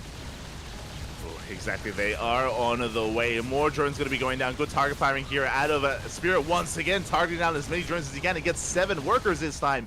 Much better control here from Spirit in game number 2. Meanwhile, that third BC is being topped up as we speak, and that third BC has a Yamato. Yeah, let's not forget that the third BC is waiting there. The second of the pieces is going low, but it's not going down yet, and now all 3 will join together. Yeah, they all come together here. We have some Yamato still halfway off of cooldown. They go for the base, and this hatchery is going to be going down. Yeah, the 4th hatchery is going down. Elazar is remaking one at another location, but it's also on the way of the BCs, so it may be in danger. Yeah, but here we go. It's going to be the gold base. So even though we've lost that hatchery, we have the gold to make up for it. So Elazar's economy is still standing strong. BCs are being forced back. The Hydras are amassing. We will soon have Yamatos in a couple of seconds. We can still gain some more value here. And behind this, we are getting into a bio army. And this time, we have many more Marines to push out. This time, there was no Ling counterattack either because this is a much more defendable location. Spirit, he's basically doing the same build, the same playstyle as game number 1, but everything is just so much more smoother and so much more crisp. Yeah, basically the same thing, but better. Pretty much. Yeah, no, actually, because if you remember, he lost the BC, he lost a lot of workers in the base, and this time he has 3 BCs to support this army, or maybe to harass at the same time. He has the army itself, he has a lot of marines, he has the tanks, and he's just able to set up a position against the Elazar's part of the map. Yeah, it's almost like game 1, he was asleep, but now he's awake. And here we go, Ling Bane collapsing with this army. One of the tanks is caught on siege. BCs are being targeted down as well. It looks like we will break this position. Did I say that too soon, though? Because the Marines, they still on forward. There's no more Ling Bane. Yeah, the splits were good, and the Banix did go down. The Hydras are not quite enough to deal with the Marines, and they will just push forward. Yeah, Hydras, they melt against the Marines one-on-one. They cannot engage. They need Lings and Banelings to support, and there we go. More Lings are in production. 14 drones have gone down to the BC harass, so again, a lot more economic damage. 1 BC did fall, and a big overextension. Oh. Yeah, that was a bit adventurous, but the BC survives. Does survive, gets a Yamato off, denies mining here at the gold base. This is what's important right now. The 4th base was killed earlier, and we need to deny this gold base, otherwise a laser will get out of control. Yeah, for now we at least denied the mining. The base still stands, but the drones cannot be transferred back. But at the same time, Elazar is preparing a counterattack, and Spirit has to set up his defense. Yeah, he does pull back. He does recognize the rotation. He's able to keep up. Clutch repairs here with these SCVs as well, keeping these BCs alive. And honestly, Spirit, again, he should be able to deflect this there. It just isn't enough to really threaten him as long as he fights with his tanks. Yeah, he's trying to tease the army. He's trying to make sure that Elazar comes into the range of the tanks, but Elazar is going straight for the natural, actually. Oh, and he does catch one of the tanks. Big catch here from Malaysia. At the same time, the Hydras go straight for the would-be 4th base. The CC very exposed, and with these Hydras, it looks like we can focus it down. Yeah, the Spirit is not able to stop it as it gets focused down, but at the same time, he may be able to get some of the army, but not a lot, actually. Yeah, the Banelings do zone him away. Once again, the Banelings, they turn back around as well. Fighting off a creep like this is brutal, but the Lings, they